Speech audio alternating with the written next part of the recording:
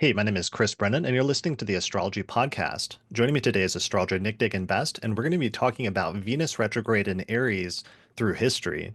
Hey, Nick, thanks for joining me. Hey, Chris, thanks for having me back.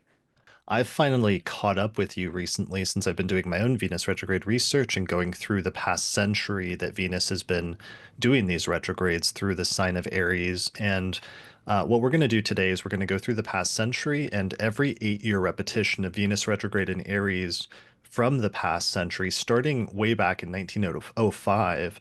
Although we're going to work our way backwards in reverse chronological order, starting with 2025 and then just work our way back. And then people are going to be able to see, on the one hand, I want to demonstrate the repetitions that when Venus repeats that retrograde, sometimes it connects events in 8 year increments or 16 year increments or other intervals of eight, where you'll see a connection or a similarity in events through time.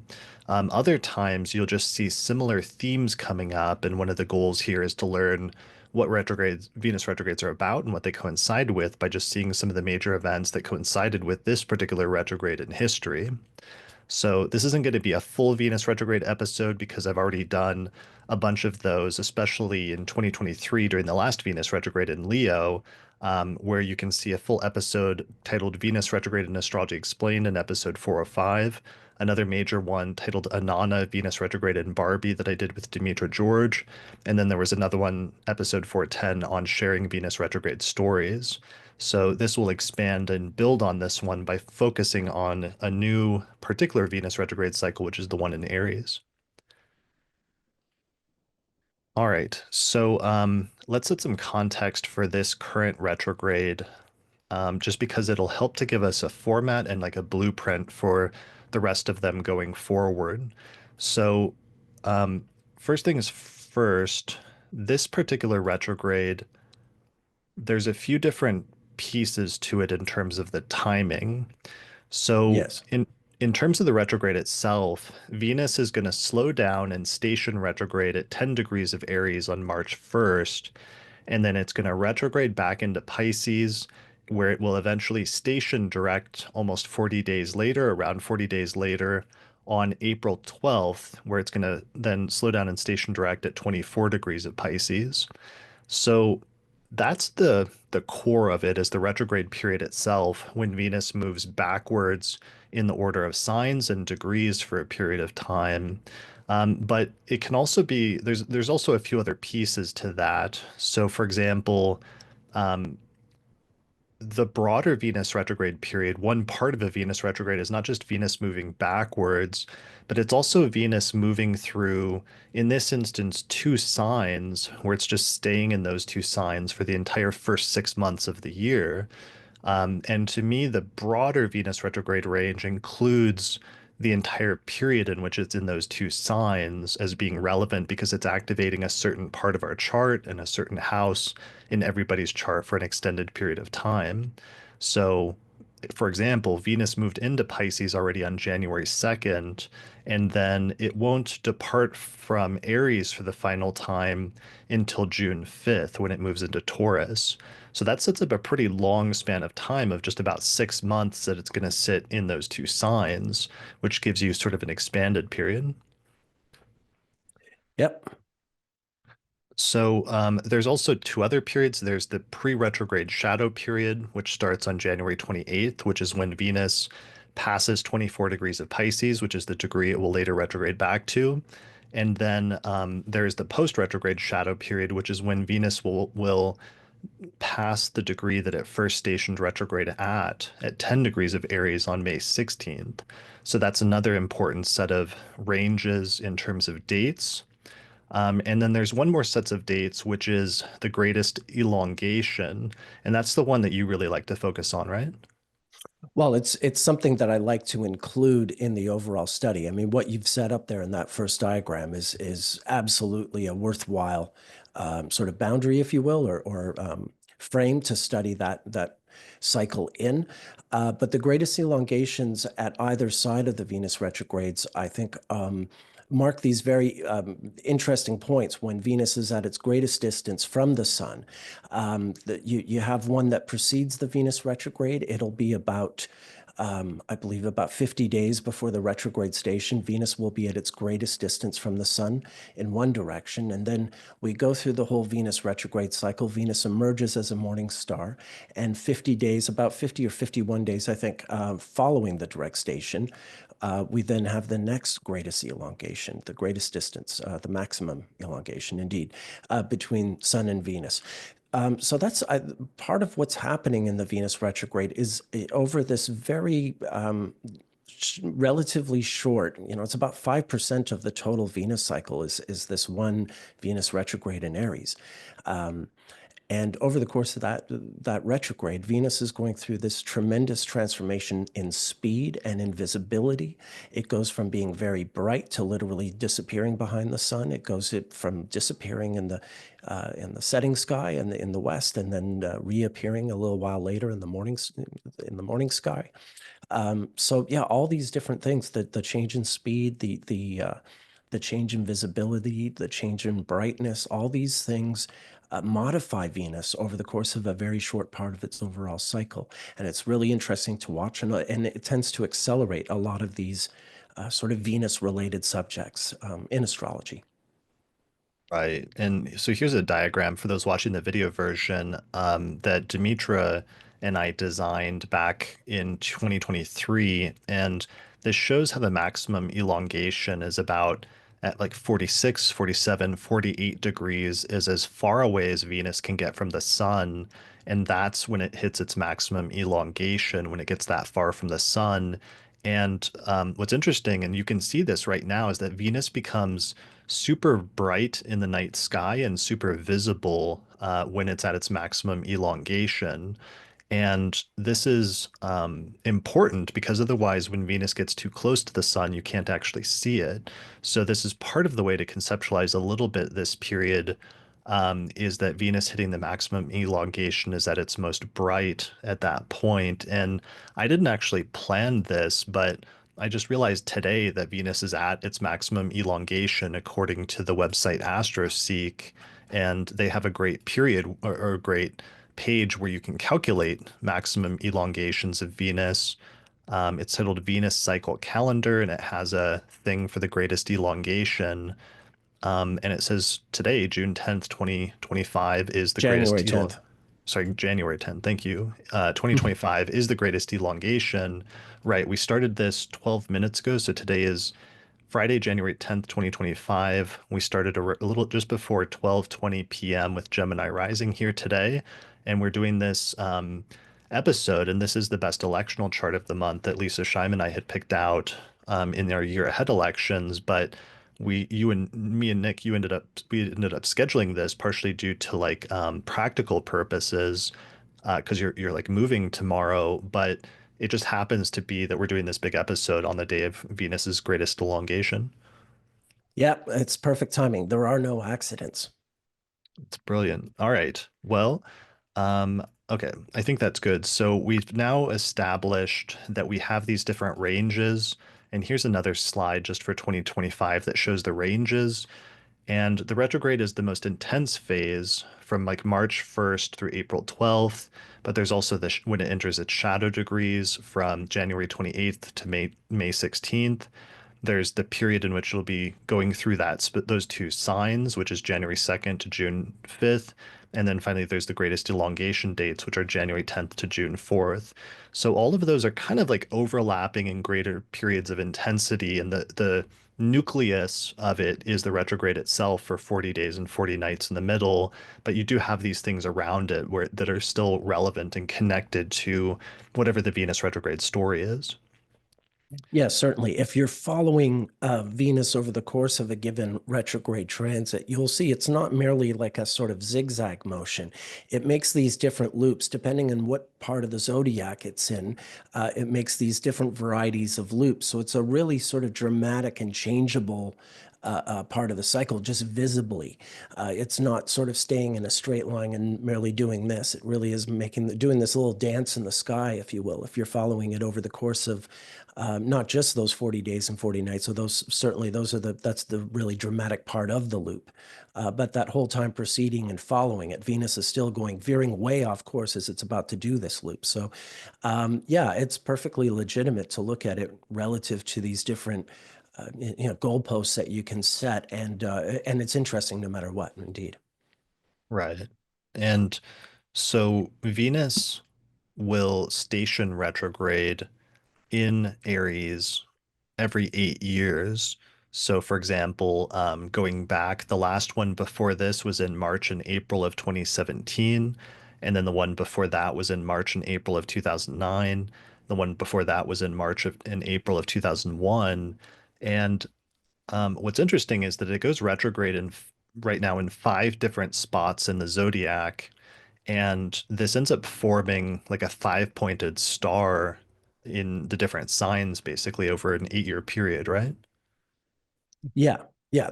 And really, as it goes backward through the science, it takes about 120 years, and eventually it shifts back into the preceding zodiacal sign. So that's another sort of interesting logic to our doing our chronology backward today with this episode. Is at the same time we're going to be showing you Venus moving forward through the zodiac because we're going backward in time. So it's a funny sort of reversal in that way. We're still moving forward in a different sense of the word.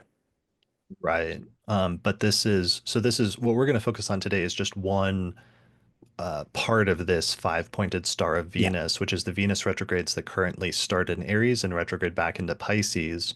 Um, but in 2003, we experienced the one that now starts in Leo and then retrogrades and stays entirely in Leo. 2023. 2023. 2020. Oh, wow, I'm off today. You're gonna have to keep an eye on me today. Yeah, Drink yeah. some more I'm coffee. sharp. Don't worry. When it comes to this topic, you won't slip much by me. Yeah, this is the one like not to Yeah. slip up on. Yeah. So, but there's another one that retrogrades in Gemini. There's another retrograde that retrogrades in Capricorn, and there's another one in Scorpio.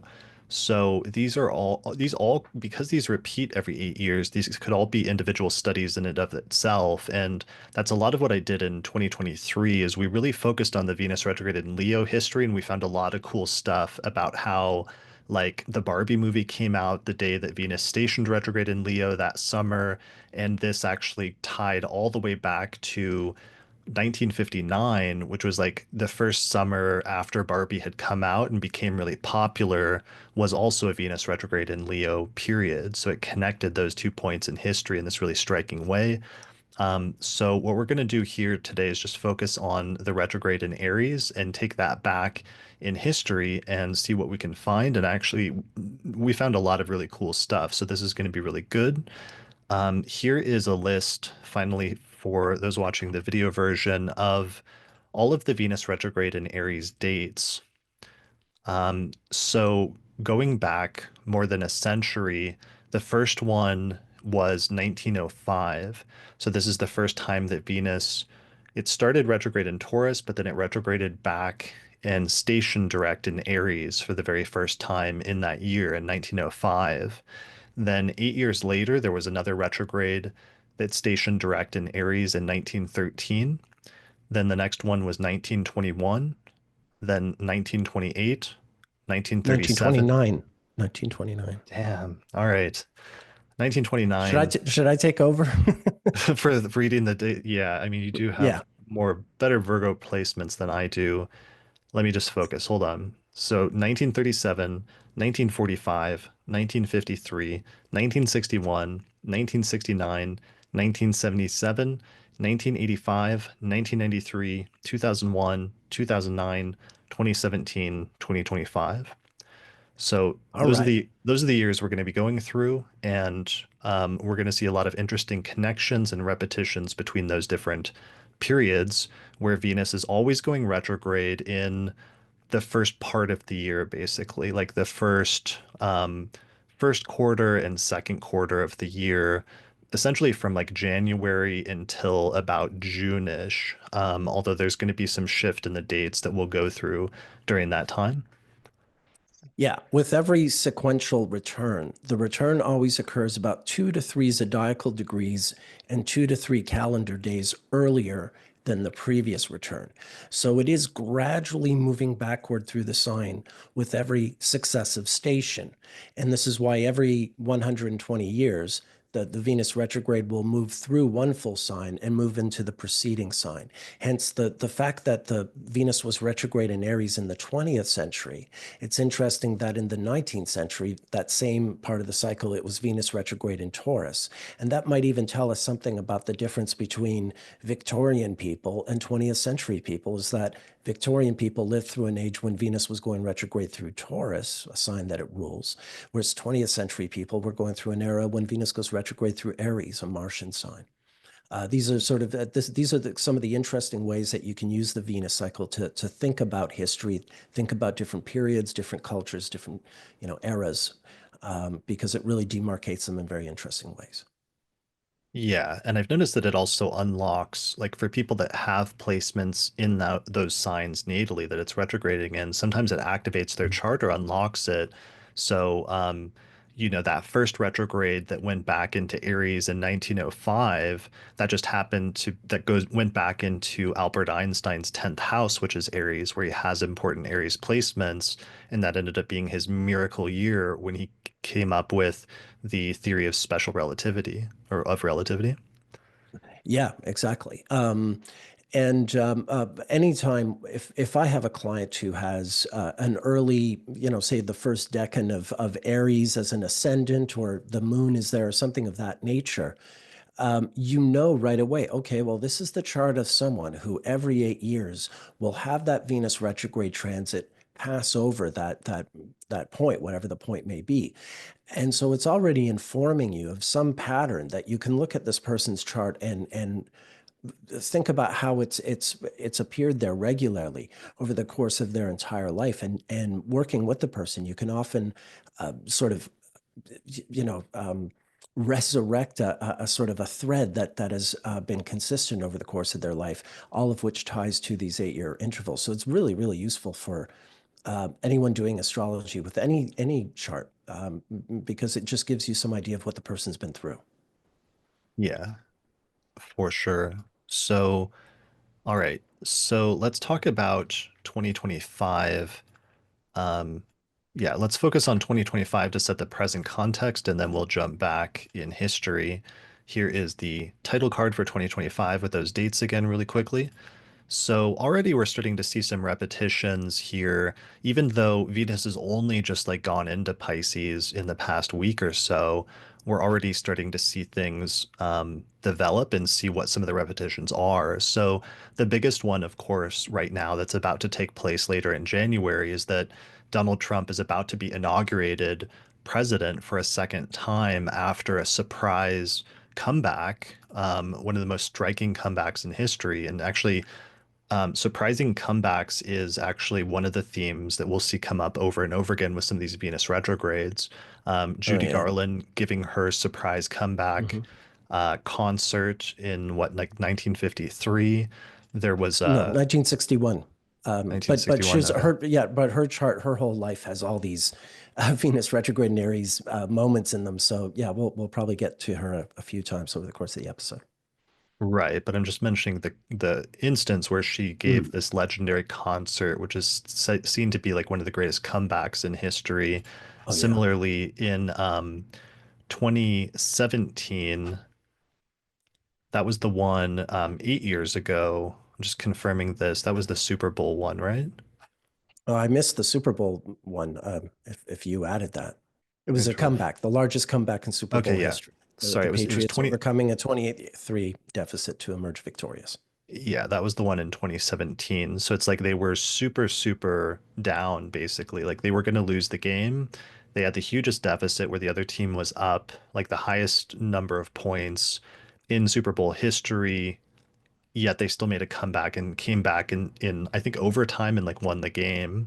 So one of the keywords I learned from doing this research is sometimes a surprise comeback. And so Trump is our first example of that actually because he lost the presidency in the 2020 election and then somehow came back And now, interestingly, he's our first repetition that's really obvious because if you go back 8 years earlier, he was inaugurated the first time in early 2017, and at that time, Venus was slowing down and getting ready to station retrograde in Aries and Pisces, just like it's about to do today. So, part of the repetition astrologically with Trump getting back into office now is this very Venus retrograde that he got into office in the first time. Yep, absolutely. And yeah, he's got a history with this particular Venus retrograde. He married his first wife, Ivana, in March 1977 or April 1977, rather, during this same Venus retrograde in Aries. Hmm. So yeah, there have been other sort of important commitments, shall we say, that he's made during this Venus retrograde. Right, and all of his oldest children are from that marriage. Correct. Okay. So another repetition with this one, of course, was that um, one of the obvious ones is that he defeated a woman who became the nominee of the party, which is still actually a very new thing. Like Hillary Clinton was the first time that a woman had become the nominee of a major political party. She'd gone up against Trump and lost that election.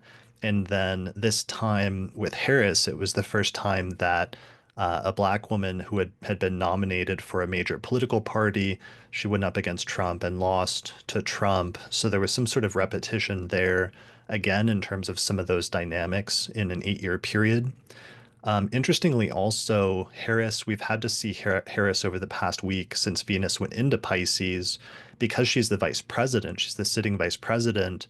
The sitting vice president always has to certify the victory, the votes, basically, in Congress at the opening of the new congressional session at the beginning of January.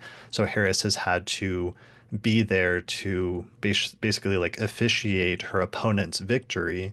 And what's interesting about this is this actually happened two other times in Venus retrograde years in Aries, like 2001, when Al Gore had to certify as the sitting vice president that George Bush had won the election, even though ironically it was like a disputed election that had gotten decided in the Supreme Court.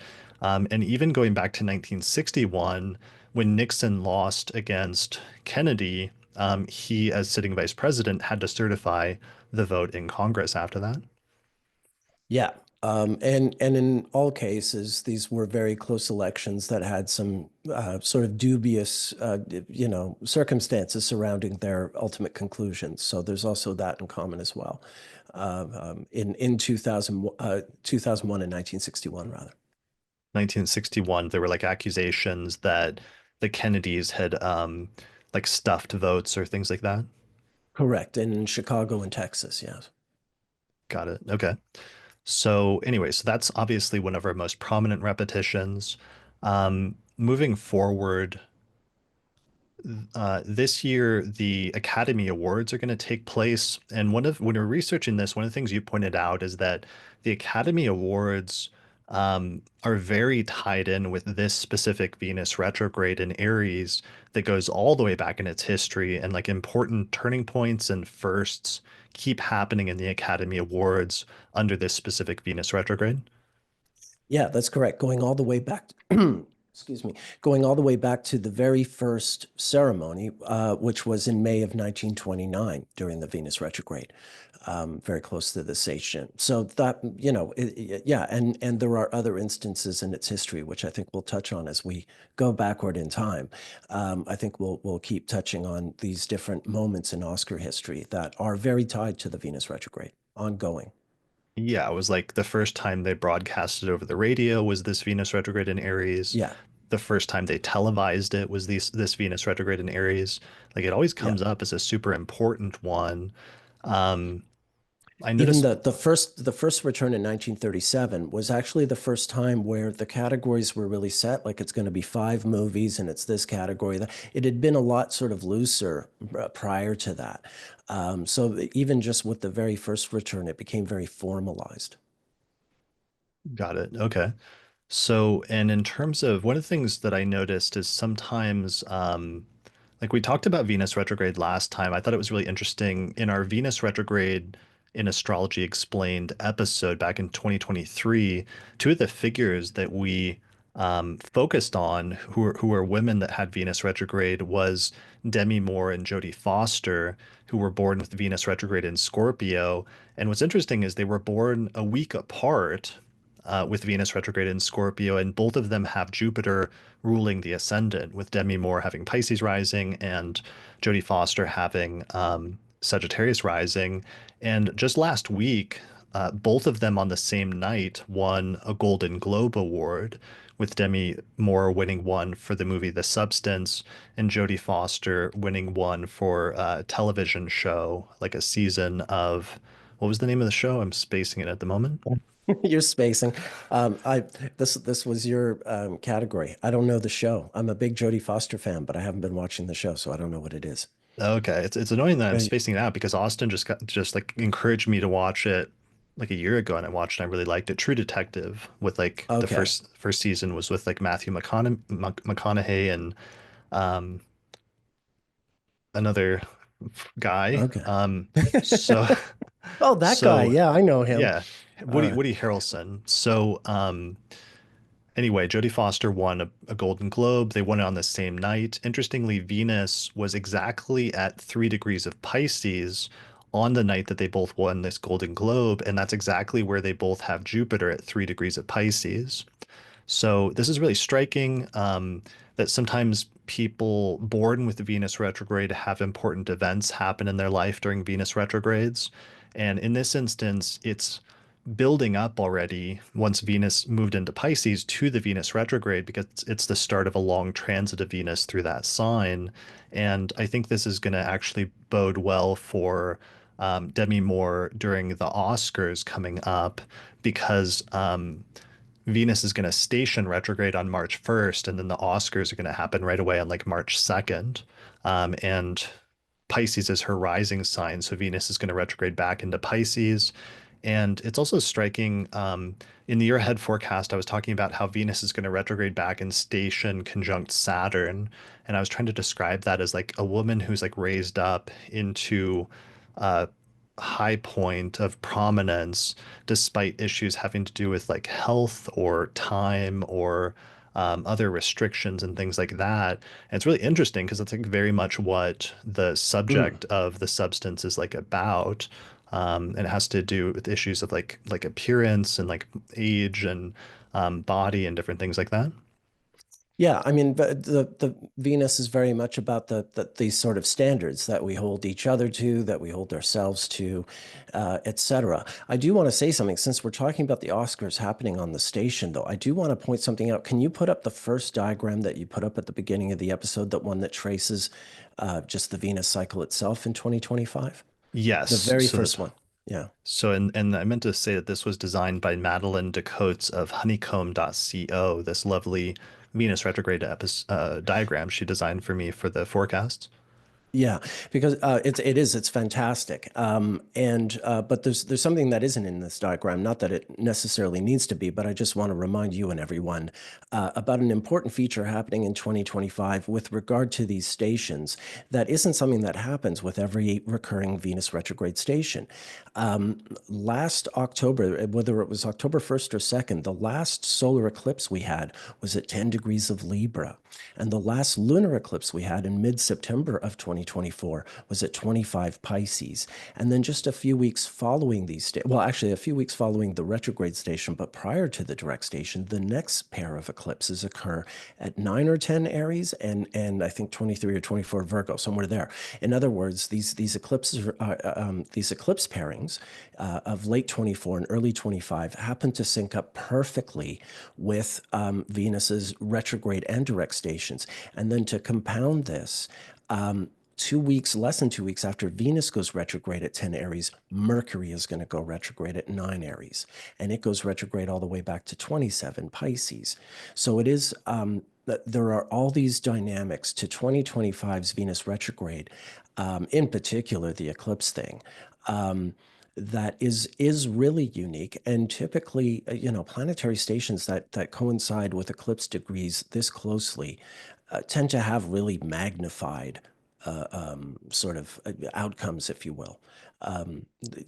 really more sort of really calling attention to themselves. Um, I would agree that Demi Moore looks well positioned to win, but there are also so many chaotic elements occurring that very week that really Mhm. anything could happen. Yeah, good luck Yeah. to her. But Well, and it will be yeah, it's going to be a pretty big week altogether. yeah, I mean, I would just say, regardless of what happens, or whether she wins like Best Actress or whatever awards The Substance ends up winning at the Academy Awards, this is a period of much greater prominence for her in her life, when she's being nominated for, at the very least, for a bunch of awards. She's doing tons of press. She's getting lots of great press, and Venus is going retrograde through her rising sign. So I think that's an example of how sometimes these retrogrades can actually be positive for people and lead to periods of greater eminence and visibility.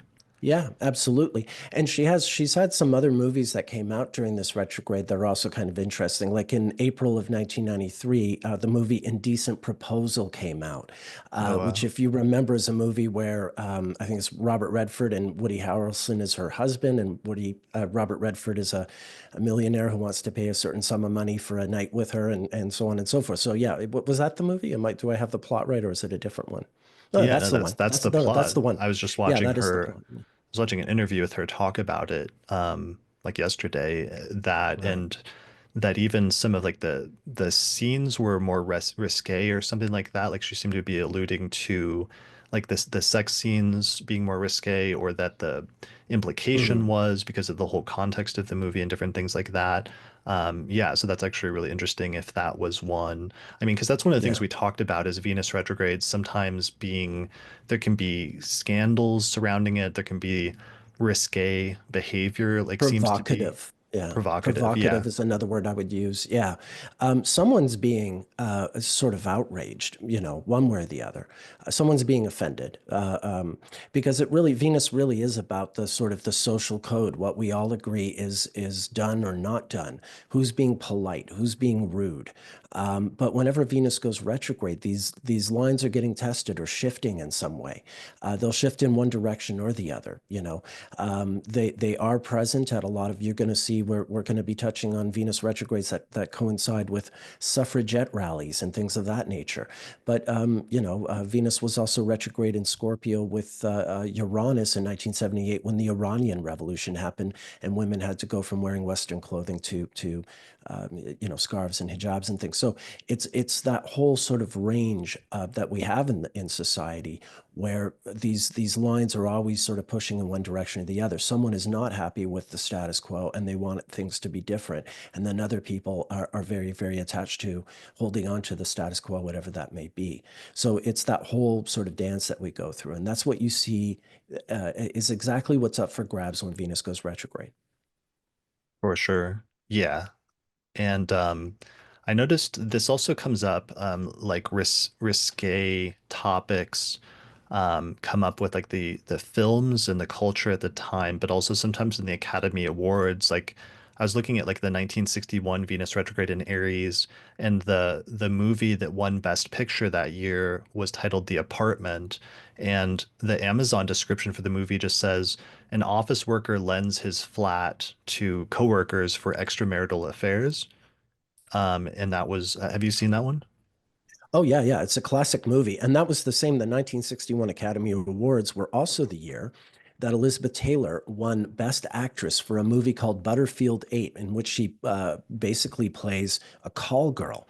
And to make matters worse, she had been snubbed. She had not won the previous 2 years, even though she had been in much better movies. Cat on a Hot Tin Roof, and I think Giant.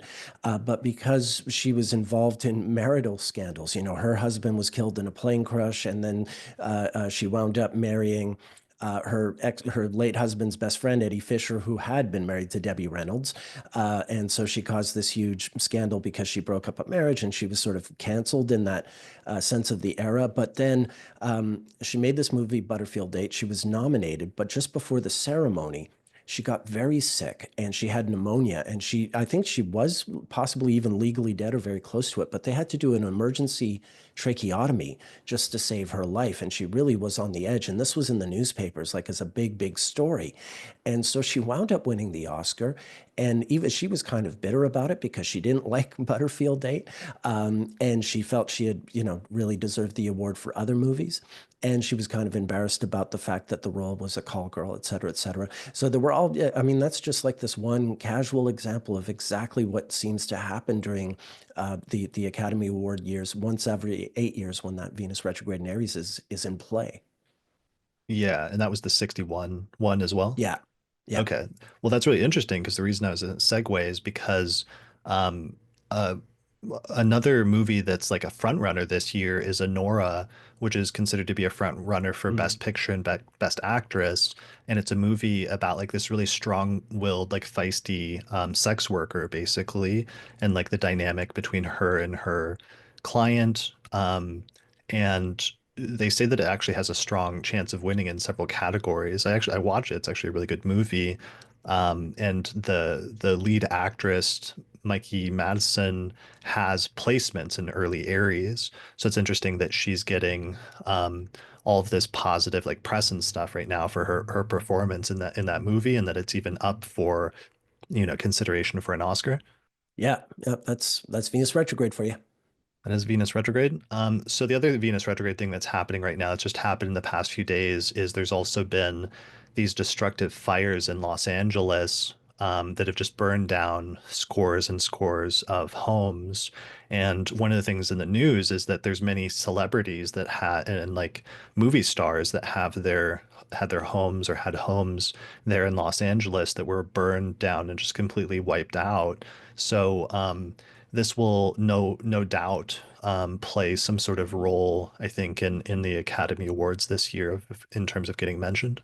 Oh, I certainly imagine so. I mean, it's so close to home. I just saw a headline that Mel Gibson's house literally burned down while he was doing a Joe Rogan interview. Just Yeah, like it's sort of that, I mean, that's just one example of the kind of stories that are coming out. But yeah, I mean, who knows if they're even going to be held in Los Angeles this year? What if that's not a possibility? Um, yeah, could happen. we'll have to look and pay attention. Yeah. I saw there was an astrologer on TikTok, Sarah, who posted a chart for Los Angeles incorporation in 1850, and it had Mars just coming off of a retrograde in Cancer as well. And she pointed out also an Aries stellium, and I thought that was really interesting. I haven't researched the history of Los Angeles very much, but I'm sure there's some history there. So that's no doubt going to be part of this Venus retrograde story. It reminds me of how there was that fire in Hawaii during the Venus retrograde in Leo. And sometimes like disasters and things are some things that come up during the course of Venus retrogrades for weird reasons.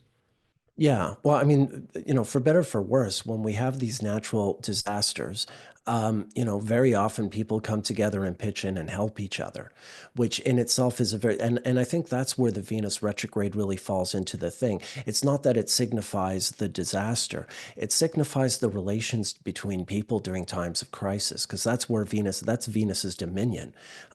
You know how these things go. When you have no matter, people might be, furious with each other on one day, but you hit a period like that where everyone's really got to pull together and cooperate. And yeah, you have a shift. That's exactly what Venus retrograde can do as well.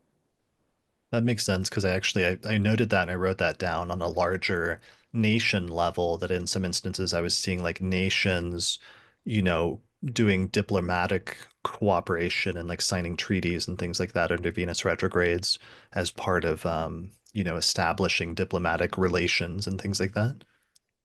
Indeed. All right. So other news stories.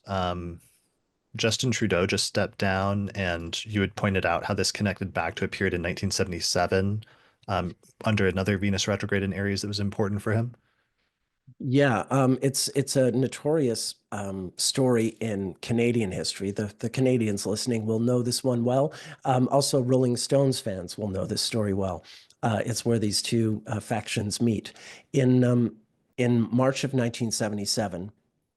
The Rolling Stones were flying into Toronto to record a live album. And Keith Richards' wife was busted at the airport with an amount of heroin, and she was detained. And because of this, they were on high alert.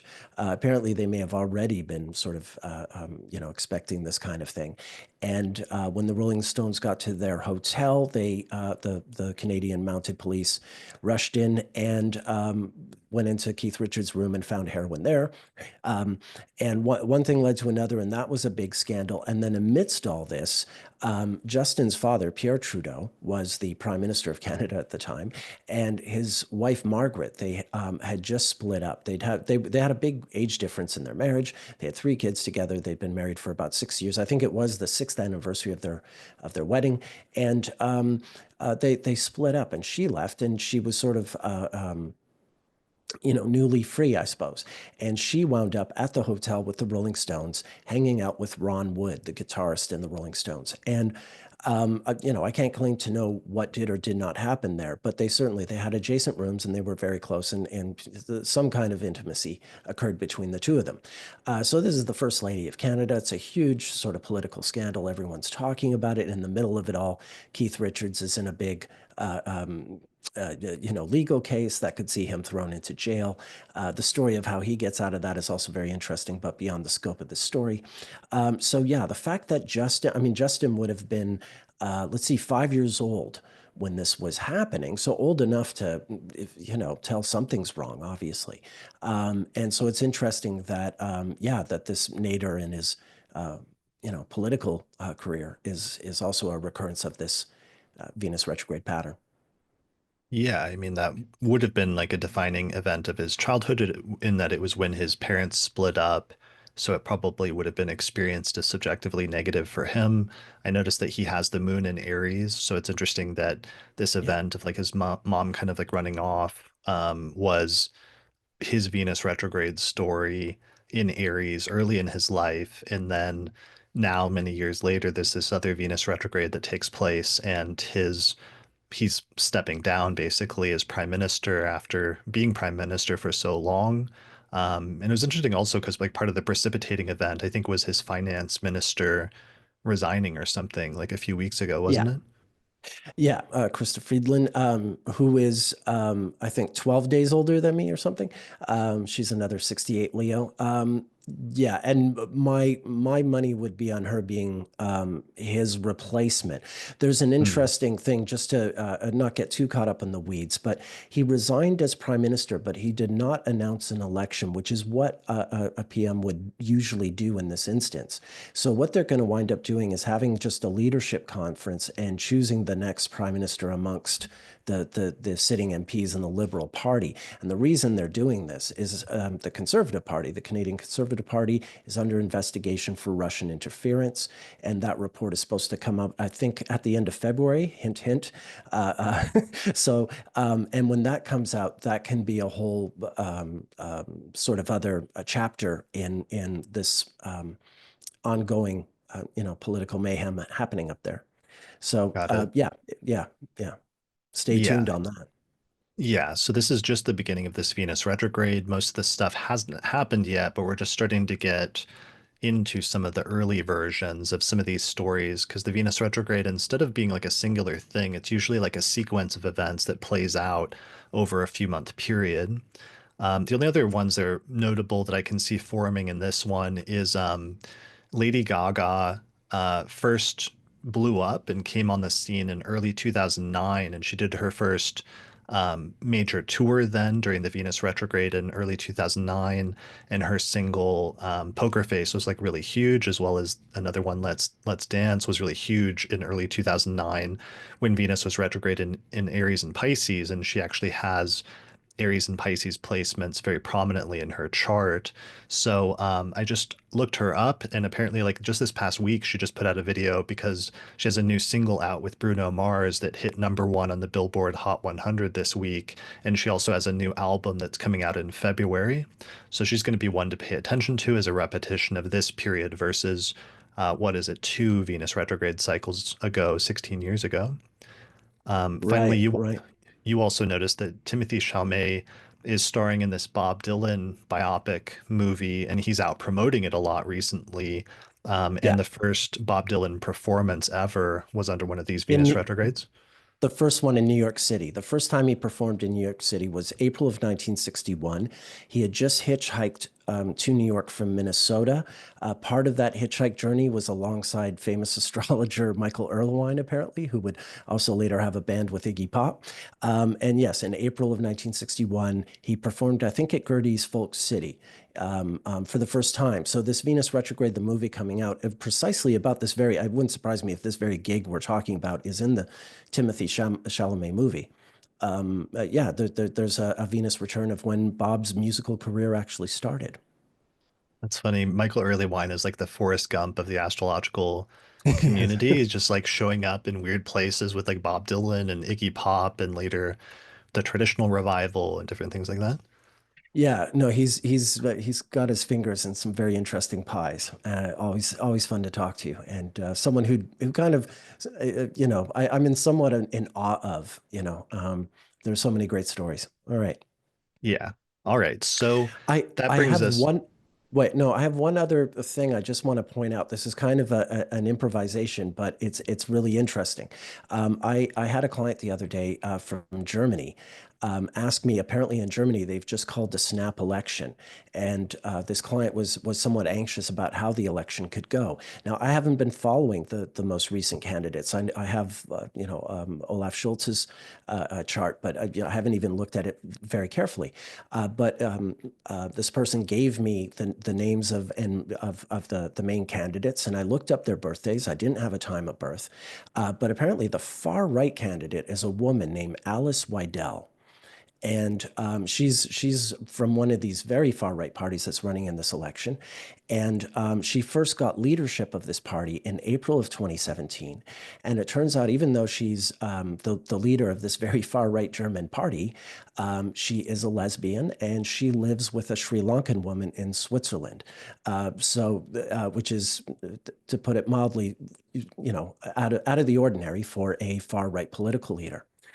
So on that basis alone, even without having any birth times, this really does look like an election to look out for. I would imagine this woman, Alice Weidel, does wind up being the winner of this election, just based on, I mean, that's a Venus retrograde candidate right there. So Mhm. yeah, that's just a thought I'm having about that particular election as well.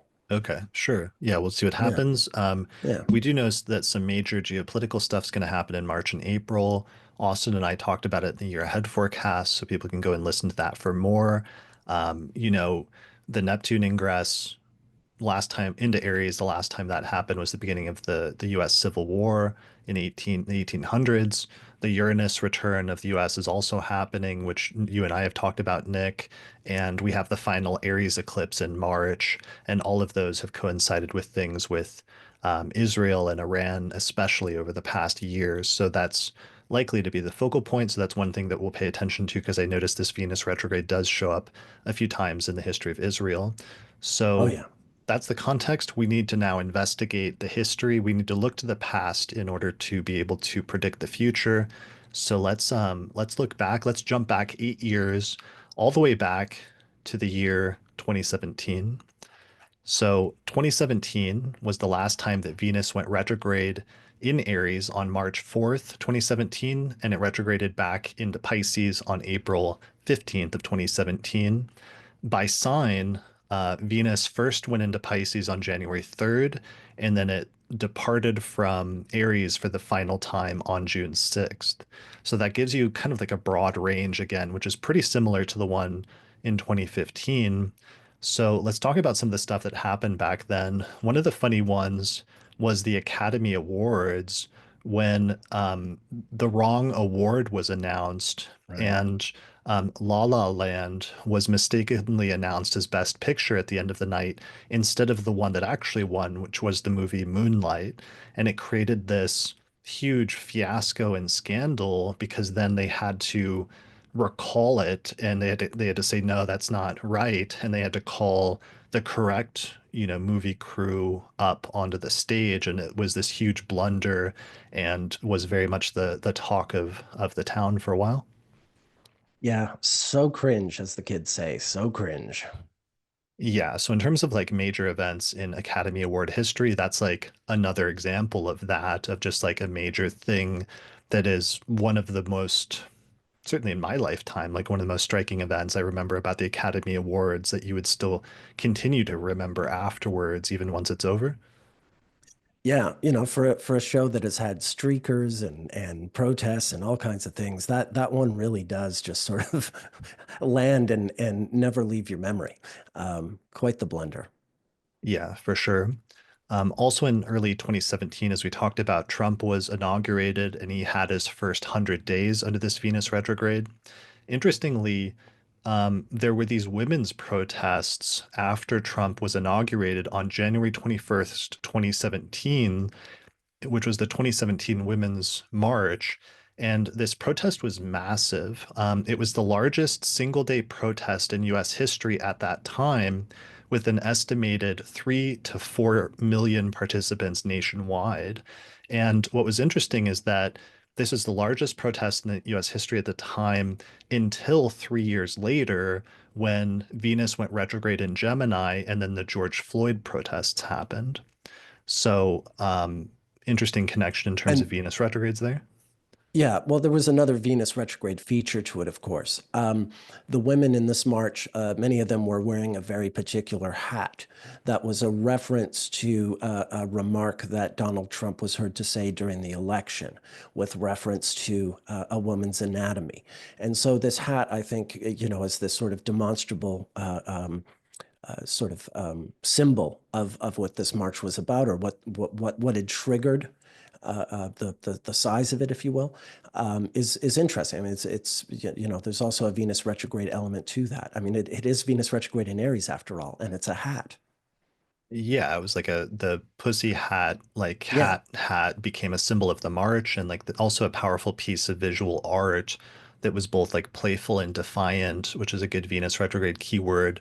But there was yeah, then like this sea of pink hats that created this striking image that was widely shared and became instantly recognizable, which is interesting because it's kind of reminiscent of, I remember how when Venus went retrograde in 2023 and the Barbie movie came out, like pink became like the color of the summer basically, and everybody was mm, dressing up in like pink to go see the Barbie movie and stuff. I Um, sure did. yeah, I saw it shortly after it came out. Well, because it literally described the Inanna story, the descent of Yeah. Inanna into the underworld. I think still quite accidentally, like that archetype just happened to bubble up into the story on the part of the writers, with the director being born when Venus was like stationing retrograde, I think, right? Greta Gerwig. Yeah, yeah, she was indeed. And yeah, it could have all been an accident, but I mean, it is also that myth of Inanna is very closely tied to the cycle of Venus. And you never know, maybe Greta Gerwig just really went into the weeds with the theme of the movie and knew exactly what she was doing in that way. Yeah, it could go either way. We've just never had Yeah. confirmation. Yeah. So this Women's March after Trump's election kind of became a watershed moment in some of the not just some of the resistance to Trump that was emerging at that time, but also later that year, the Me Too movement starts in like October, and that ended up becoming this entire thing as well as part of 2017 and the energy of that year. And so some of those things may start repeating again later in this year when Venus will again pass through the same degrees on the same days and have the same relationship to the sun that it did back then. So it'll be interesting to pay attention to. Yeah, you can see it sequentially going from Trump's remark in October 2016 to the march in January of 2017 to ultimately what emerged around, I believe, October of 2017. Um, the whole Harvey Weinstein thing that erupted then. So yeah, I mean that was a sequence of things, and the march I think is a sort of fulcrum in the middle of it all, where everything sort of becomes possible. Right, for sure.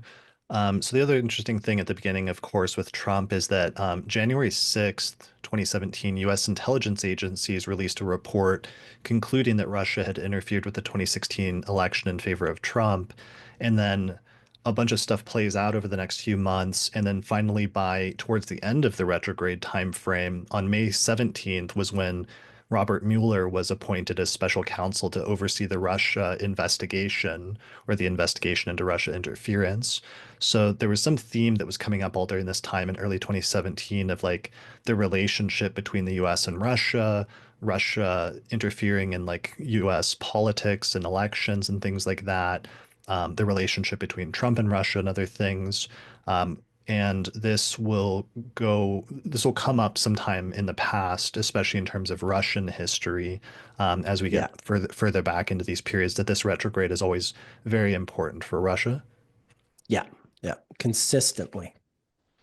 All right. So February 5th, the New England Patriots won the Super Bowl with that historic comeback against the Atlanta Falcons. April 26, 2017, The Handmaid's Tale was released or started. That series premiered, and that was about this like dystopian future where women are like controlled and and it's pretty dark, but it became a very popular and like trendy thing that year, which is an interesting backdrop with all the Venus retrograde stuff. Um, One last one, the disastrous fire festival Oh happened yeah. April of 2017, and this was this thing where these promoters like were promoting this festival on like like an island, and they got a bunch of celebrities to promote it and endorse it, and a bunch of people signed up and bought tickets. But then when they got there, the organizers had mismanaged it and had spent most of the money, so it ended up being like really bad, and it was just an absolute disaster and like a huge fiasco and scandal. Yeah, people having to pay outrageous amounts for water and like baking in shoddy tents or something. I don't remember all the details, but yeah, it was a real mess. And there's a documentary I think that covers a lot of the details of it. Yeah, it was like widely documented on social media and in subsequent documentaries because like people had phones and they were documenting it in real time, just this absolute disaster of a festival. Um, so yeah, that was a huge scandal that was kind of an interesting one back then. Um, there may have been other things, but I think those are the main things that I wanted to mention that seemed the most obvious in 2017 and that stood out to me. Yep, yep. All right, cool. So let's jump back then, even further back in time to a year many of our younger listeners may not remember, but all the way back in history, the year 2009 was the retrograde Venus in Aries and Pisces that occurred before 2017. So this one is interesting because this retrograde um, started March 6th in Aries and it retrograded back and stationed direct at the very end of Pisces on April 17th, 2009. And this was actually the first one where Venus retrograded back into the end of Pisces. So prior to this time, when we go back like 8 years before this to 2001, we'll see that the retrogrades were entirely in the sign of Aries for most of the 20th century, especially the second half of the 20th century. But this is the first time that there's a shift and they started falling back into Pisces. So this is notable and important as a shift, but I wanted to note that even though we're focusing primarily on the retrograde in Aries much of the time prior to this. Yeah. All right, so what happened here is that Barack Obama was inaugurated during this Venus retrograde. So it was the first time that a black man was elected president of the United States in history. So it's a huge moment in terms of the civil rights movement, in terms of the history of like racism in the United States. And we'll see some ways that this Venus retrograde was connected to things going very far back in terms of that. One of the most striking one was the Freedom Riders um, started under the Venus retrograde back in that was 1961, right? That was 1961. Yeah, and also the burning of the Tulsa, what they called Black Wall Street. There was a massive riot where a mob of something like 15 to 20,000 white people burned down a 30-foot square block area in Tulsa. That was a sort of prosperous black neighborhood, um, basically on a trumped up rumor.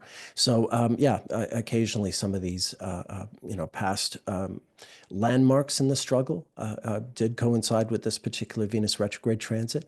I think with regard to Obama, it would also be interesting to put the chart of his inauguration up against the chart of Trump's upcoming inauguration, because there's also a really interesting feature that I think defines their respective presidencies with regard to where Venus is in those inauguration charts. Okay. What are we looking at?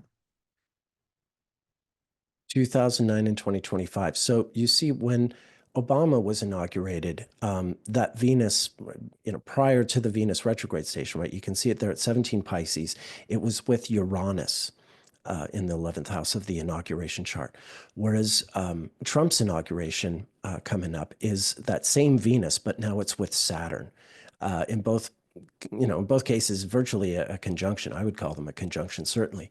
And to my mind, I mean, Trump is a sort of Saturnian response to Obama's Uranian-themed presidency, right? I mean, it was the audacity of hope. It was very Uranian. It was very Venus and Uranus in Pisces in the 11th house.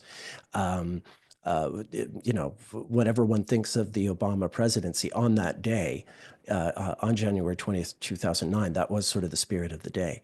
Whereas Trump's inauguration is, yeah, it's Venus Saturn. It's a counterpoint. It's a response.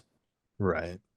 Um, yeah. So yeah, and there's other stuff that go along with that. So I think from now on, though, with charts, because we have so much to cover, let's just say things. Let's Sure. just describe it. Okay. Um, all right. So Obama's inaugurated. Um, One of the things that he does, like right at the start, is he signs the Lilly Leadbeater Fair Pay Act of 2009 that relaxes the statute of limitations for equal pay lawsuits. This was signed on January 29th, 2009. So this primarily impacted women due to the persistent gender pay gap. So this is interesting and this is important because we're going to see over and over again this retrograde being tied in with women's rights and issues related to that, including legislation. Yeah. All right. So, additionally, the Obama administration, one of the things it did in its first 100 days is that it announced support for the UN Declaration on Sexual Orientation and Gender Identity on March 18th, 2009. So it was like officially endorsing a declaration calling for an end to discrimination and other human rights abuses based on sexual orientation and gender identity. And this is a major Venus retrograde sort of thing because it's not just women, but also sexual orientation, um, gender rights, and sometimes transgressing gender norms and different things like that. And the social things Mhm. surrounding all of these topics are like major themes of Venus retrograde. Exactly. In a nutshell. Again, everyone having different ideas of what the standard is. What are the rules? What is done and not done?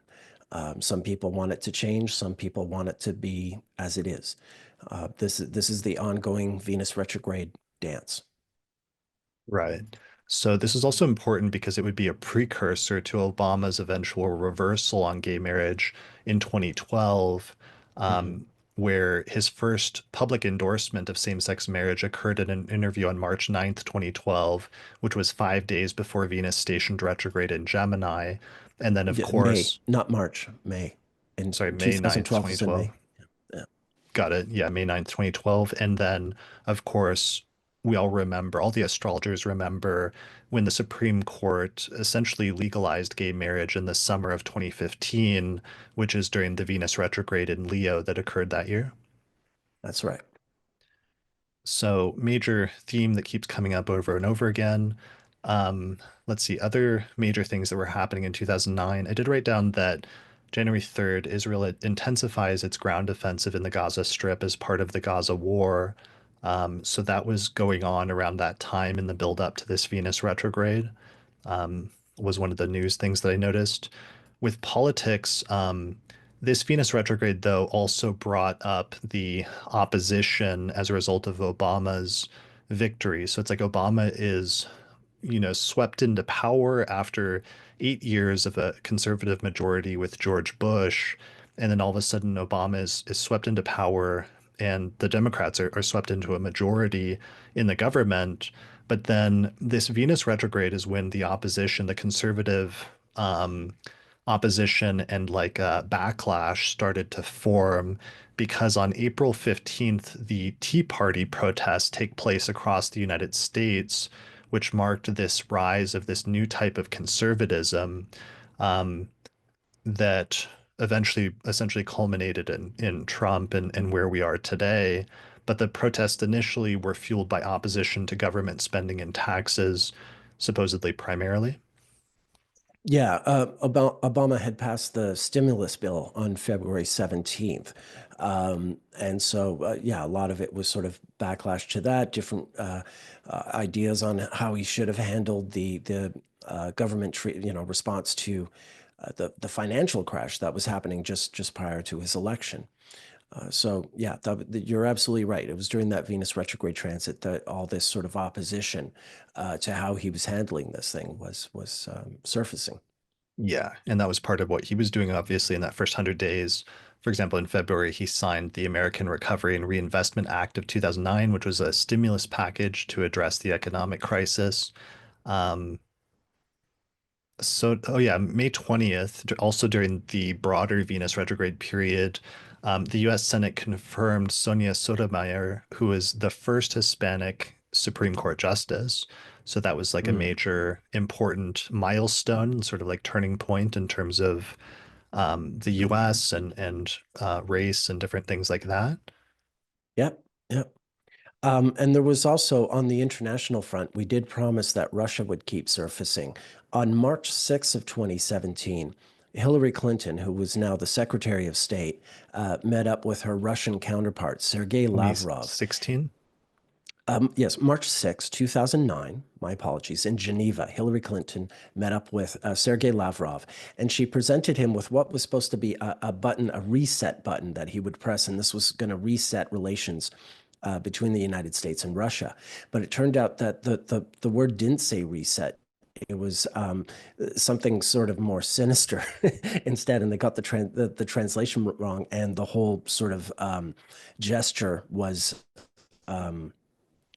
a fiasco as opposed to some lovely bit of diplomacy. So, yeah, that's another Venus retrograde sort of factor is diplomacy going awry or otherwise. Yeah, and what a connection there. Like Hillary Clinton, doing this symbolic gesture of like the reset button between the US and Russia during the 2009 retrograde. And then 8 years later, literally, there's all these investigations starting about whether the Russians helped to push the scales in order to make sure that she didn't win the US presidential election. Like, that's a stunning 8 year connection there in general. Uh, Absolutely, absolutely. all right. So Um, other stuff going on. June 3rd, the Iranian presidential election takes place, and Ahmadinejad was declared the winner. Although there was allegations of fraud, which sparked widespread protests. yeah, I have June 13th. That was when he was declared the winner. Maybe the election itself was on the 3rd. Mm, But yeah, that's right. It was a really contentious part. Um, Something else that was happening here, someone else who's going to resurface is this Venus retrograde in 2009. These were also the last few months of Michael Jackson's life. On March 5th, 2009, when Venus was already retrograde, he announced he was going to be performing these shows in London, and the tickets went on sale March 11th and March 13th. But then, he died. He died June 25th, 2009, coming out of that. And it winds up being interesting because, yeah, there are going to be other periods as we go backward through this Venus retrograde in Aries, where he's going to pop up again. Like this was also sort of an important part, an important recurring rhythm in his life and his chart. interesting. Okay. The only other thing I have is June 3rd, the very first Bitcoin is mined, which is literally like the day right as Venus entered Pisces and began the build up to the Venus retrograde in Aries and Pisces. And then January 12th, the very first Bitcoin transaction takes place. So this retrograde had the foundation of Bitcoin, which will be interesting to pay attention to now during this period 16 years later in 2025. Interestingly, simultaneously, on March 18th, Bernie Madoff pled guilty to running a massive Ponzi scheme, which is the largest financial fraud in US history. And I think that's kind of funny, interesting parallelism just because Bitcoin and cryptocurrencies are sometimes accused as being Ponzi schemes or Ponzi scheme-esque in terms of some of the encouragements of people to sign up for things like that. Even though for the most part it's clearly become a legitimate currency on its own, but it's just interesting having those two things coincide in time. Yeah, well, I mean, also, I mean, as the cryptocurrency certainly is Venus retrograde-esque in the sense that it is sort of breaking out of the system, if you will. That it's subverting the system. There is something about it that is doing that. So I think right there, it absolutely applies. That makes sense. Yeah, All right. Well, that is all I got for 2009. Shall we travel even further back in time? let's go back in time. All right, we're going to go all the way back to the year 2001 at the very beginning of the new century. This one is interesting because this is the last retrograde that was entirely in Aries. So as a result of that, the full sign-based period actually gets shortened a little bit, where the retrograde itself was March 8th through April 19th in Aries. But by sign, it was only in Aries from February 2nd until June 6th. So it does get extended, though. That does get extended with the dates of greatest elongation. So the dates of greatest elongation, according to AstroSeek in 2001, were January 1st, or sorry, January 17th at 14 Pisces and June 8th at 1 degree of Taurus. So that still overlaps like pretty well with the Yeah, other dates, like relatively closely. yeah, absolutely. All right, so 2001. So, of course, this one is interesting because at the beginning of 2001, George W. Bush is inaugurated on January 20th. And Gore, as I said earlier, as the sitting vice president, has to attend his inauguration after losing in what some argued was like a stolen election because of issues with like votes in Florida, with what happened with the courts, even the Supreme Court, and other things like that.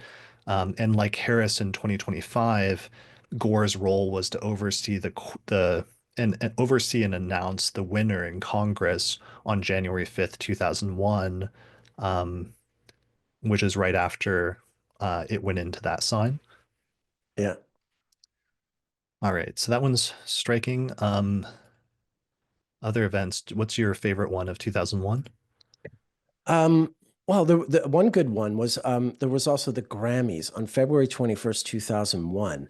Eminem was really big at this time, and he was very controversial because of the sort of perceived homophobia on his part, or an expression of in his music that seemed to reveal homophobic attitudes. And as a sort of counter to these, criticisms of him, he appeared with Elton John and did a duet of the song "Stan." It was a really sort of moving and sort of brought this whole sort of controversy to a cooling point, I suppose, with this gesture, this appearance on the Grammys. So that was a pretty good one. Yeah, that is good. That was a really memorable moment with Elton John. Yeah. Um, yeah, there were other ones. Uh, oh yeah, Bridget Jones's Diary was the big movie at this time, and I think it's also quite Venus retrograde. In the theme, the sort of being in the middle of choosing men and all that. The plot of the movie, I suppose, was just a reflection of that particular transit. Um, and yeah, what else was there? One of the ones I wrote down was April 12th. Dennis Tito becomes the first space tourist, paying $20 million to visit the International Space Station. And this is really important because this is the start of a theme that we're going to see go back a century, which is firsts of people being Right. the first to something, and it seems to be partially due to the Aries, especially, which is like the first sign of the zodiac. It's associated with the head. It's associated with like charging out courageously into things, and we're going to see a lot of firsts under this Venus retrograde, and this is one of the ones earliest in my list. Yep. Um, let's see, other things that happened. There was like a March 11th, the NASCAR race at Atlanta Motor Speedway is marred by a fatal Mm, crash, killing driver Dale Earnhardt Sr. That's right. another theme I see come up a lot with this Venus retrograde in Aries is like things that go fast, Mm, racing and other things yeah, like that. But sometimes these courageous or fast or other types of things, there can be things that go awry and there can be tragedies that happen. that's right. That's right. April 8th, Tiger Woods wins the Masters tournament and completes the Tiger Slam by holding all four major golf championships at the same time, which is a major feat. Um, Oscar buzz. Gladiator wins Best Picture and Russell Crowe takes home Best Actor. This one I just thought was funny because Gladiator 2 just came out recently, but it's not going to get, I don't think, any Oscars. Although Denzel was nominated for a supporting actor Golden Globe recently. Yeah, Yeah. It is interesting that that same movie is, sort of come back again. I think I saw a funny meme regarding that. right. The only other things I noticed when I was looking into things is that the first episode of Fear Factor was released June 11th, 2001, which was just after Venus left Aries, but that means that they were probably filming this first season during that Venus retrograde in the spring of 2001. And this would be Right. one of the things that would like kind of launch Joe Rogan to stardom, which he would Yeah. eventually parlay further into his like podcasting empire later on. Yeah, as he would describe it, the money he made from Fear Factor made it possible for him to just sort of invest the time developing something like the podcast. So I think that's how it really worked out for him best. Yeah. Another one I noticed is that in early 2001, the 9/11 hijackers entered the country in the early part of the year and did additional flight training and reconnaissance. And this is the period when intelligence agencies missed opportunities to work together to piece together clues about the attack that would have foiled the plot. And this was one of the major like conclusions that the 9/11 investigations realized later is that through a lack of cooperation, like the FBI and the CIA and the other agencies that could have pieced it together didn't because they were like doing things independently and deliberately sometimes not sharing intelligence with each other. And that was one of the major reforms that happened after 2001. Yep. Yep.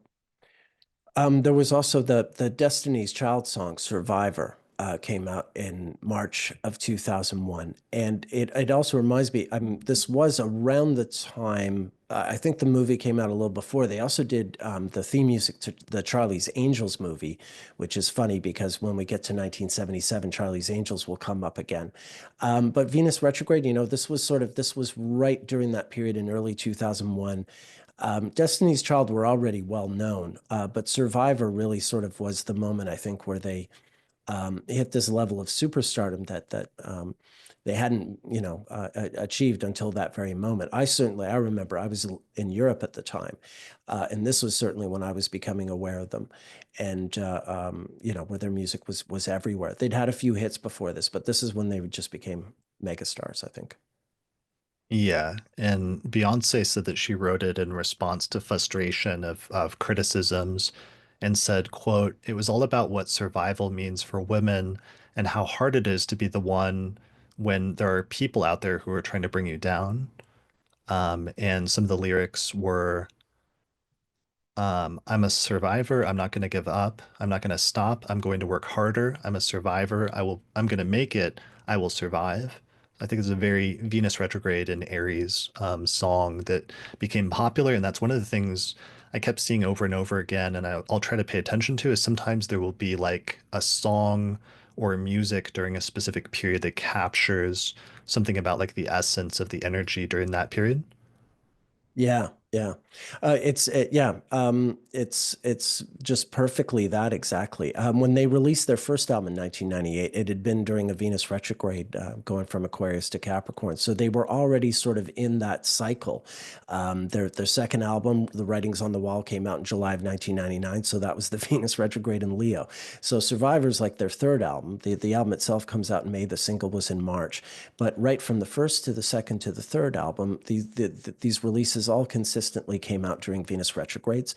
And although Survivor was the album where they had a new lineup change, where they went from a four-piece, half the group left, and they brought in a third member, Michelle Williams, and that was the sort of the all-star lineup of Destiny's Child that we know now. So yeah, that's what I'm getting at. That whole sort of path that was just consistently Venus retrograde, where you can trace all their album releases to that 18-month cycle. I forgot that was actually one of my 2017 ones that I didn't mention was that um, in February of 2017, Beyonce announced that she was pregnant, and this was like a huge like media announcement and Right. sensation and an important turning point in terms of her life. So I think that she's very tied in with this particular Venus retrograde cycle. So we'll have to keep an eye out on what happens over the next few months. It makes sense. She has a Libra stellium. So when you think about it, the Venus retrograde in Aries will always be opposite all that Libra. Right. Yeah, that does make sense. All right. I think that's good for. Oh yeah, the only other thing was February 6, 2001, Ariel Sharon wins in a landslide victory in the Israeli elections and becomes prime minister, and that this marked a significant shift to the right in Israeli politics. So again, some stuff coming up with Israel at this time, and that's something that we'll pay attention to as we go further back into the history. Yeah. All right, let's go further back in our time machine, back to the year 1993. So 1993, the retrograde was March 11th through April 12th. By sign, it was February 2nd till June 6th. It was entirely in Aries. And this one also coincided with Mars retrograde in Cancer at the same time, which is very similar to what's happening now in early 2025, which is Venus retrograde in Aries and Mars retrograde in Cancer. And this is a recurrence that you've noticed and studied that happens at a specific interval, right? Yeah, that's the fascinating thing about Venus, especially the way we're following it in this episode, because while the Venus return is every 8 years, there are different parts of that cycle, different multiples of eight, where the cycle of Venus will line up with the cycle of another planet or another point. Um, 24, if we had thought about it, when we were looking at 2001, not only was Venus retrograde in Aries, but Jupiter was in Gemini, or going from Taurus to Gemini. No, it was in Gemini. And so that, 24 is a joint Venus and Jupiter synodic cycle. But 32 is the like we have between 1993 and 2025 is a joint Venus and Mars synodic cycle, where the cycles of both those planets will line up to 32 years previously in a solar return chart. Anyone's 32nd birthday solar return chart will have Venus and Mars in very close to the natal position. Got it. Okay. Yeah. That's really important to know. That's really cool seeing overlapping ones. We'll have to pay especially close attention to the news stories that come up in 1993, since that's going to be an even closer repetition to now. Yeah. I guess the only difference is just that the Venus retrograde back then was entirely in Aries, whereas now it's in Aries and partially in Pisces. Sure. And the Mars retrogrades will happen in somewhat different parts of Cancer, but you're having a cyclical return. So even if there aren't perfect zodiacal alignments, if you understand these bodies cyclically with relationship to each other and certainly with relationship to the sun, then it does all even out and you can see how it is a return, even if the actual zodiac position is a little off. Got it. Okay. All right. So in terms of events in 1993, Bill Clinton is inaugurated for the first time at the beginning of the year in January. Um, And interestingly, there was some major stuff around this time in terms of politics for women, where a number of women were elected to Congress in the 1992 elections, and they came into office in January, basically, when the new Congress was sworn in. And then in January at the time, the press was calling this the Year of Women. So, for example, January 3rd, 1993, the first time in American history, California became the first state in the nation to be represented in the Senate by two women. Since each state has two senators, this is the first time a state had been represented in both instances by women. So that again, that's a first, and again, another like, social progress for women thing happening during the Venus retrograde in this specific cycle in Aries. The headline writers describe this as the year of women, and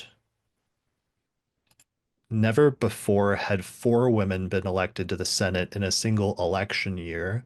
There was actually five if you count one of the successful re-elections. And then within months, another woman senator would join them in June of 1993 after a special election in Texas. Additionally, um, Carol Moseley Braun of Illinois was elected as the first black woman to be elected to the Senate, which was another first that happened in this year. Additionally, during the Venus retrograde on March 11th, Janet Reno was confirmed by the Senate as Attorney General, and this was the first woman who became the Attorney General of the United States. Yep. And the new Secretary of State, Madeleine Albright, was born during this Venus retrograde and also became Secretary of State at this time. And I neglected to mention when George W. Bush became president 8 years later, his Secretary of State, Colin Powell, also born during this retrograde. So we had a series of Secretaries of State born during this retrograde and who were getting their jobs at that time. Sorry, he was Secretary of Defense, Powell, not State.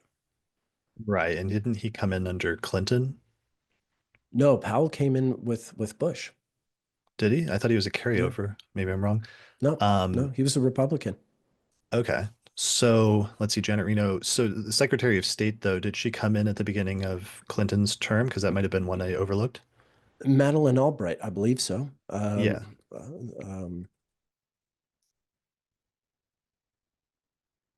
She was born. She's born May 15th, 1937, and yes. Oh no, sorry. She only became Secretary of State in 97. My bad. She was named U.S. Ambassador to the United Nations on January 27th, 93.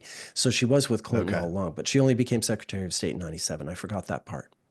Got it. Got it. And, Yeah. you know, But she is um, another woman added to that, to an important position at that during that retrograde as well. So right. And that would be a stepping stone to then becoming Secretary of State, um, exactly. essentially like 4 years later. So that also reminds me actually something I hadn't thought of, but just the role that Hillary Clinton played from like day one in the Clinton administration, because she was given basically the job to work on healthcare reform and really started pushing that very early in Clinton's presidency, but then started receiving like a huge amount of flack from it from Republicans. Um, and the kind of like political team that those two were basically, and the role that she played, because that's not completely unprecedented, but it makes me think of like Eleanor Roosevelt, who's somebody that will show up when we get all the way back there to Franklin Delano Roosevelt, and what a like power political couple they were when they came in. You see sort of like echoes of that here with Clinton, with the two Clintons. Yeah, yeah. You also get a bit of it with Lou Henry Hoover, Herbert Hoover's wife, who sort of gets overshadowed, I guess, because her husband's presidency wasn't very popular. But she was quite progressive and had a good hand. Not unlike Eleanor Roosevelt, who succeeded her. The funny thing about the Hoovers was they had spent part of their younger lives together in China, and so they actually could speak, I think, Mandarin or Cantonese, but I believe it was Mandarin. And sometimes even in the White House, if they didn't want people to understand them, they would speak Mandarin to each other. Anyway, we'll get to Lou Henry Hoover eventually, but she's another interesting one. Yeah. Yeah. And I'm looking forward to getting to the Roosevelts because I didn't Yeah. because they were married under this Venus retrograde and then he died under this Venus retrograde. So Yeah. there's some important and interesting stuff there. Um, Speaking of the Year of the Woman, this was something that was in the news in like January because of all of the women that were coming into politics. But as a result of that, the Academy Awards, which often has like a theme to it, they decided to kind of like follow that theme. And so the official theme was supposed to be, quote, Oscar celebrates women in the movies. And they did a bunch of things to go along with that, right? Yeah, yeah, it was a total theme, but it kind of backfired. Women felt the response was underwhelming. Let's say that it was sort of they felt that it had been cheapened. This sort of declaration, this theme that was supposed to carry on from the fact that the U.S. government did suddenly have more women, representatives in the government that had ever existed before. And so, yeah, the Oscars were sort of, an anticlimax, if you will, because they were trying to, run with that, and it didn't really work out. Right. So it was like as part of that, they gathered 67 female Oscar winners from every category for a photo that was shown at the start of the broadcast. And actress and singer Liza Minnelli performed a song called Ladies' Day that was written specifically for the broadcast, as well as a award-winning documentarian Lynn Littman assembled a montage highlighting women in film. But then it wasn't well received, and it was specifically criticized by feminist leaders like Betty Friedan afterwards, who said, quote, "It had no basis in reality. On behalf of women directors, cinematographer, and producers, I resent the travesty of calling that a tribute." So it was interesting that there was this. It became, uh, you know, uh, not sensational, but sort of like a scandal in some ways.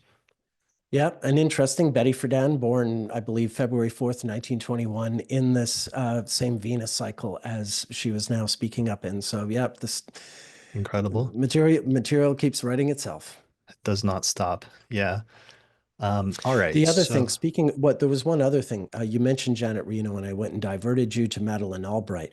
As soon as Janet Reno did become Attorney General, there was the Waco crisis, and this was very uh, symbolic of the Venus retrograde with the Mars retrograde that was happening in 93, like it is now. What's his name? David Koresh, the leader of this Waco faction, was born. He was a Leo, born in 1959. He was, he had the Venus retrograde in his own chart. And yeah, he was living like a sort of, I don't know, like a king amongst these religious followers. And the government at first was just trying to, uh, um, get to the property because there were children who they needed to sort of have checked in on by services, and there were reportedly a lot of weapons there, which turned out to be true. And but one thing led to another. There was a strong resistance, and it became the siege. And it went from like February to April over the course of virtually the whole Venus retrograde, and it ended tragically with this basically the whole compound catching fire and all these men, women, and children dying in this terrible fire. So it was a real fiasco. And it does remind us that the Venus retrograde in Aries combined with the Mars retrograde in Cancer that we had in 93, that really this Waco incident was the sort of the signature of that combination. You would see this. We're going to see this again in 1961 with the Bay of Pigs. It was, very similar kind of situation early in the presidency and some terrible calamity that results in a defeat or a tragedy of some kind. yeah, that makes me nervous about 93 being the closest repetition with that had Venus retrograde and Mars retrograde in Cancer, just because Waco was so prominent in the 1993 one. That definitely makes me nervous. Interestingly, I found I just like happened to stumble across this, but in the 1953 Venus retrograde in Aries, in Waco, there was this huge tornado outbreak where an Oh, F5 tornado hit the downtown section of Waco, Texas, and killed 114 people.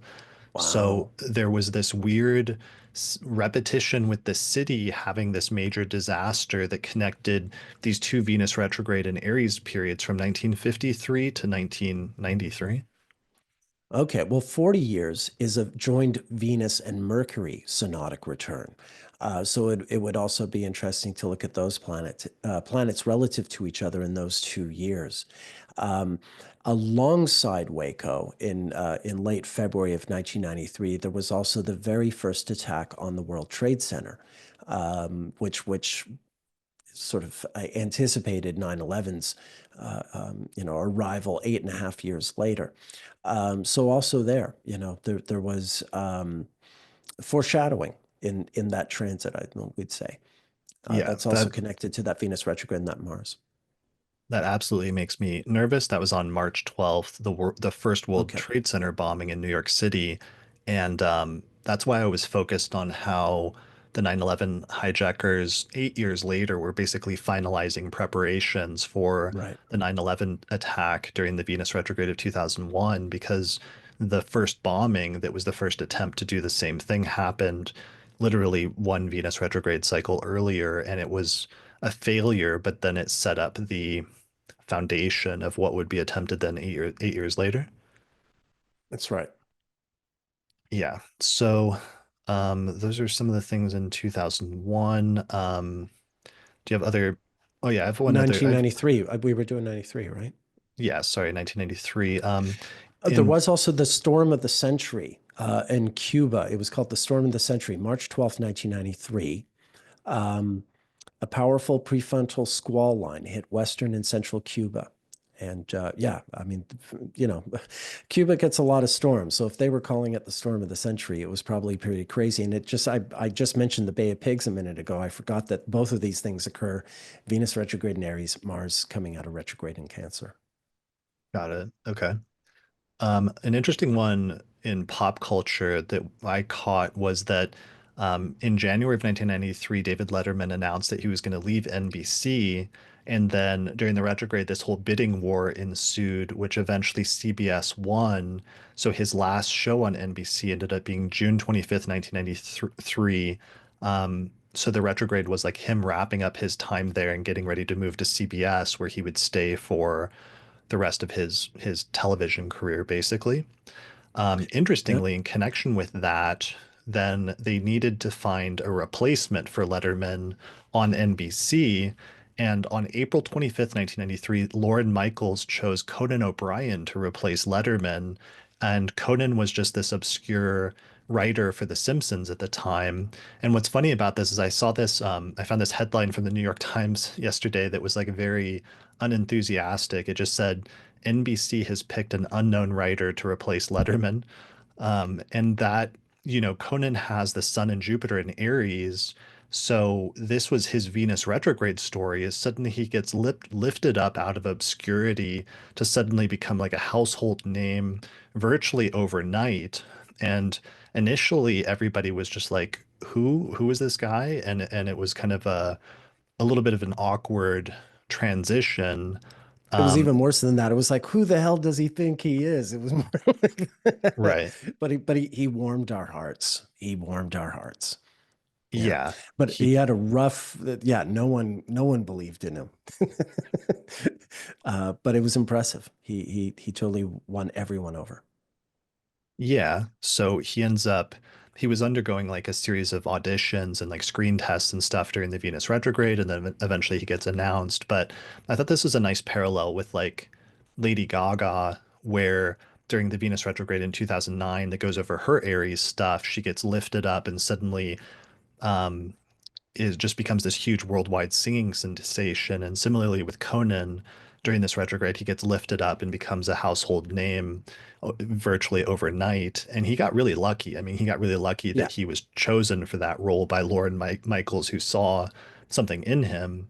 And sometimes I think that's a good keyword for Venus retrograde when it's hitting personal stuff in your chart, is it's lifting you up, it's bringing you into greater prominence and brilliance. and sometimes you're getting really lucky basically as well.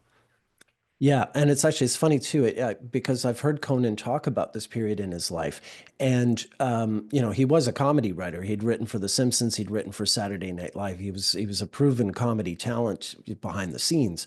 But in terms of choosing him to be an on-camera talent, which he didn't have that much experience at, Lorne Michaels said the reason he chose Conan is that he's very likable.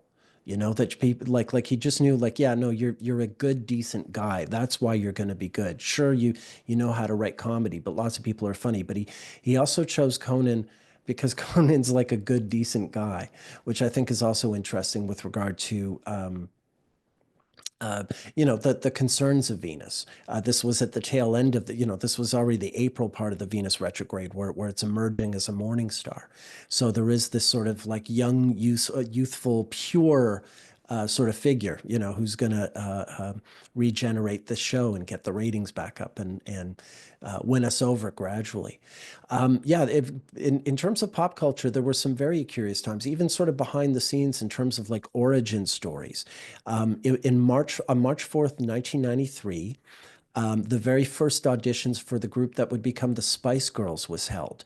And three of them, Victoria Adams, Mel Brown, and Mel Chisholm, auditioned on that day and won the audition. And then the other two, I guess that would be Ginger and Baby Spice, auditioned shortly thereafter and completed the group. So that was happening. And it was also during this period in 1993, I know that a very young Britney Spears was finally successfully auditioning for the Mickey Mouse Club, this TV program that would launch her career. Of course, she was only whatever 9, 10 years old or what have you. I guess she was 11, my bad. But this is where she'll meet Justin Timberlake for the first time and Christina Aguilera for the first time. They're all going to be on that show as kids. So, yeah, even just in terms of the upcoming talent getting their big breaks, down the road, that Venus retrograde was also a big one. That's brilliant. I just went and I forgot to look up Conan, how the rest of his story played out with this. I forgot that his last show of that series of Late Night with Conan O'Brien happened on February 20th, 2009, 2009. Yeah. Yeah. which I was was going to mention that too. Yeah. Yeah. Also the Venus retrograde. Yeah. the 2009. So he got the job. He got the job basically when Venus went retrograde there in 1983, and then he ended that job of that specific show in early 2009 in a subsequent Venus retrograde. Yeah, yeah. And I mean, he's got a podcast now and he's still hilarious. If anything, I find him funnier today than I even did back in the 90s. And I did eventually, even though I was amongst his cynical, doubters at the very beginning. I became quite a fan. I always have been. But his podcast is just, as good as anything. I just Yeah, going back yeah, to that. I was a huge Conan fan in as a young millennial in the late 90s, and I think one of the greatest like millennial wounds is what seeing what Jay Leno did to Conan Hmm. in the whole debacle with the Tonight Show that happened later on. But then like it's been so amazing seeing his rise and comeback over the past 5 or 6 years because I feel like he ended up all of that ended up happening and it was really terrible in his life that that happened, but then it set him up to be in such a good position now where he's actually way more relevant like right now than I feel like he would be if he was just hosting late night shows or something and maybe would have retired by now. But instead he's in the main format that everyone's paying much more attention Exactly. to, which is podcast. Yeah, it's a total blessing in disguise. I mean, it was certainly upsetting for him at the time. He did wind up getting this other show on I forget the network, but he had a very good talk show after that, that he did for a while until yeah, like it's a format that doesn't have the same sort of spark in it that it used to. And podcasts are the big things, and he transitioned to that, and he's doing great. It's a really good, really funny podcast. So more power to him. I wanted to just to go back for a second when I was talking about the Spice Girls and Britney Spears. The Backstreet Boys were also doing their auditions at this time as well. I noticed in my notes. I forgot to mention. So there's a lot of that happening. A lot of these sort of up and comers are coming together right at this time. That's really interesting because that's a theme I saw was in the Venus retrograde in Aries especially, there's a lot of like putting the final touches on preparing something. It's like preparing Yes. for something or retooling something and getting it ready for prime time and getting it ready to like fully debut. Because that was one of the things I noticed in early 93, the what would become the Ultimate Fighting Championship. The very first fight happened in November of 1993, and I'm having trouble like nailing down the chronology. But I think in early 1993, then during this Venus retrograde in Aries, they were like putting this together and they were finalizing and they were putting together some of the rules for like these fights. They were getting like sponsors and all sorts of things like that. So somebody should research that more to see exactly what was happening. But I think they were laying the groundwork for things for the Ultimate Fighting Championship in early 1993.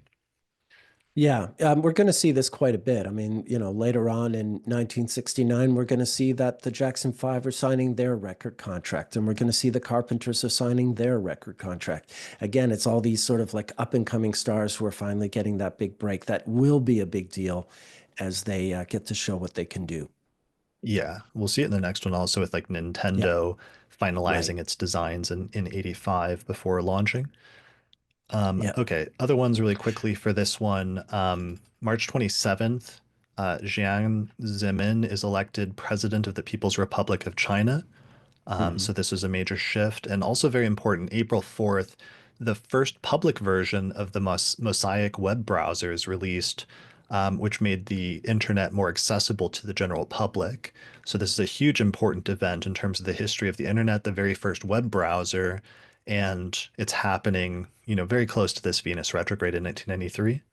I have one other thing I must mention because the Canadian Constitution mandates it, and I could be penalized if I don't. 2 weeks, no maple syrup. High penalty.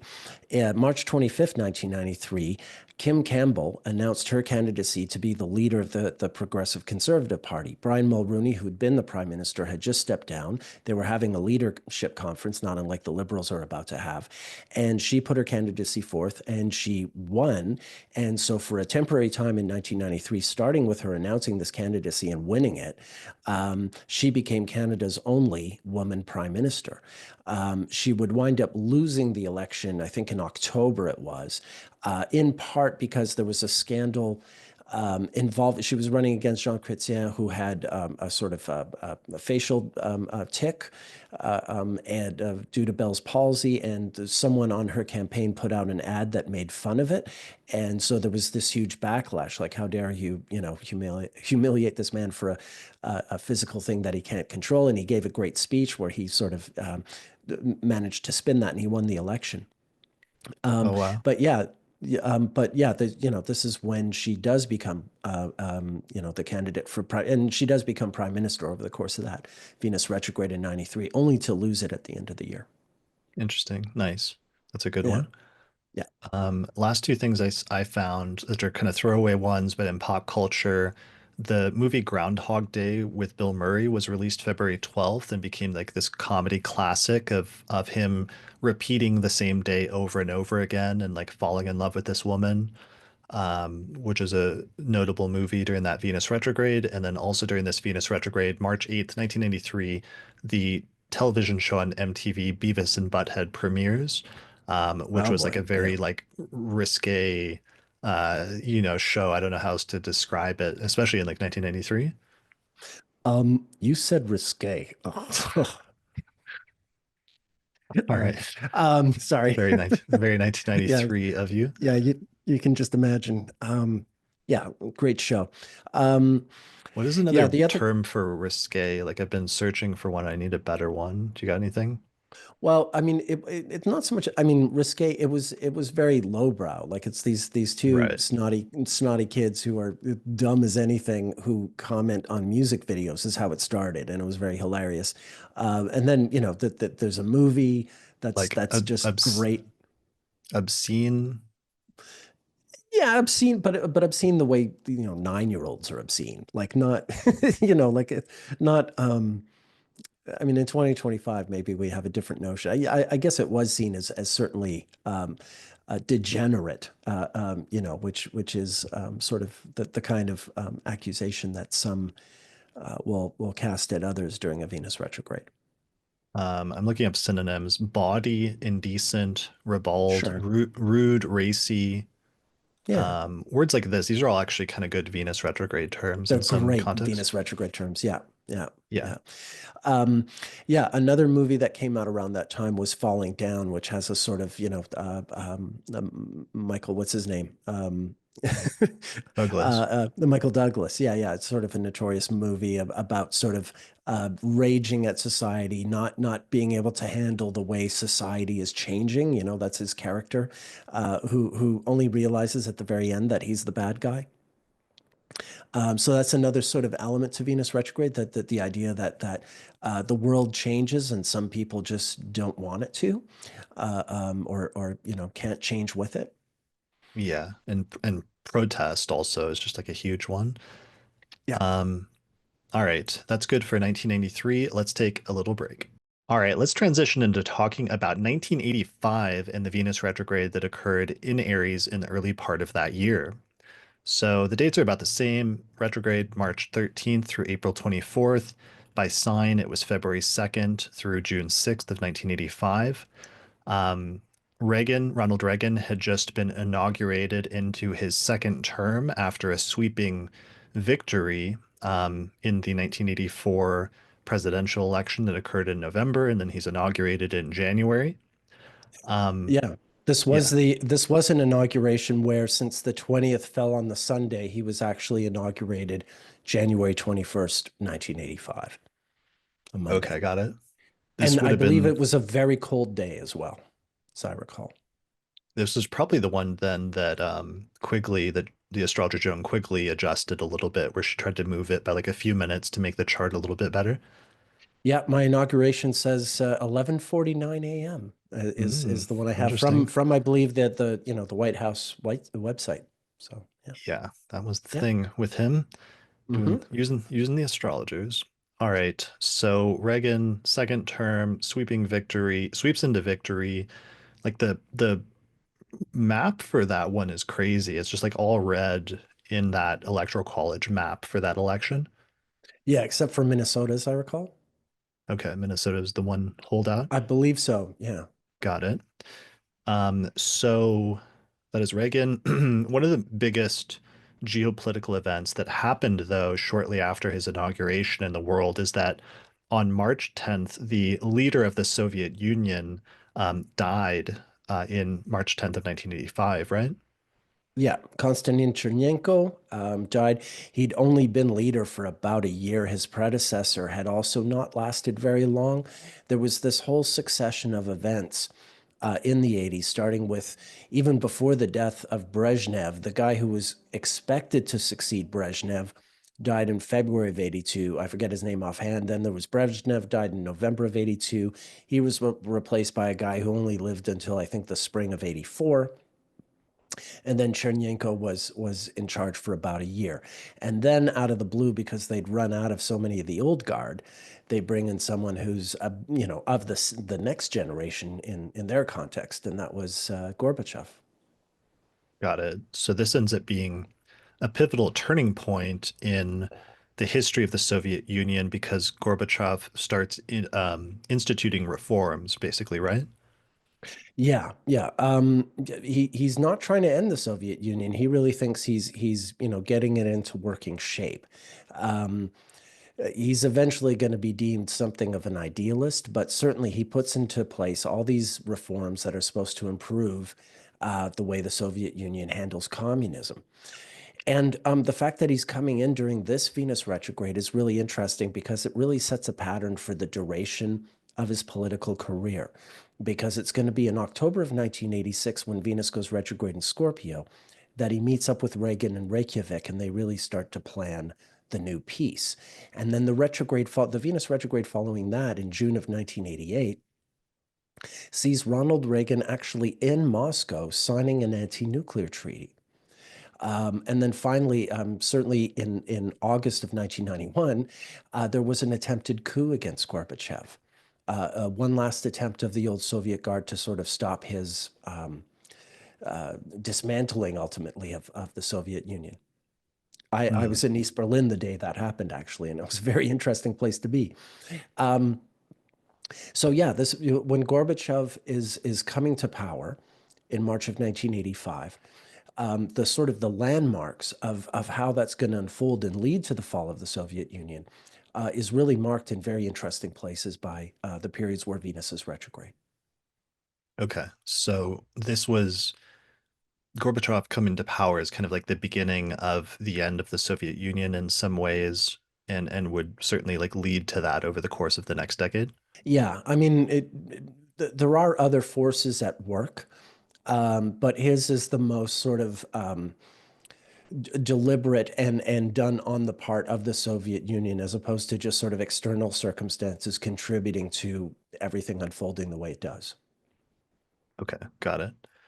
All right, so that's very important. And that happened, it's important also because it happened so close to the Venus retrograde, because, he died on March 10th, 1985, and Venus stationed retrograde on March 13th. So it's really very closely tied in with that specific retrograde, and we'll see many other instances of this retrograde showing up at important turning points in Russian history, including in 1953, right? Yeah, 32 years earlier. So another one of these Venus-Mars joint synodic returns.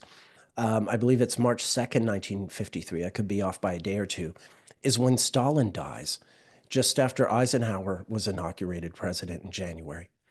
Um, and that also leads to a real sort of tumultuous period in the Soviet Union that is very reform minded, even if it doesn't sort of lead to the dissolution of the Soviet Union the way 1985 does.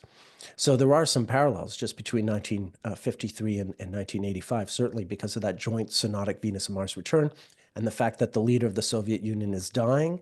And as a result, there's going to be some reform movement that follows. Okay.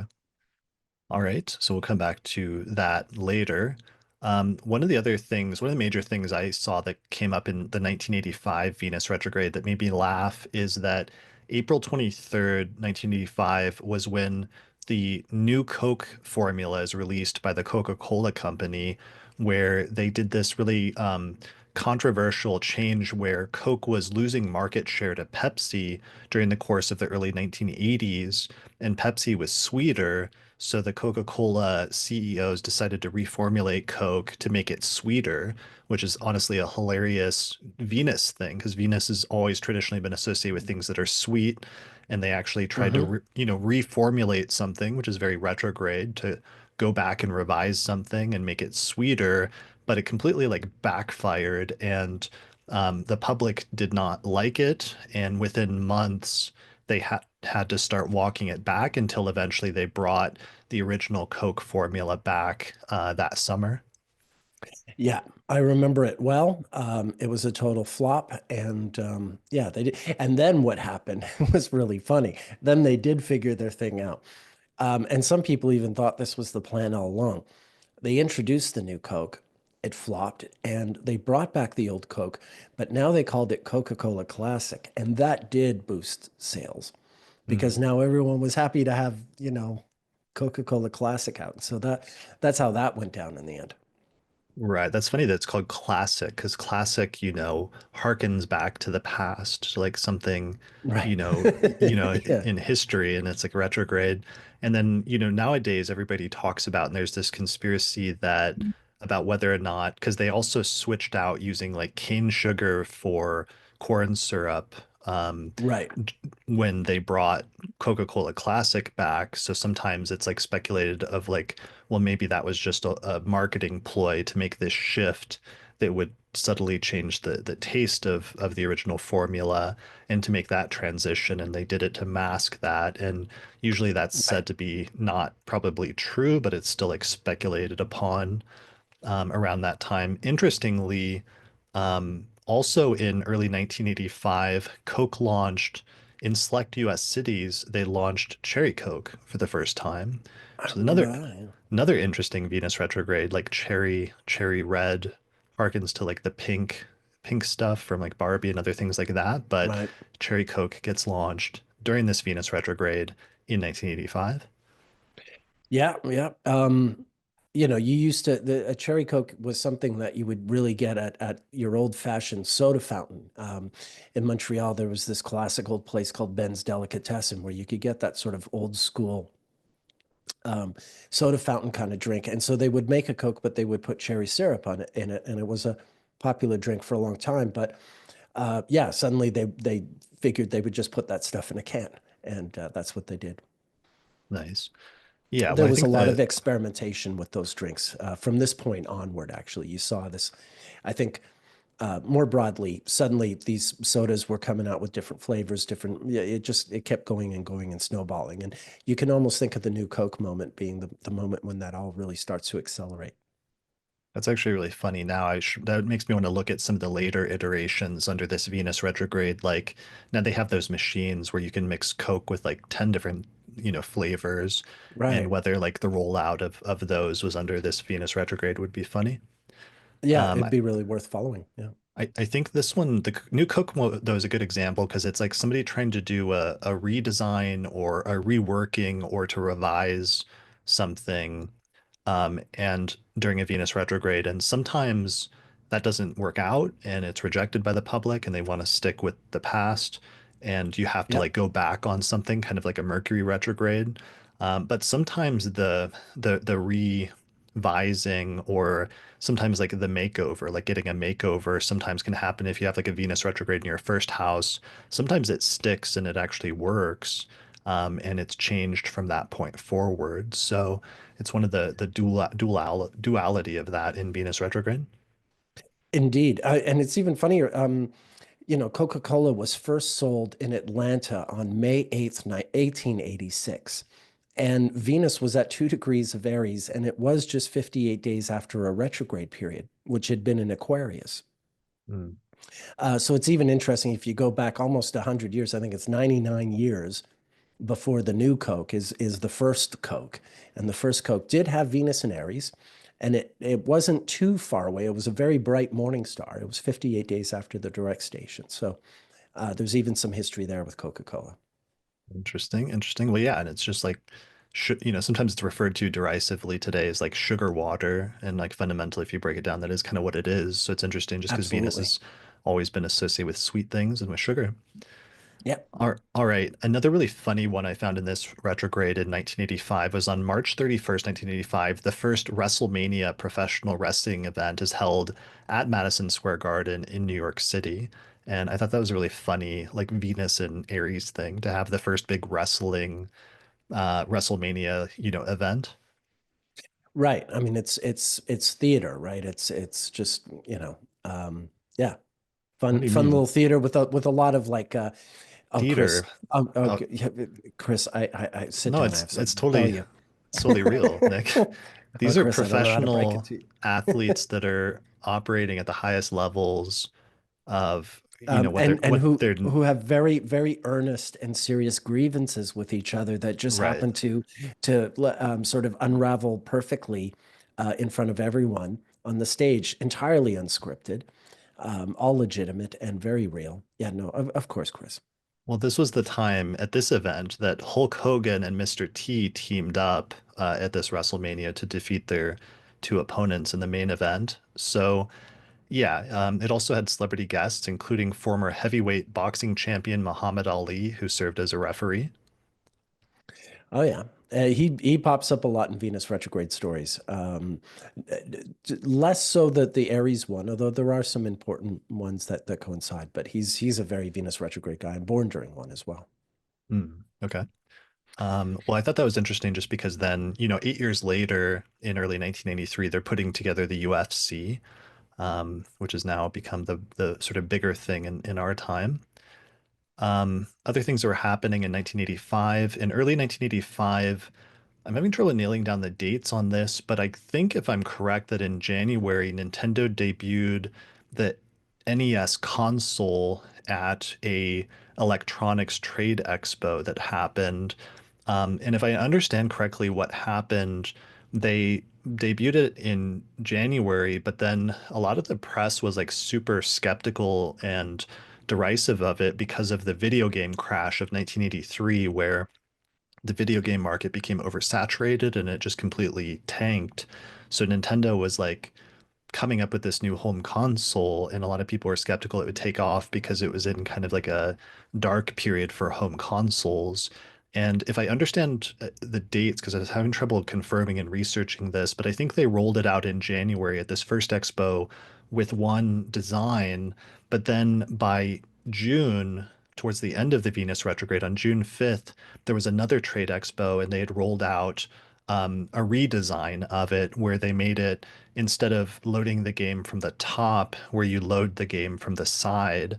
And this ended up being the final design and form of it once it was released later that year in October of 1985. So I thought this was interesting because it wasn't like, launched under this Venus retrograde, but it was brought into the public for the first time. And also, they were doing the final redesign and retooling of it basically before launching it. Right, right. I remember loving playing Atari Pac-Man. Pac-Man? Did I just say Pac-Man? Goes to show That's how the old I that's the am. like Montreal pronunciation or Right. something. No, no. No, we called it Pac-Man. I just sort of misspoke. Yeah, those were the good old days. Nintendo was when I was starting to outgrow all that. Something else that came up at the end of January 1985, the NASDAQ 100 stock market index launched. The first trade was on January 31st, 1985, Wall Street. So that's, talk about the stock market sort of catching up with technology, I suppose, is one facet of that. There were a number of very interesting things happening culturally and technologically. USA That's for like Africa recorded We Are the World, January 28th, 1985, and it was released in March. This was a song written by, or co-written by Michael Jackson with Quincy Jones, and Stevie Wonder was there. Did he co-write it? I forget. There were a number of writers, but Michael Jackson had a big hand in it. All these celebrities, American celebrities, got together to record this song that was meant to raise money for famine relief in Ethiopia. Pop stars in England had done that around Christmas. But this was now the American turn. Since the Grammy Awards were that night, all these music celebrities happened to be in the same place at the same time, which made it easier to organize the recording session. So, yeah, and this led to the Live Aid concert later in the summer in July. But the whole USA for Africa, recording and release was tied into the Venus retrograde period. nice. That's a really good one. Yeah. And the big single during this time, on January 30th, 1985, Madonna released Material Girl.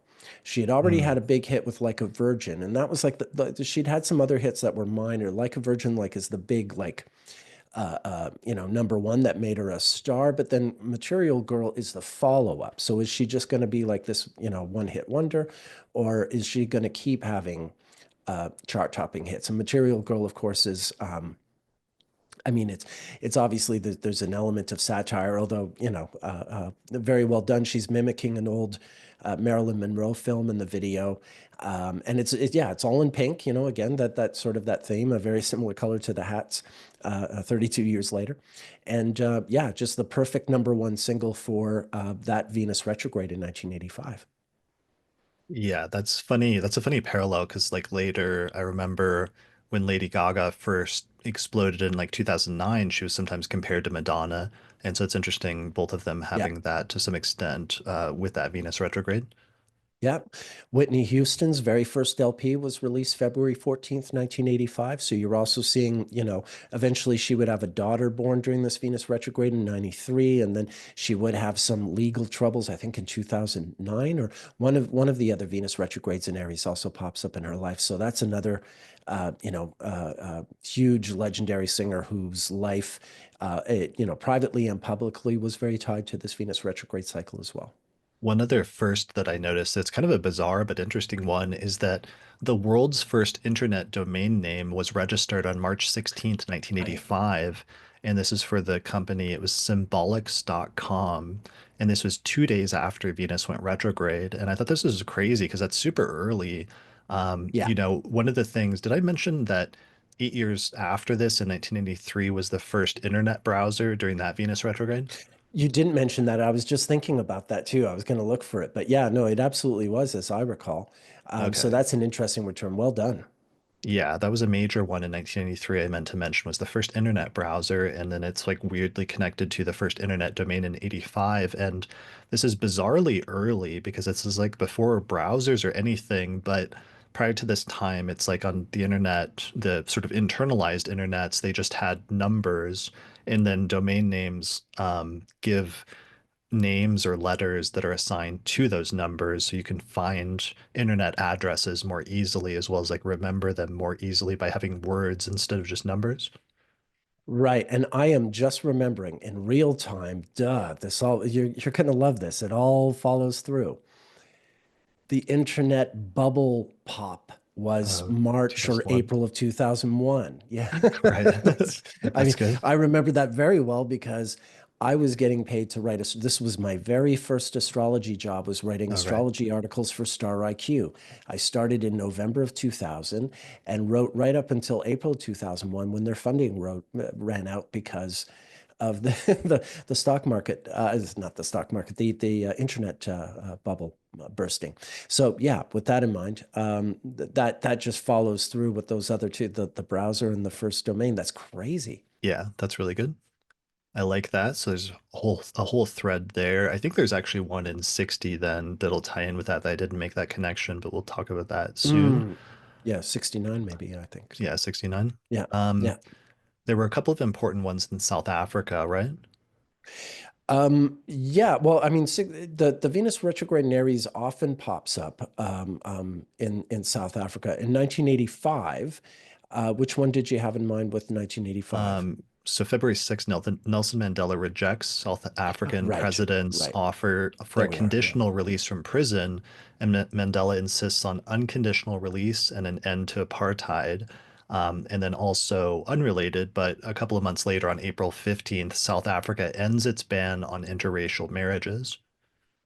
Right, right. Well, it does follow through in this particular government. I mean, the apartheid regime had started in 1948, technically, but the republic, when South Africa left the British Commonwealth in 61, the new South African Republic that was divorced from the Commonwealth was launched, I think, in April of 1961, definitely during the Venus retrograde in Aries of 1961. And then 8 years after this period in 85, in 1993, which is after Mandela was released, but before the new regime, became a thing. There was a very important South African political leader named Chris Hani who was assassinated during that Venus retrograde. This was a very tumultuous, violent time. So there are other periods in South African history that do connect with this particular Venus retrograde. Jacob Zuma, who was a very controversial president of South Africa, was elected during the Venus retrograde of 2009, and yeah, his regime was found to be corrupt, but it's a very sort of polarizing matter in the country. So it is, probably things relating to South Africa also surface around this time as well. Okay. Well, it's interesting, I guess, as a focal point, looking at other because I'm focused on the US a lot in some of this history and chronology with like civil rights and different firsts and things, but it's interesting, here, for example, with South Africa ending its ban on interracial marriages at that point, as being a major Venus retrograde thing.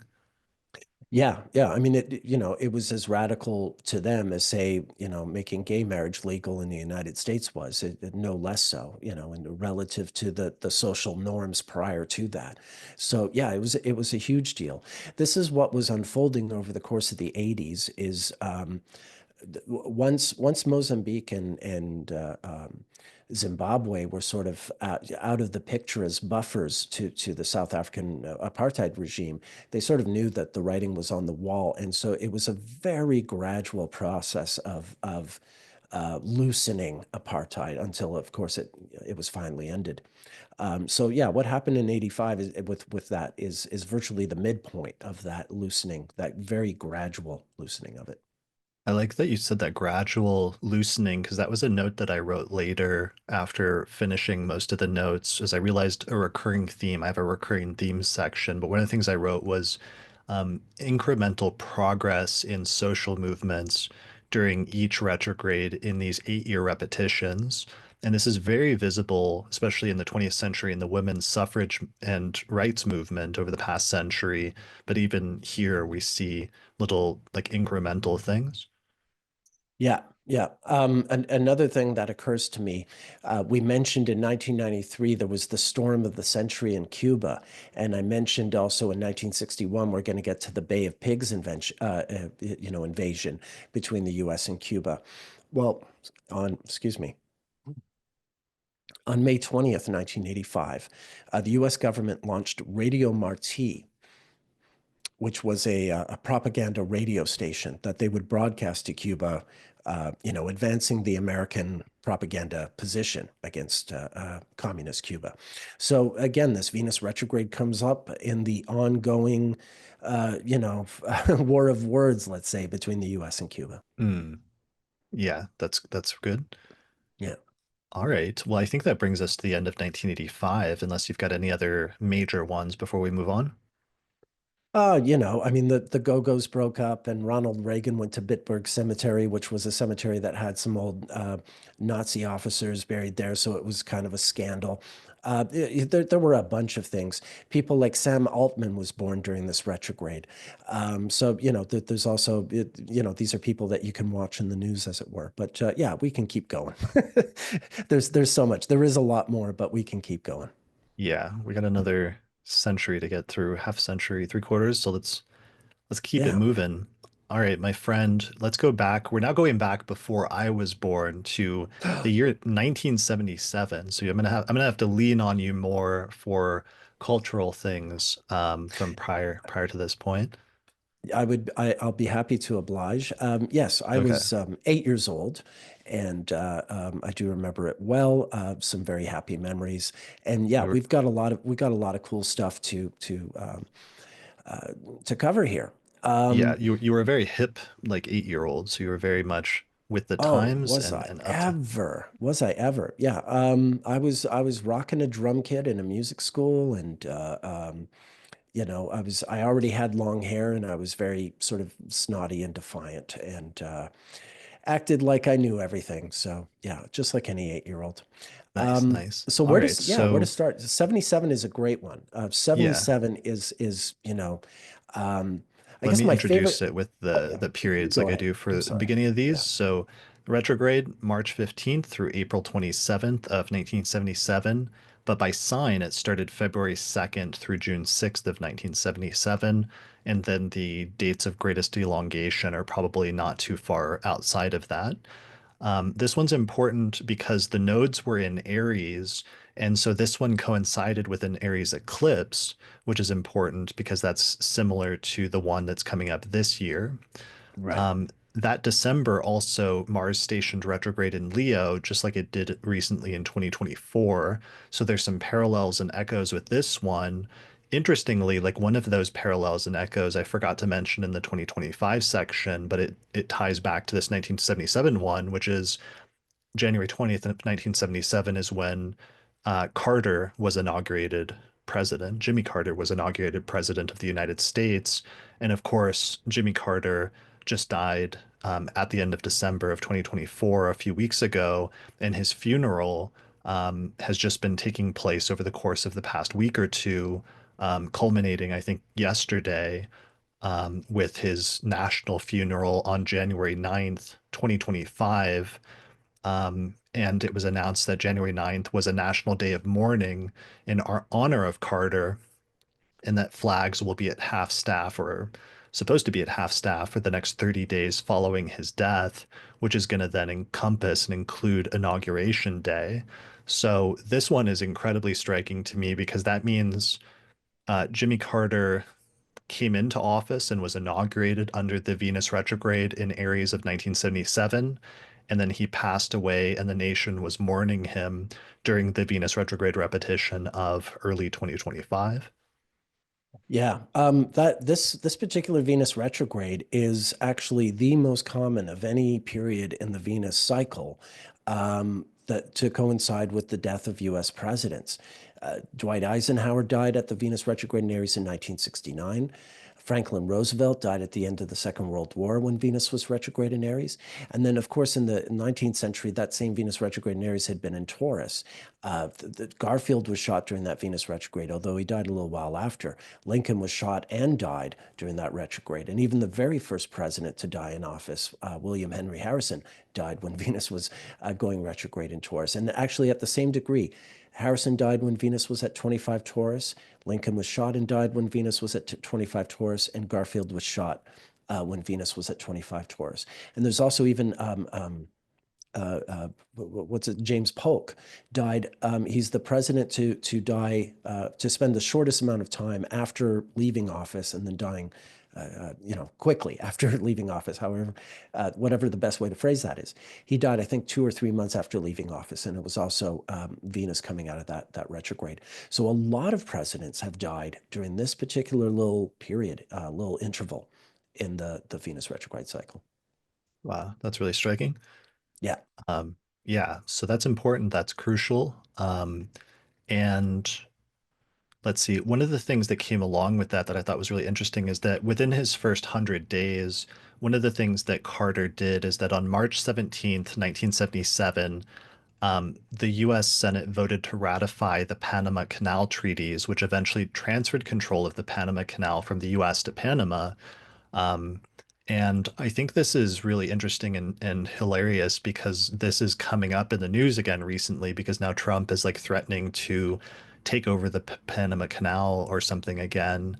Although I'm not clear if that's just if he's just saying that because Carter is in the news right now and he heard that that was one of the things that Carter did or like what like why that's even coming up or if that's in any way going to have a precedent beyond like an actual tangible thing that happens beyond just being something that he says, but it's just striking that that's something in the news right now, and it ties back into this same Venus retrograde from early 1977. Yeah. Yeah, indeed. Yeah.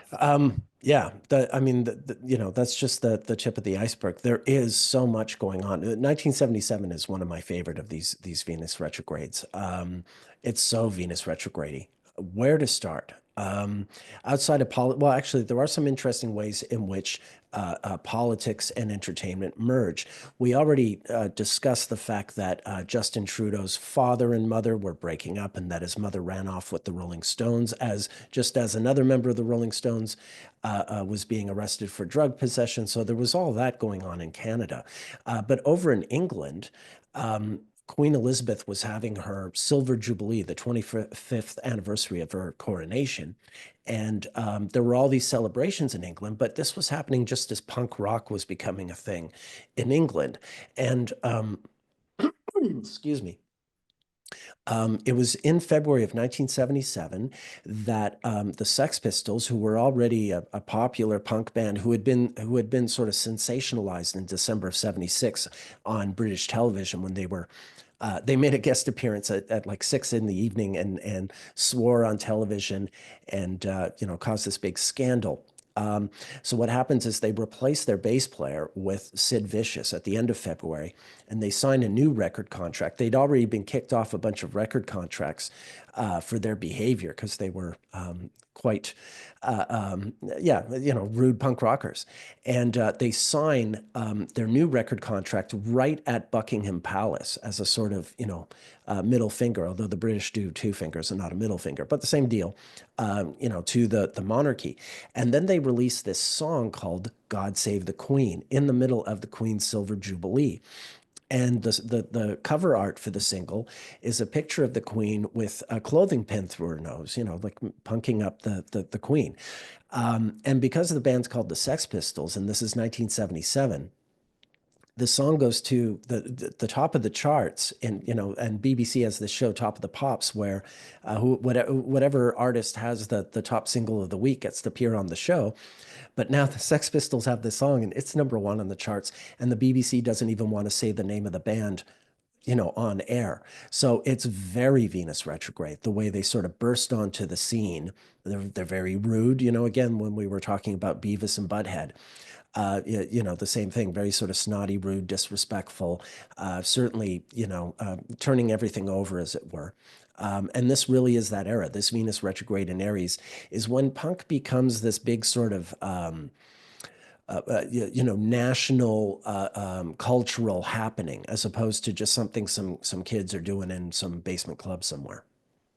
Yeah, and this was shocking, like in 1977. Like it has to be expressed at how um provocative, and they got a lot of major flack. Like I saw something about even like one of their producers was like attacked and like harmed or something at that time, right? Their singer, John Lydon was, or he was called Johnny Rotten at the time. He doesn't go by that name anymore, but yeah, Johnny Rotten just tells you everything. Yeah, he was assaulted and badly injured just by some rough guys who didn't like the Sex Pistols and what they had to say, and maybe the disrespect they showed for the Queen.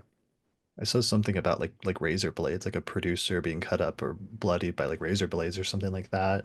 Maybe their manager was also a very notorious guy, Malcolm McLaren, who was something of a character himself. And really, this whole thing, I mean, it's interesting. We're going to get more and more into sort of performance art. And really, as far as Malcolm McLaren was concerned, that's what the Sex Pistols were. It was never supposed to be this like successful commercial pop operation. It was kind of a countercultural art project of sorts. So for it to become this huge thing, McLaren, unlike most managers of a successful band, are going to try to ride with the success, and for him, he just sort of rode with the sensationalism and made it sort of inevitable that the group would self-destruct, which they did. Okay. So yeah, the Wikipedia just says it was regarded by many of the general public as an assault on the Queen and the monarchy. And during the media furor over the single, Lydon and producers Bill Price and Chris Thomas were subject to a razor attack outside a pub in Highbury, London. So I thought Okay. that was just striking in terms of just how intense some of the pushback and the scandal was, but also that this was focusing on the Queen and the monarchy and some of the tensions in the country between the different camps that support or don't support Yeah. the idea of the monarchy. But also in terms of Queen Elizabeth, this is tied in very much with her story. She's celebrating her Jubilee, but this Venus retrograde actually ties back in earlier with her story a few different times, Oh including yeah. her coronation was Venus retrograde in Aries, right? Yeah, it was coming out of that. And when she had her coronation, her grandmother had just died during that Venus retrograde. And the grandmother's husband, the former King George V, was born during that Venus retrograde. So yeah, that cycle just pops up over and over again. In 1969, when that Venus retrograde was happening, is when the BBC made this television special about the royal family that was really sort of cutting edge. It's 16 years after the coronation had been televised, and that itself was something revelatory for the British public. That was a Venus retrograde in 53 that coincided with the Saturn-Neptune conjunction, which is something that comes up over and over. And this is exactly when, with the Queen's coronation in England, and with Eisenhower's election in 52, which was the first election that was televised, suddenly people in both those countries went out and bought a lot of TV sets. So that was an element of how the culture was shifting with the Venus retrograde, but also that new insight of Saturn Neptune. I mean, until 1953, no average English citizen got to see a coronation, a royal coronation. That was for lords and all those people. And suddenly the whole country gets to see what it's like inside. That's pure Saturn Neptune. Yeah. And So it is also interesting that all those things are coming up again, emerging and again. then two Venus cycles before her coronation under the Venus retrograde in Aries was when her father had his coronation, I That's believe, right. during Venus Yeah, retrograde in Aries. that's right. He had his coronation, famously because his brother had abdicated, and his brother married the woman he abdicated for also during that Venus retrograde. So it just goes, yeah, it keeps going. It's amazing. Yes. All right. We'll get to all of that. Back to the Queen. The main thing, though, I noticed that she was doing during the actual retrograde itself is that she was doing a tour of Australia and New Zealand in the March timeframe when Venus was actually retrograde, and she ended up like February 28th, she opened the New Zealand Parliament in person, and March 8th, the Australian Parliament is opened by Elizabeth in her capacity as the Queen of Australia. So I thought it was interesting that you have this like tour of the Queen across Australia in that area at the time. Yeah, well, I mean, it's the Jubilee, so the thing to do, of course, is to do a tour of the empire. And speaking of doing a tour of the empire, sometimes the empire does a tour of you or something to that sort. We were talking about Justin's father, Pierre Trudeau. Pierre Trudeau, whose wife just left him for a Rolling Stone, nonetheless had some life in him as well. And there was an instant in May of 77, just coming out of the Venus retrograde, during some kind of public function, Pierre Trudeau was photographed doing a pirouette behind the back of the Queen. And this photograph wound up on the front page of many newspapers around the world. Okay, the Sex Pistols might have been the more, the ruder of the sort of the disrespect that was being shown to the Queen at this time. But this was a head of state and a world leader behaving kind of punk rock in his own way, doing this pirouette behind the back of the Queen and having that picture go everywhere on the newspaper. So um, So that was actually the, like that was a huge scandal. yeah, it was a big deal. It was, I mean, I don't think it lasted for months and months, but it was on the front page of papers, and yeah, it was embarrassing, and people were talking about it. Very Venus retrograde. Okay. Yeah, so that brings up a recurring theme, which is just with Venus retrograde and Venus is royalty, celebrity, women who are in prominent positions or femmes who are in prominent positions, scandals, things like that. Yeah, yeah. And you could even see it happening sort of even just on regular television. There was a show that launched in 1977. Excuse me again. There was a show that launched in 1977 on March 15th, 1977. There was a new TV show that aired, I think on ABC called Three's Company. It was an American version of a British TV show called Man About the House. And it was a show about, I mean, it seems so innocent today, but it was a show about a man who becomes roommates with two women. And, the shenanigans that get up to when you have a sort of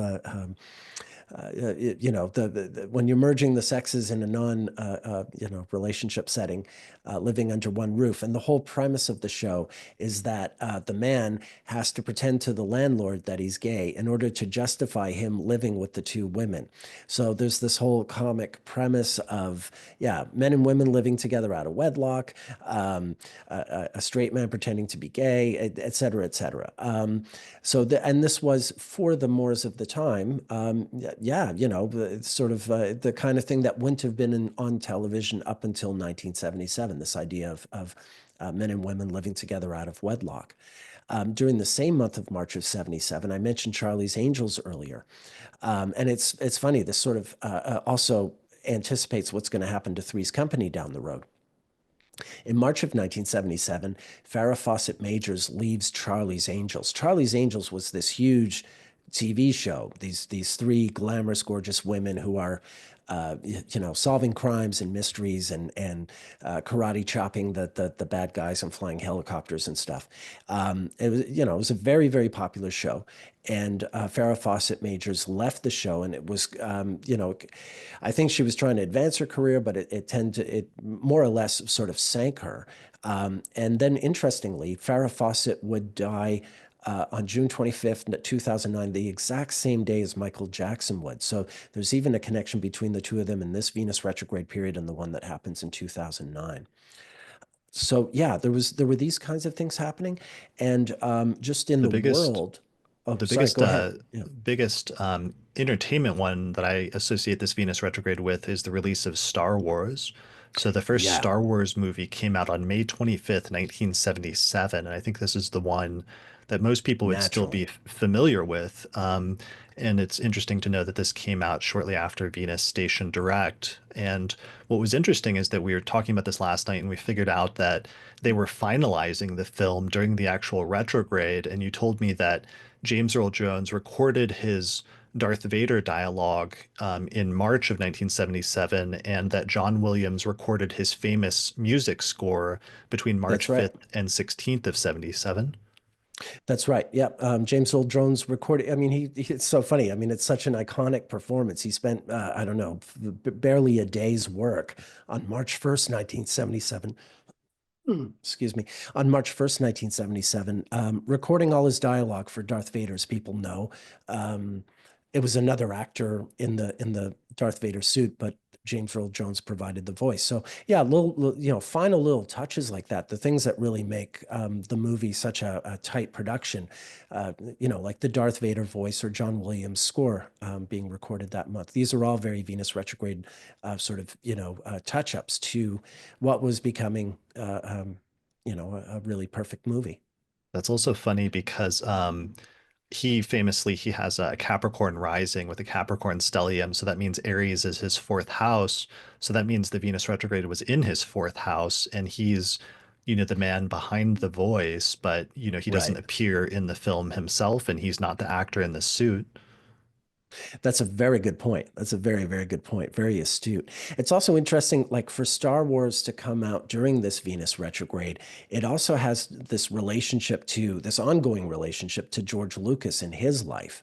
Um, his first marriage was during the Venus retrograde of 1969. And ironically, his second wife was also born during the Venus retrograde in Aries of 1969, although obviously he married her much, much later.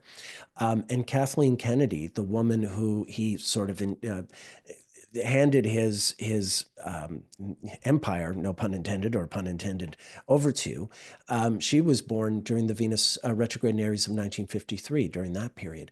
So certainly the women around him, either by the birth chart or by the wedding dates, they all sort of fall into this Venus retrograde in Aries as well.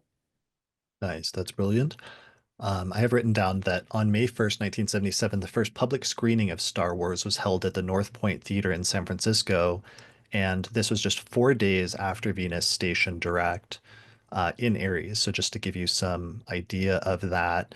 And, one of the things that's funny about this being Venus in Aries is this theme I keep seeing come up in other areas is like things that go fast and like racing and Right, speed and cars and stuff like that. And flight especially keeps coming up over this century. And it's right. funny because that was such a huge element of Star Wars. And it's part of his, element having Mars in the third house is just like he liked to race cars. And then in Star Wars, like the fast spaceship battles was like a major part of it. Yep, yep, absolutely, absolutely. And yeah, Star Wars obviously, is the really big treat is the all the spaceship fights at the end, between the TIE fighters and the Empire ships. A lot of that edited by George Lucas's wife, who of course he married during the Venus retrograde. So she's also a sort of a partner in that speed, if you will, in creating Yeah, it, that her pacing. editing. Who won? Was it John Williams that won Academy Award for the score, or she won for editing, right? The first one? Yeah. Yeah, she shared it that the film was edited by three editors, but I Okay. believe she's the one who did like the fight scenes, if I remember correctly. And so the editing Academy Award was shared by her and her collaborators. And I think John Williams won. I'm not always the best at retaining that information, but if he didn't win, he should have. But I'm pretty sure he did. You can double check that if you want. John Williams won an Oscar for his score for the 1977 film Star Wars, because that's one of the funny things is that George Lucas never won an Oscar for Star Wars, despite it Right. being such a huge blockbuster.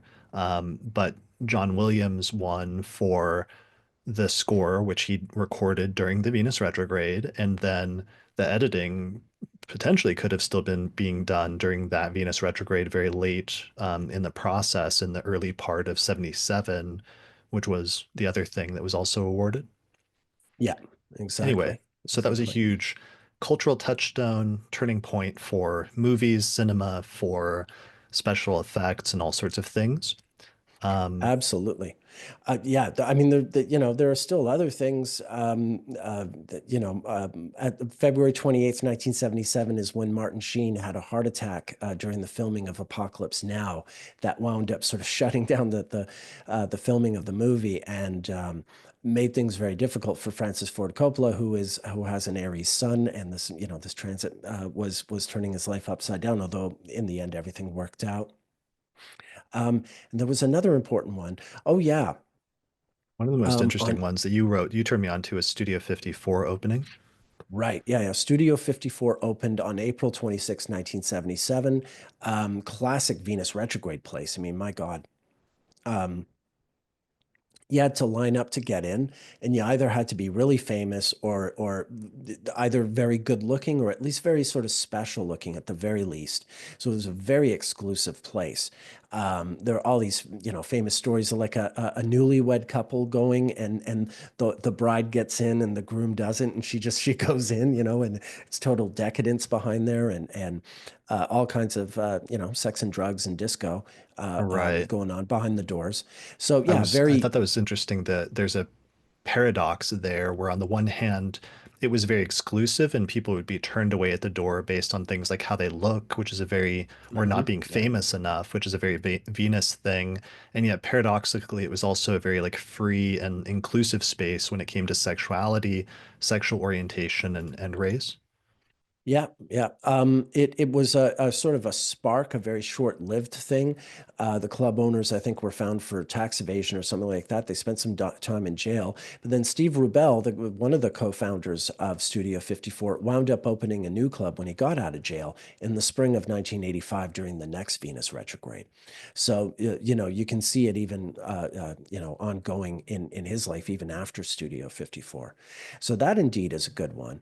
I think So that for those not familiar with it though, it was just like this huge nightclub in New York when disco became huge, but it became this focal point for celebrities because tons of celebrities would go there and become regulars there, but they would get their pictures taken that would show up in the newspapers like the next day, and it became part of a growing trend towards celebrity culture and eventually like paparazzi type culture in terms of people that were getting photographed going to the club.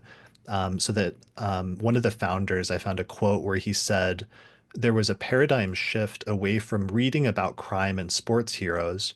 People became fascinated with celebrities. It was the beginning of the age of celebrity. We were there at the right time, and we wrote it all for what it's worth. So I thought that was really interesting, just like the celebrity focus of it, as well as the documentation in the newspapers and things like that. Yeah, yeah, it was a very, very notorious place. And interestingly, like, the movie Saturday Night Fever wouldn't come out until Christmas of 77, but it was filmed, of course, in March of 77. So even the art that's going to sort of help accelerate the disco culture that's just being sparked with Studio 54, it's a big part of this mix in the Venus retrograde of 1977. And since it opened in April 26, 1977, I saw in a documentary, it said it was built in just 6 weeks. So that means the construction must have began Right. around the retrograde station, which I thought was really Yeah. fascinating. Yeah. Yeah. Nice. Fantastic. Yeah. And there's also like earlier we were talking about artists like Spice Girls or Backstreet Boys who are just getting their momentum towards stardom. And you also see some of that in 1977. It's during this whole Venus retrograde period that the band The Police is really getting started and starting to play gigs and record. And it's interesting because 8 years later is when they're going to break up, and Sting's going to have a son born during this Venus retrograde, the singer and the police. So you see those kinds of things happening.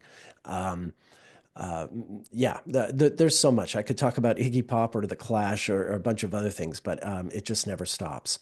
Um, Yeah. One of the ones you mentioned earlier is April 7th, 1977, Donald Trump married Ivana. oh, yeah.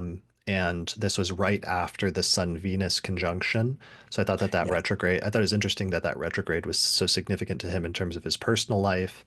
And then, is recurring now in 2025 for another very important moment in his life where he becomes president again. Yeah, and speaking of presidents, in March of 1977 is when Richard Nixon recorded his famous interviews with David Frost, which were sort of notorious and where the, to some degree the air was cleared, or at least he was, his verdict on his fall from Watergate was recorded and broadcast. So that was an important point, especially considering it was just 8 years earlier that he had been inaugurated president. We'll be getting to that in 1969. So there's an interesting sort of parallel between his inauguration in '69 during one Venus retrograde in Aries, and then the interview with Frost at the next one. Um, Well, he said that that was the one where he said like where when a president does it, it's not illegal. So it's like if you're doing Correct. something Yeah. illegal, that's ironic right now because that's coming up in the news right now. That's like something that's Right. actually That's a good being point. Yeah. being discussed right Yeah. now. Funny thing, I also just looked up, guessed when, Frost Nixon, they made a biopic, a Movie. movie about Yeah. that in late 2008. Guess when it got a bunch of awards and nominations in early It was, 2009 at yeah. the Academy Awards in early 2009, which was Venus retrograde in Aries. So it was a Yeah. recurrence of that. Yeah, yeah. I remember that. I remember thinking that at the time because I was already aware of all this at that point. But yeah, it just wraps it all up in a nice little bow. Nice little bow. And that's something we're catching a bunch of these, but there's going to be a bunch that people listening, especially people that are more familiar with certain aspects of history or pop culture, other things, are going to catch. So if people listening to this, if you hear one, or if you hear us talking about something and you know that we missed one, let us know in the comments, especially in the YouTube comments. Post a comment and let us know if you noticed a repetition in a specific Venus retrograde that we missed. Don't like yell at us, or criticize us because we're doing the best we can and covering so much history and making the connections that we have seen. But I'm sure there's tons we're missing. So I'd love to hear from people so we can add to this body of research as a community. Yeah, I mean, it really keeps going. David Lynch's famous movie Eraserhead premiered March 19th, 1977.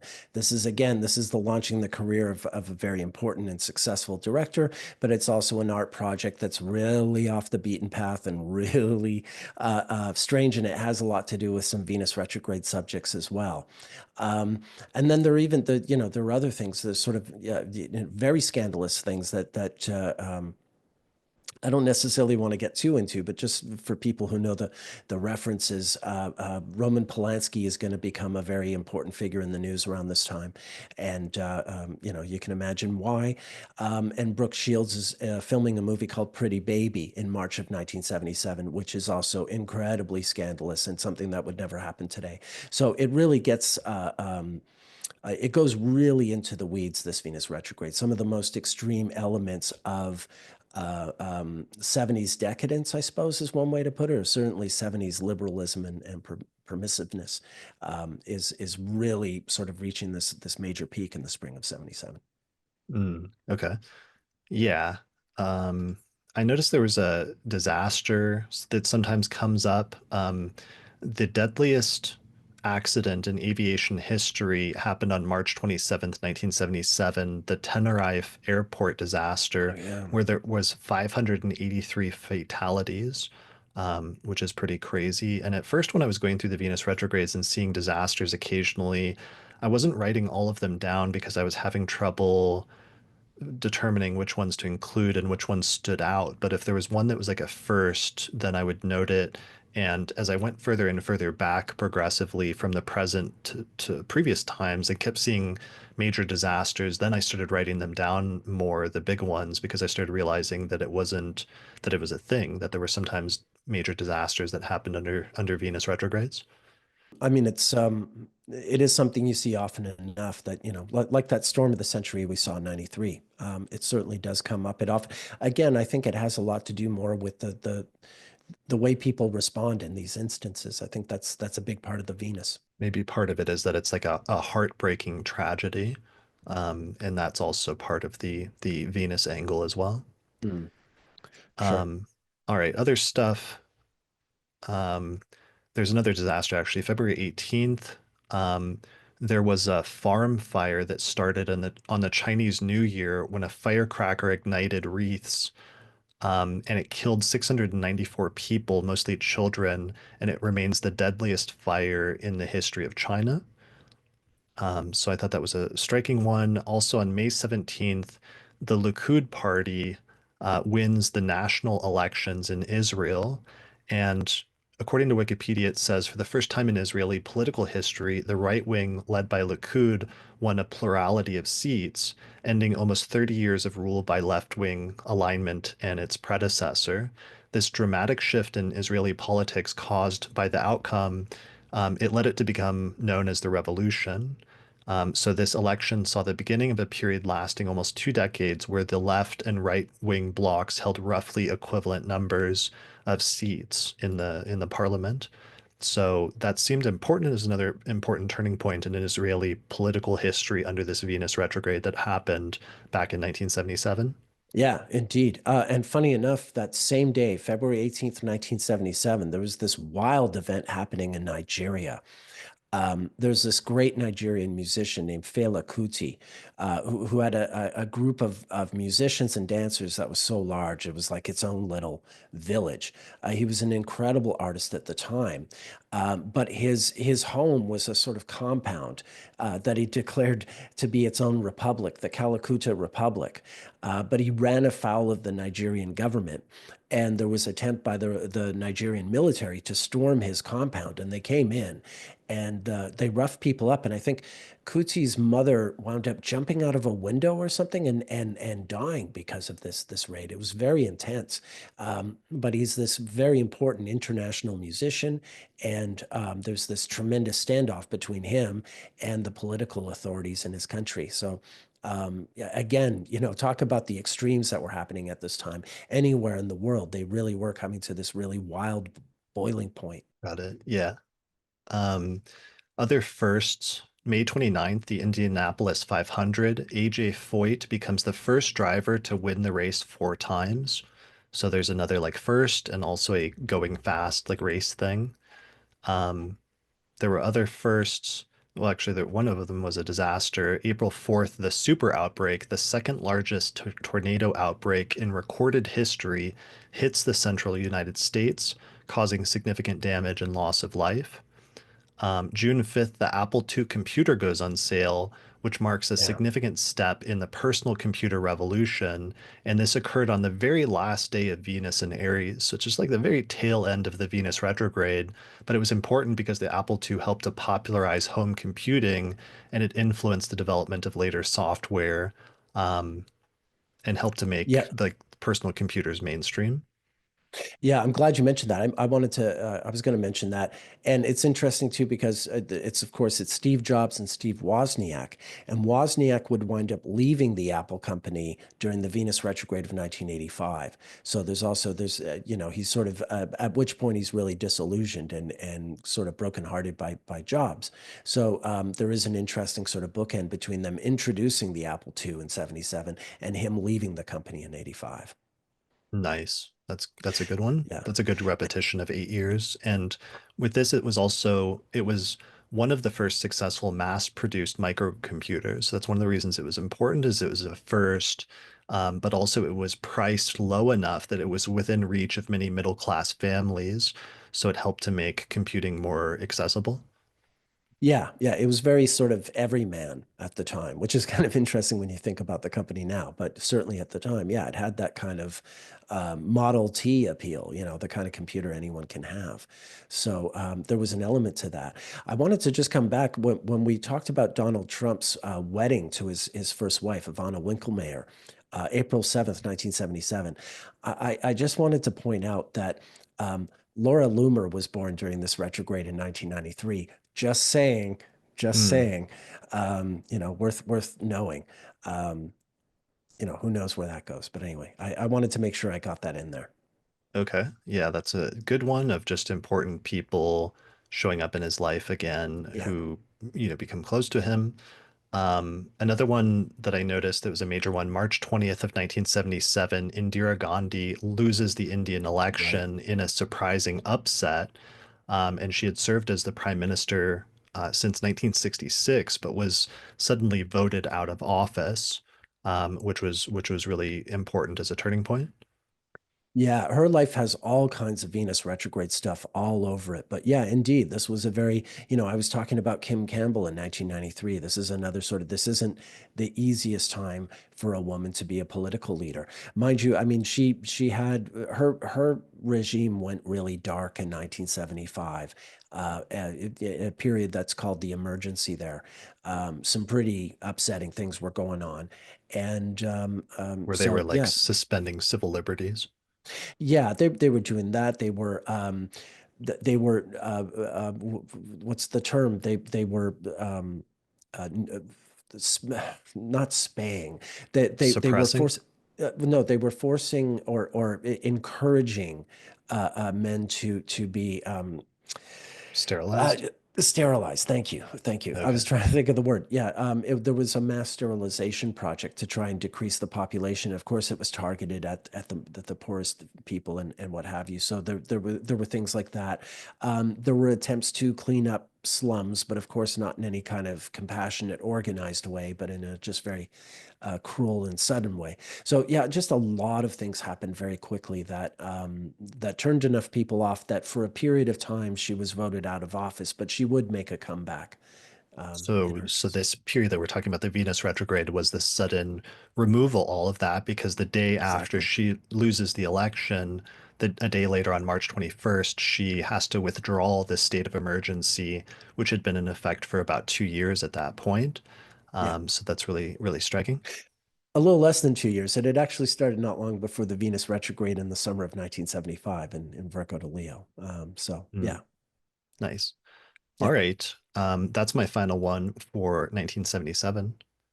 There are no final ones, but let's move You on could, yeah, because I you could really, keep going. I'm seeing other things I could say, but I'm just like, okay, yeah, the We 77 is have a great one. It really is. All right, let's go back to 1969 and the Venus retrograde that occurred in the early part of that year. So the retrograde started March 18th and it lasted until April 29th of 1969.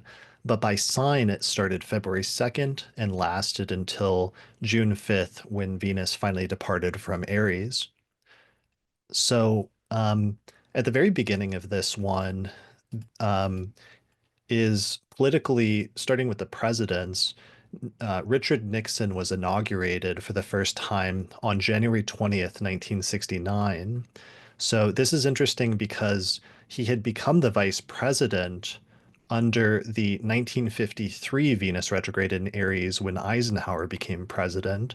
So this was an interesting repetition for him in terms of his Venus retrograde story.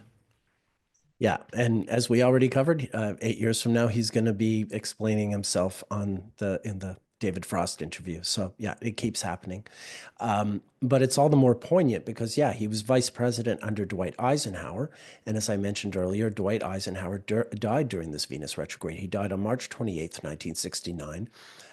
16 years after his own inauguration. And, and of course, he had been the general, the U.S. military leader on the European theater in 1945 during the Venus retrograde that saw the end of the European part of the Second World War. So yeah, the three things that Eisenhower's peak as a military leader, his ascension to the presidency, and then his leaving the planet. All these things fall into that same Venus retrograde cycle. And Eisenhower himself was born during a Venus retrograde cycle, the one that used to go from Sagittarius to Scorpio. Okay. Yeah, so that's another good example of like a president dying under this Venus retrograde, like what just happened with Carter. And we have Eisenhower dying during this Venus retrograde in Aries in 1969. Um, Going back to Nixon, Nixon is inaugurated president in 1969, and this is a repetition of Venus because 8 years earlier, of course, in 1961, he loses to Kennedy, and he's having to, as vice president, certify the vote to the guy that he lost to or that he feels like stole the election, even. So this was an interesting comeback for Nixon politically, where it seemed like he was kind of like finished, or he could have been like over in after 1961, but somehow 8 years later, Nixon makes this striking comeback and is inaugurated under this Venus retrograde. Yeah, it gets even Venus retrogradier than that when you consider, yes, he had to hand over the victory to Kennedy in 1961 as that Venus retrograde was happening. But then he ran for governor of California in 1962 during the Venus retrograde in Scorpio.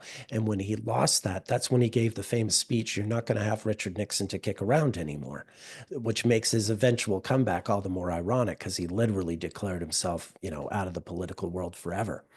Right. So So that even keep he thought he was done. Oh, in 1962, well, at least he, if he didn't, I don't know why he would say it to, a whole press corps in public with cameras rolling. So, yeah, one presumes that he did, but eventually he changed his mind. So So there's that, but there's also there's this other undercurrent. When Eisenhower became president in 1953, one of the first things that happened was since Eisenhower appointed the Dulles brothers, he had John Foster Dulles as his Secretary of State, and then Allen Dulles was running the CIA. This is when the CIA starts to become the institution that has the greatest reputation, let's say. The MK Ultra is introduced. It's a program whereby they're going to try and test LSD as a weapon, a psychological weapon, and this is created during the Venus retrograde of 1953. In 1961, when Kennedy takes over, I mentioned the Bay of Pigs. The Bay of Pigs invasion was supposed to be an operation that was conducted under a President Nixon, who it was hoped would win the election against Kennedy. So Kennedy winds up getting this, CIA led operation to fight Castro's Cuba, and he doesn't know much about it, but Nixon knew all about it. It was something that was supposed to happen with him in charge, and that had been developed with Eisenhower in charge. So when Nixon finally becomes president, 69, that Cambodia is bombed secretly, which will emerge later on. But it's always like, I mean, that's one pattern with this Venus retrograde in Aries, because it always follows a presidential inauguration. It happens with every second presidential inauguration. It just so happens that whatever sort of peak shenanigan, if you will, is happening. That's sort of like when it comes to the U.S. government, this Venus retrograde in Aries is some outrageous shenanigan that happens right at the beginning of the administration in the first 100 days. And in some way, you can tag it to virtually everyone who does get inaugurated during this one. right. And this one's also interesting and important because it ties back to last year. Because last year we were noting all of these repetitions that were happening between the 2024 US presidential election and the 1968 presidential election. And a lot of that was because there was a repetition of both Venus and like the Venus phase, like the fact that we had a Sun Venus cazimi or conjunction in Gemini in June. And then Venus was just like tracking and repeating exactly where it was all of 2024 back to where it was in 1968, but there was also the nodes were in the same place and the eclipses were also repeating in Aries, just like they had in 1968. So we had all these parallels. Um, and what were the parallels again? It was like the president who's the president at the time, instead of running for re-election, he steps down. Yes. Um, we had a Kennedy running for president where it was Robert Kennedy was running for president in 1968, and then his son was running in 2024. There, We had students shutting down Columbia University in protest of a military operation. There's that. We had a Democratic convention in Chicago. We had an attempted assassination, or well, obviously in '68 they were successful. Um, and I think there are still others, even though that's already quite impressive as it is. Right. So that's where, oh yeah, the other one was that it's like there's the protests that the Democrats are protesting, and it creates a somewhat chaotic like Democratic convention due Yes. to anti-war protests. And then in 1968, what happened is that those protests ended up helping to swing it so that the conservative candidate, who was Nixon, won the election then, and then gets inaugurated and comes into office. And one of the things that was interesting about that is that Chicago protest and convention was so chaotic in 1968 that there were a bunch of repercussions from that afterwards. And so one of those is that in March of 1969, the Chicago Eight were indicted, and this was during the Venus retrograde in Aries. Yeah, that's correct. I mean, this was this big show trial, and it was Abby Hoffman, Jerry Rubin. These were guys who were known as yippies. They were sort of, again, we're coming into that sort of theater, experimental theater.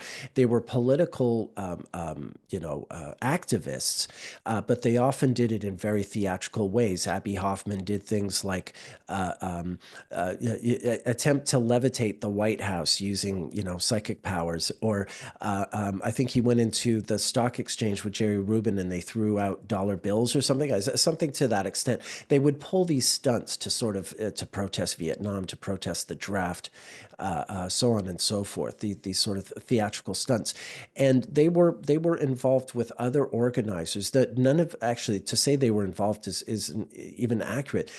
Different people who had a hand in creating the environment through which um, the riots in Chicago came to be. The political activists who wanted to protest the Democratic convention because they didn't like the fact that the party wasn't pushing a distinctly anti-war candidate like they wanted. Um, so Chicago became this big violent ordeal with the police, really hurting a lot of protesters, a lot of young people. And so the Chicago Eight ultimately, Hoffman, Bobby Seale of the Black Panthers was sort of thrown into this group. These other organizers who didn't have really anything to do with Hoffman and Rubin, who weren't as theatrical, they were more sort of serious political people. They also made up other people in the Eight. There were one or two people who were just sort of loosely political, who or controversial, who were sort of thrown in so that there would be some people who could be let go and some people who could be convicted. And the real hard targets were people like Hoffman, Rubin, and Seal, certainly. So it was a terrible trial. At one point, Bobby Seale was bound and gagged, really unfairly, just because he was protesting the fact that his lawyer wasn't present. All kinds of things happened. The trial itself became a big sort of piece of theater, and it was very serious and went on forever. So yeah, and again, we're going to touch on other things of this nature. There's a lot of things happening in the spring of '69 that are sort of political theater, or very provocative theater, very provocative public events Right. across the Yeah. political spectrum. Yeah. Yeah, so that one was a major one that they were charged with conspiracy and inciting a riot at the 1968 convention. It became a big media firestorm in the spring. One of my favorite Venus retrograde ones in the 1969 retrograde is the bed-in for peace in Amsterdam with John Lennon and Yoko Ono in March of 1969, where John Lennon and Yoko Ono got married under this Venus retrograde in Aries. And then the couple spent a week in their honeymoon suite at the Amsterdam Hilton Hotel, and they invited the press to observe their protest. And it was this weird mixture between a piece of performance art, which was very much Yoko's thing, and peace activism. And the couple invited the press to join them in their hotel room for every day from March 25th to 31st, 1969. And they were trying to find ways to promote the anti-war movement. Yeah, a great political theater, and of course that I mean, first of all, the wedding itself. Part of the reason John and Yoko got married on March 20th, 1969, was because Paul McCartney and Linda. Uh, um, I've blanked on her name. What am I thinking? Linda, his wife. I Eastman? do Is know it Eastman? Eastman. Thank you. Yeah, yeah. I blanked on her maiden name, even though I'm a huge Beatles fan. So Paul McCartney married Linda Eastman, I think March 12th or 13th or something. So the two Beatles are getting married during this Venus retrograde. And of course, they're the two songwriters, and it's not a big stretch to think that John marries Yoko because Paul just married Linda, and he wants to. The Beatles are really like that with each other. There's a sort of competition between them. Um, and then And he, in Yoko's chart, she has Aries rising and Libra, or so no, she has Libra rising, and Libra Aries is rising. her seventh house. So the Venus went retrograde there. And in the likely time for Lennon, he has Aries rising and Libra as his seventh house. Yeah, there are two versions of his chart. I've got an opinion, but nonetheless, there are two versions. The other version is Libra rising. So either way, it's an angular transit for him. So Hmm. even given the ambiguity, it's still in the middle of everything, certainly. Okay. Um, So yeah, I mean, that happens. And the interesting thing about the bed-in, of course, like it's perfectly innocent. They're sitting, they're lying in bed in their pajamas. There's nothing sort of sordid about it. But when they first announce it to the press, the press really think they're going to go to the bedroom and see like a honeymoon, if you catch my drift. Um, that's kind of part of the appeal, the way that they get the press into their hotel room in the first place is the press think that they're really going to get, something really steamy. Um, Right. but And they're there to really protest the war. yeah, and so apparently their protest inspired other bed-ins around the world. And then they did another one in Montreal in late May and early June, where which included the recording of the song Give Peace a Chance, which became Yeah. an anthem of the anti-war movement. And Give Peace a Chance was recorded on the 1st of June, 1969, just before Venus left Aries. And the lyrics, the core lyric is just, all we are saying is give peace a chance. Yeah, as a born and raised Montrealer, this is just a huge thing, for me. I'm really the kind of person who introduces the word pride into these kinds of contexts. But to have this song of any song written and recorded by a Beatle in my hometown is just, yeah, something that we just love where I'm from. And I've even snuck into the Queen Elizabeth Hotel when I was a teenager with my friends just to look at the hotel room where they had stayed all those years ago on the 17th floor. It's a notorious piece of theater. It's an incredible song in the sense that, my favorite Beatles song is I Am the Walrus, which is really complex and has all these different elements to it. Give Peace a Chance is a one chord song and a chant. It's so bare bones and yet it's so powerful. It's so incredible. Um, and the way it resonated, the song, took on a life of its own in the protest movement. Pete Seeger sang it at the biggest anti-Vietnam War march by October of '69. So, it's sure it's a song by a Beatle, but it's got a sort of a power and a status and a magic to it that exceeds even their work, their oeuvre. So yeah, what a thing. I Yeah. mean, as a Montrealer, I can't gush enough about it. But it certainly is, even as a piece of art, it's something very so stripped back and naked and essential and basic and beautiful. Yeah, I feel like if we had to do like a top 10 list, then this would be probably somewhere in my top 10 of just most striking Venus retrograde examples, just because of the way that it comes out of, their marriage, like the marriage between John and Yoko, and the complexities surrounding that, and then her background with performance art, and then them doing this, peace stuff with the bed-ins, and that trying to be like another expression of like the sit-in protests, and then finally the song itself, Give Peace a Chance, is like an expression of Venus retrograde in Aries. There's so Yeah. many different layers to that. This is definitely one of my top ones. Yeah, absolutely. I mean, the thing about this 1969 Venus retrograde in Aries is this is the one that is co-present with Saturn in Aries. And so you do get a very different kind of mix in that sense is um yeah, it's more sort of serious but also sort of stripped back and there is I mean, it's funny I'm saying strip back, but that is something that actually happens a lot here, whether it's a married couple inviting the press into their bedroom or other things that we're going to be talking about here. Right. And There'll, this there'll comes be up other more. stripping back. Sorry, go ahead. There will be more stripping. Yes. So this comes up in another one. I forget which one. It might be the 1953 one, but there was a theme that came up in one of the other retrogrades that we'll go into more of, like also with sometimes protests like these of being like radical chic or protest chic. And this isn't the best example of that, but there's some others that we'll see in the future where we'll circle back to this one as well in terms of like celebrities becoming involved in protests and things like that. Right. Yeah. Um, all right, so moving on, this is also connected to the repetition from 1968, but at March 3rd, in a Los Angeles court, Sirhan Sirhan admits that he killed presidential candidate Robert F. Kennedy, and on April 17th, he's found guilty of the assassination. So I thought that was curious just because the retrograde in Aries then referred back to the assassination that had occurred and to the eclipse that occurred in Aries from the previous year. So that's something I'm going to be paying attention to this year, just in terms of this Venus retrograde in Aries that's coming up, perhaps referring back to some of the events that happened after the eclipse in Aries in 2024. Yeah, and tied to all this, speaking of sort of celebrities and future celebrities, during this Venus retrograde, some students at Morehouse University in Atlanta, which was Martin Luther King's alma mater, they take one of the sort of school personnel hostage in a protest over some matters relating to race relations and the recent assassination of King the previous year.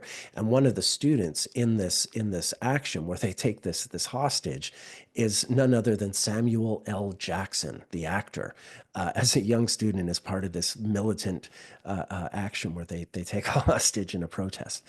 So that's interesting as well. But there's a lot of this kind of thing going on. And a lot of the sort of the FBI sort of COINTELPRO action against the Black Panthers is really surfacing now as they're planting all these different people within the organization to undermine it. And they, at one point, conduct this mass arrest of people they call the Panther 21, just a very large group of young people who were involved in the Black Panther Party, one of whom is the future mother of the rapper Tupac Shakur. And I believe I don't think he's born in prison, but I think she was at one point pregnant in prison with him. Yeah, Um, well, she's literally pregnant while she's defending herself and representing right. herself on Yeah. trial. Yeah. Um, she's arguing in court like why she's pregnant with him during this time. Yeah, yeah. So I mean, that's just hugely powerful. So yeah, her ordeal began with this arrest on April 2nd, 1969, with the Panther 21. Yeah. One of the things, oh yeah, this is where the protest sheet came up that the composer Leonard Bernstein and his wife Felicia hosted parties raising money for the Panthers. And it was one of these parties in support of Panther 21 that Tom Wolfe wrote about in his essay, Radical Chic, that party at Lenny's, in which he coined the term radical chic, which was said to be like a fashionable practice of upper class people associating with politically radical people and causes. And it's Wikipedia has this whole write-up where it says, unlike dedicated activists, revolutionaries, or dissenters, those who engage in radical chic remain um, more frivolous political agitators, ideologically invested in their cause of choice only so far as it advances their social standing. And the concept has been described as an exercise in double tracking one's public image, on the one hand, defining oneself through committed allegiance to radical cause, but on the other, demonstrating that this allegiance, because it is fashionable way to seem in name conscious society or something like that. So obviously there's going to be like some criticism and critique of that, but it was an interesting dialogue and criticism sometimes of people supporting radical causes, but not necessarily like getting down and dirty themselves in terms of doing some of the things that were involved in that. Yeah, but I mean, at the same time, some of these people really were getting down and dirty. One thing that comes to mind is Shirley Douglas, an actress. She was the wife of Donald Sutherland. She's the mother of Kiefer Sutherland, and she's the daughter of a very beloved Canadian politician named Tommy Douglas, the guy who literally introduced the Medicare system that they have there. She was arrested in October of 1969, specifically for, I think, transferring weapons to the Black Panthers or holding them for them, or there's something to do with weapons in the Black Panthers. So, this is a white actress from Canada and fairly, not necessarily in Leonard Bernstein's social class, but certainly, doing things that that put herself in jeopardy. And this is also when the weathermen are starting to emerge, and get more militant. This is what I mean about this Venus retrograde in Saturn. I mean, this is like everyone gets very, very sort of serious and hard about something that up until that point had been more hippie-like and hip and playful, even if it was protest. Everything gets very, very serious. Sure. I guess I was just saying that um, sometimes Venus retrograde periods can characterize something that becomes trendy during a period of time. Oh yeah, But sure. then the tricky part is that also sometimes during Venus retrogrades, regularly you'll see protests come up. So sometimes Yeah. part of what becomes trendy is protesting something, but there's going to be a spectrum of people that are like more or less actually dedicated to that cause versus only supporting it in certain ways or limited ways, or perhaps being more of a passing thing because it's more of a fad or a trend or something like that. There's going to be like a full spectrum. Yeah, absolutely. No, that's well put. You mentioned Saturn, and that was some important aside I meant to make earlier on, which is that there's probably a lot of greater specificity and ways in which each of these Venus retrograde periods can be further defined and unique based on the planets that are either in the sign that Venus is going retrograde in or are aspecting it by transit during the course of the retrograde. For the most part, we're not getting into that, but it's something that obviously we're aware of. We're just not going to, you could dive much deeper, maybe going into some of the specifics of what happened during each retrograde if you were looking at some of those aspects to Venus during the course of it. Yeah. Yeah. As well as like overlapping alignments, which you've mentioned in passing a few times, like the Saturn Neptune conjunction that coincided with one, or other various alignments that are happening at the same time. We're just isolating one alignment and trying to get as clear about it to see if we can see the patterns and the repetitions in it as we can. Yeah, I mean, these both these things are true at once, because you are getting this regular Venus rhythm, if you will.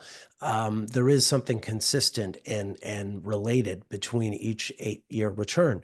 At the same time, indeed, everyone contains its own variant, something that's unique to that particular period that isn't present in all the other returns. Like, for instance, the Saturn being also in Aries in 1969. Right. Yeah. All right, so let's hit some other ones. I got a bunch for this one. March Oh, so do 17th, I.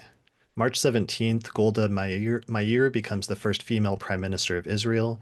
Again, I thought that was a very important political turning point in Israel. We keep seeing with this Venus retrograde, and I'm mentioning that just because I'm anticipating this upcoming one being important as well. There were a number of other firsts that occurred under this Venus retrograde. One of them, for example, was April 4th, Denton Cooley implants the first temporary artificial heart, which I thought was striking. April 22nd, English sailor Robin Knox Johnson becomes the first person to sail around the world solo without stopping.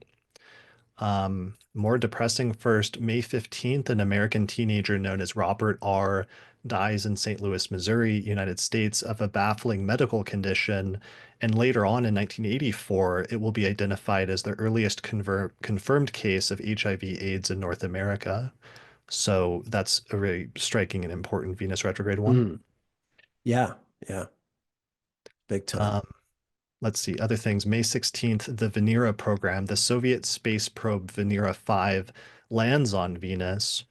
And um, this is really important because it gathered data and helped engineers to design future Venus missions, ultimately leading to the first successful landing on Venus with Venera 7 in 1970, shortly after Venus stationed direct in Scorpio. Yeah. Yeah. They always send probes. If they're sending any probe or what have you to Venus, it's always during the retrograde because that's when it's closest to Earth. I've got a whole book about, every single thing they've sent there, and it's always during the retrogrades. It's funny that way. It makes sense. I mean, it doesn't have to travel as far. Yeah, I'm glad you mentioned that because I think that's part of the astronomical significance of why the Venus retrogrades are so important and why Venus becomes so prominent during these periods. It's because Venus is actually closer to the Earth during this time when it's retrograde. Yeah, exactly. So that's why it appears to be going backward, is because it is so close, and why it just appears to stay in the same area for so long. Right. So this is at the what's called the inferior conjunction, which is the retrograde conjunction with the sun. Venus is on the Earth's side of the sun, Yeah, and yeah, it's that the that's closest to that's us. why. Yeah, that's why I like the term interior as opposed to inferior, because it's even more sort of specific and descriptive of that basic fact. It's inside. It's in between us and the sun. Right. Yeah. May 18th, the Apollo program, Apollo 10 is launched, and it's the full rehearsal basically for the moon landing. So think that's actually really important. They stopped 15 kilometers short of actually reaching the lunar surface, but this was basically like a dress rehearsal for Apollo 11 later that year when they actually landed on the moon. And this is another instance I saw of like almost like prototyping or putting the final touches Yeah. on preparing something before the full like show time that happens later in the year. Yeah, absolutely. Absolutely. And speaking of which, there's another important start that happens that same week on May 11th, 1969, in London. There's a meeting at the BBC. An executive there has brought together six different comic writers and performers who are interested in possibly starting a new show. And they get the go ahead to make a series of episodes under this new show, and they try to figure out a name. And ultimately, they decide on the name Monty Python's Flying Circus. And the first Ooh. episode will air at in the summer. But this is the meeting where they figure out this is going to be a show, and we're going to do this, and we're going to have this animator Terry Gilliam make these cartoons, and there are going to be no punchlines. So it is really sort of experimental, even though it's going to be hugely popular. It's a whole other way of writing comedy. The whole idea of writing comedy but not having punchlines, just having every skit kind of collapse and segue into a new one. And yeah, very, very sort of, it sort of defines humor today, but at the time it's wildly revolutionary. I mean, it was so radical at the time. I remember being 7, 8 years old and seeing Monty Python and the Holy Grail for the first time, and then catching up with the TV shows. I mean, it really did seem like it was out of this world.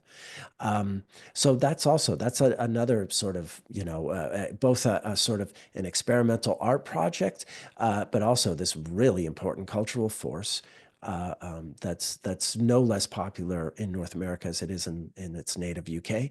And yeah, they're starting right at this time. Yeah, I mean, comedy and laughing is such a Venus thing. Yeah, Venus Saturn thing too.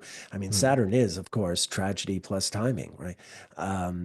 So the very Saturnian word, Saturn is very often present in humor as well. And I do absolutely think it's the combination of the Venus retrograde and the Saturn that makes Monty Python so funny. definitely. All right, another one that happened on Valentine's Day in 1969. This is one of the funniest Venus retrograde ones. The Pope issued a whole declaration in which they deleted many names from the Roman calendar of different saints, including Saint Valentine, who, Valentine's Day is named after. So, like, part of the headline of this day is essentially like Pope removes Saint Valentine's Day from the church calendar on Valentine's Day itself during a Venus retrograde. And I cannot think of a more Venus retrograde thing than the Pope calling off, saying like saying Valentine's Day is canceled from this point forward within the church, even though on a popular level outside of the church, Valentine's Day obviously continued to be, just as popular Yeah, yeah, it's pretty wild. Very Venus retrograde. for sure. Um, yeah, Very Venus retrograde with Saturn also in Aries at the same time. exactly. No, yeah, Yeah, exactly. Exactly. Yeah. It's funny, coincidentally, it was that same day, February 14th, 1969, that Vito Genovese died. He was a major, Cosa Nostra guy. Um, and yeah, sort of the flip side to the Vatican, I suppose, is yeah, Vito Genovese.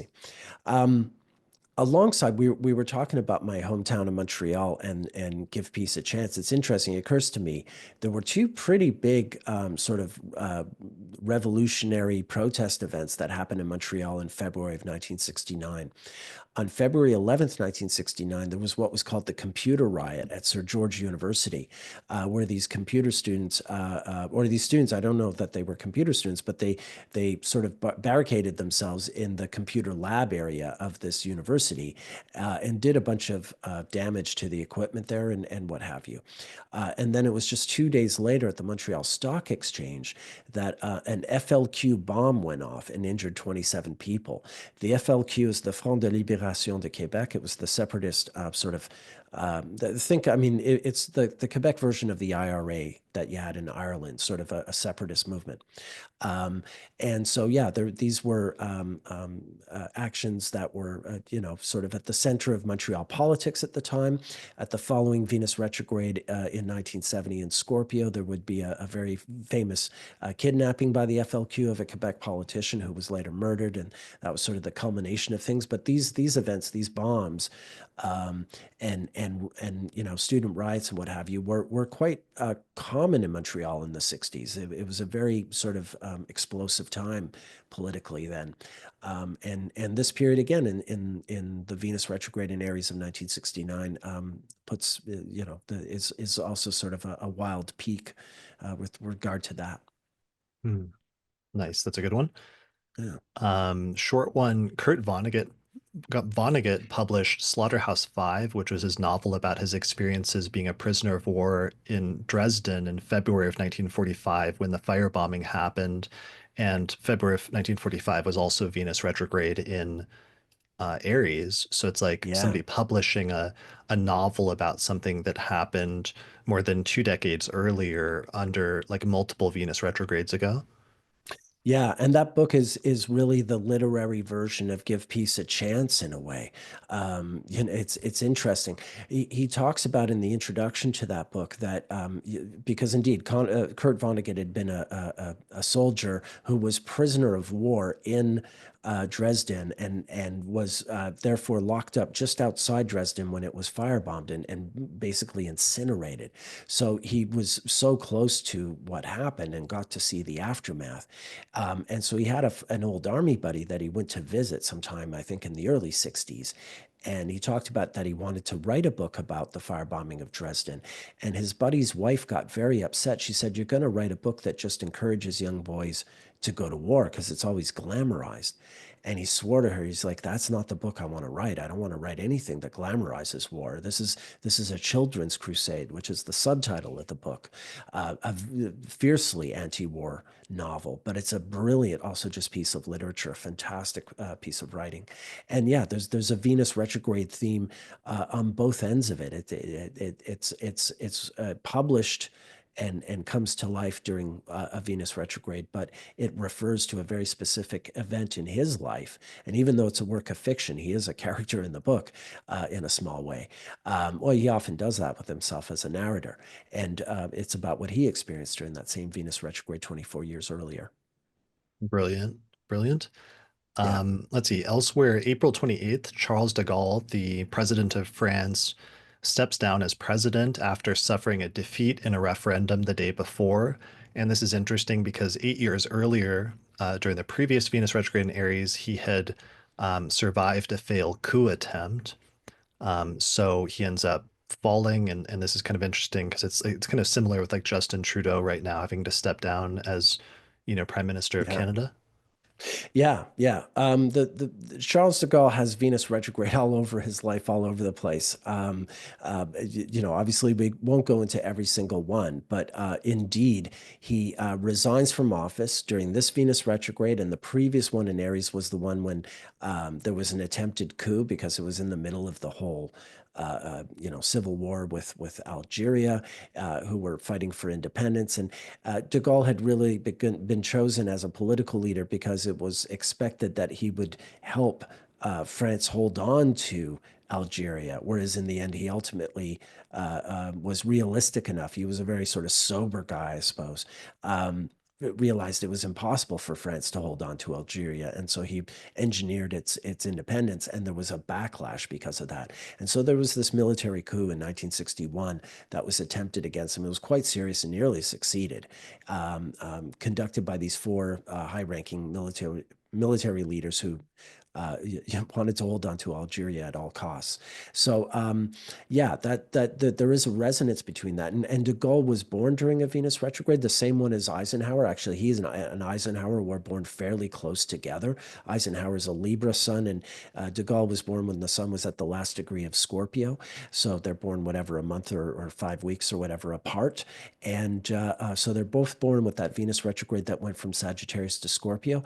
And de Gaulle would die just shy of the age of 80 during that same Venus retrograde in Scorpio. So he would be born and died in the same Venus retrograde interval, the one in Scorpio. So Hmm. that's also interesting that all sort of follows through. And years earlier in 1921, he married his wife during the Venus retrograde that went from Taurus to Aries in those days. So even, going back there in his personal life, that Venus retrograde is really important. So that's like parallel with like Trump, for example, who marries his first Right. wife under Venus retrograde in Aries and then Yeah. later FDR. becomes, Yeah, oh yeah, FDR married Eleanor during the Venus retrograde in Aries. Yeah, right. uh, well, we were speaking about Hitler last time. Of course, just before he took his life, he married Eva Braun during the Venus That retrograde in was Aries. the So most a lot of those. romantic one, right? Oh yeah, yeah, yeah. What a charmer that one. So yeah, like so many of those World War II people are totally Venus retrograde. Churchill was also born during a Venus retrograde, but he's literally the only one of these leaders who didn't die during one as well. He did die during a Mars retrograde, but all these other guys, De Gaulle, uh, um, uh, The president Eisenhower, FDR, yeah, Eisenhower, FDR, etc. Stalin, of course, right? Mussolini, yeah, they all died during Venus retrogrades. Yeah, so it is something wild there. That's always intrigued me. Yeah, Good times. Yeah, good it's something. times. There's something about. Well, one of the things I'm noticing with Carter right now is there's this huge outpouring of remembrance of the good things of the public support. Like there's an element of that sometimes when people die of memorialization and visibility and things like that. Sometimes when a person passes away, and just their prominence as their story like comes to an end at that point. Yeah, yeah. Yeah. All right. So there was two airplane things, which keeps being a recurrence in the 20th century, but one of them was February 9th. The Boeing 747 jumbo jet makes its first commercial flight, revolutionizing air travel. It was the first wide body aircraft ever made, and it began like the jumbo jet era. So this did a bunch of things. One of the things it did is it drastically increased the number of people who could travel by air at once because it could carry over 350 passengers. But that also meant that it would lower costs because more passengers meant lower cost per person, making air travel more affordable and accessible to the middle class, which democratized flying. Um, it also opened up new possibilities for long haul routes and nonstop flights across continents and oceans. It made air travel more spacious and comfortable, including, interestingly, increased amenities, where airlines introduced new in flight entertainment, better meals, and even lounges on the upper deck that made flying more enjoyable. And the last thing about that is that the Boeing 747 earned the name the Queen of the Skies for its graceful design and dominance of long haul air travel. So I thought that was a good Venus retrograde, the Queen of the Skies. Yeah, definitely. Similarly, March 2nd, the Concorde, the supersonic jet, made its first test flight. And this is a major technological advancement and a symbol of progress, as well as just one of the keywords of Venus retrograde in Aries seems to be zoom, things that go fast. So that was an interesting one. Other one of your favorites is like a scandal that happened in this Venus retrograde with Jim Morrison. Oh, yeah, but wait, I just want to continue on flights and then we'll get to him. Okay. Another thing relating to flights in this Venus retrograde in Aries is hijackings. 1985, 1969, and 1961 all have very notorious airplane hijackings that occur during that Venus retrograde in Aries. Um, so yeah, it's interesting. The one in 85 was really notorious, but in 1969 there were some pretty serious ones. And one of the first ones, it kind of became a phenomenon in the 60s, particularly flights to Cuba. And yeah, May 1st, 1961, there's a knife wielding Cuban who hijacks an airliner and forces it to Havana. And that almost becomes like, they didn't have memes in the 1960s, but hijacking a plane and taking it to Havana became a sort of, 1960s idea of a meme. It was, like a punchline, I suppose, as you'd say, something that kept happening. Mm. And it sort of starts around that time as well. So that's another thing pertaining to flights that I find interesting. I mean, Um, ironically, that was also what was happening in early 2001 was they were putting the final preparations and they were all taking yes, flying classes in order to plan exactly. that what ended up being the largest like terrorist Yeah, attack involving planes in history.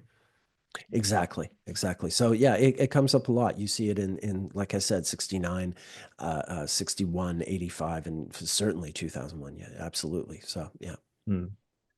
All right. Now, yes, So Jim Morrison. let's do a Um, brief version of this one. Well, I mean, this does become a really big ordeal because it sparks all this other stuff. It's part of what sparks the sort of the right wing pushback against decadent, hippie culture, if you will. So what happens is it starts in Los Angeles. There's this group called the Living Theater, and again, it's experimental art. It's this theater group that breaks the fourth wall and speaks to the audience. The people in the actors in the Living Theater will get naked and they'll yell at audience members and say really terrible things to them and be very confrontational. So it's really this very provocative form of experimental theater. And Jim Morrison, the singer in The Doors, goes to at least one of these living theater performances. I think he goes to several, and he's really inspired. Now, Jim Morrison himself is a really amazing performer, at least he has been, but he's also wrestling with alcoholism.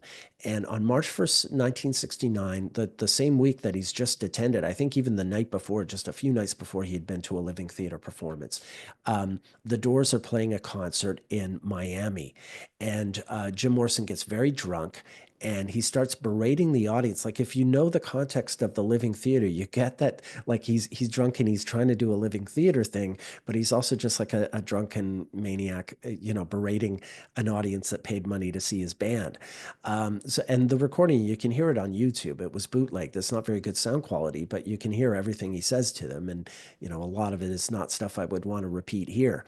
And then it all culminates with him basically threatening to expose himself, and he may have exposed himself.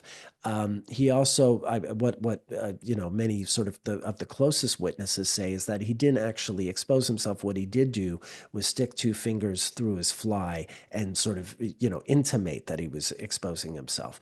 Whatever the reality of it was, it led to this huge outcry. He was charged and arrested later. I think he surrendered to the FBI technically, but he was charged and indicted. And even at his death, I think there was an appeal. There was still the possibility he would have gone to prison for this. But then furthermore, the whole thing sort of sparked these rallies that were for the rallies for decency, and this marked the ascendancy of this woman Anita Bryant, who actually I think just died this week. Anita Bryant was this sort of middle of the road performer, singer, and what have you, who was sort of took her homophobia and made it her brand. She was this sort of anti-gay campaigner, but it all came out like she became popular in part because because she participated in these Miami rallies for decency that came up because Jim Morrison had allegedly exposed himself to young people in Miami.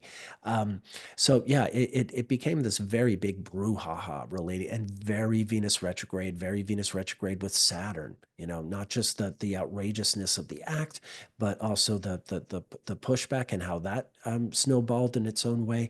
And again, we're seeing this experimental art that just keeps coming up when we're talking about it. You know, whether it's the bed-in or the living theater, all these things that are very yeah, you know, not conventional art. You know, really trying to change the rules of art. It's very Venus retrograde. Right. Provocative, but also like a scandal, like a public scandal involving a celebrity. Yeah, very much, very much. Yeah. That's a good one. That's a good one. Speaking of provocative art, there was a exhibition that occurred at this time that was like a major turning point in terms of art history. Um, Sorry, I'm trying to find my notes on it. I somehow lost track of. There it is.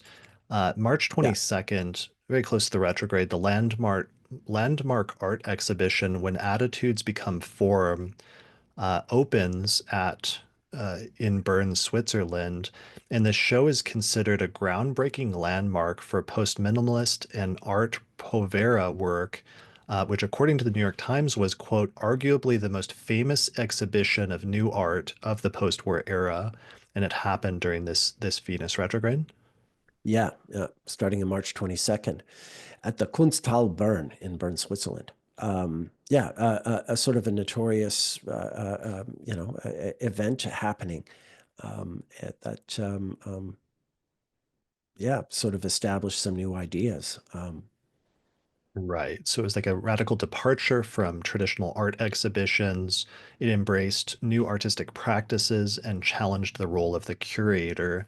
Um, and one of the things that's funny, though, is it caused some controversy at the time because some critics found the show to be messy and incoherent, but then it still ended up becoming wildly influential. And I think that's something that comes up as a recurring thing as well, sometimes with Venus retrograde and art is there's like avant-garde or provocative art, but sometimes there's pushback that it's like this is too crazy, this is, you know, not art or debates about that or things like that. And then but then eventually sometimes it becomes so it imprints like the public consciousness so much that it sets a new standard for things.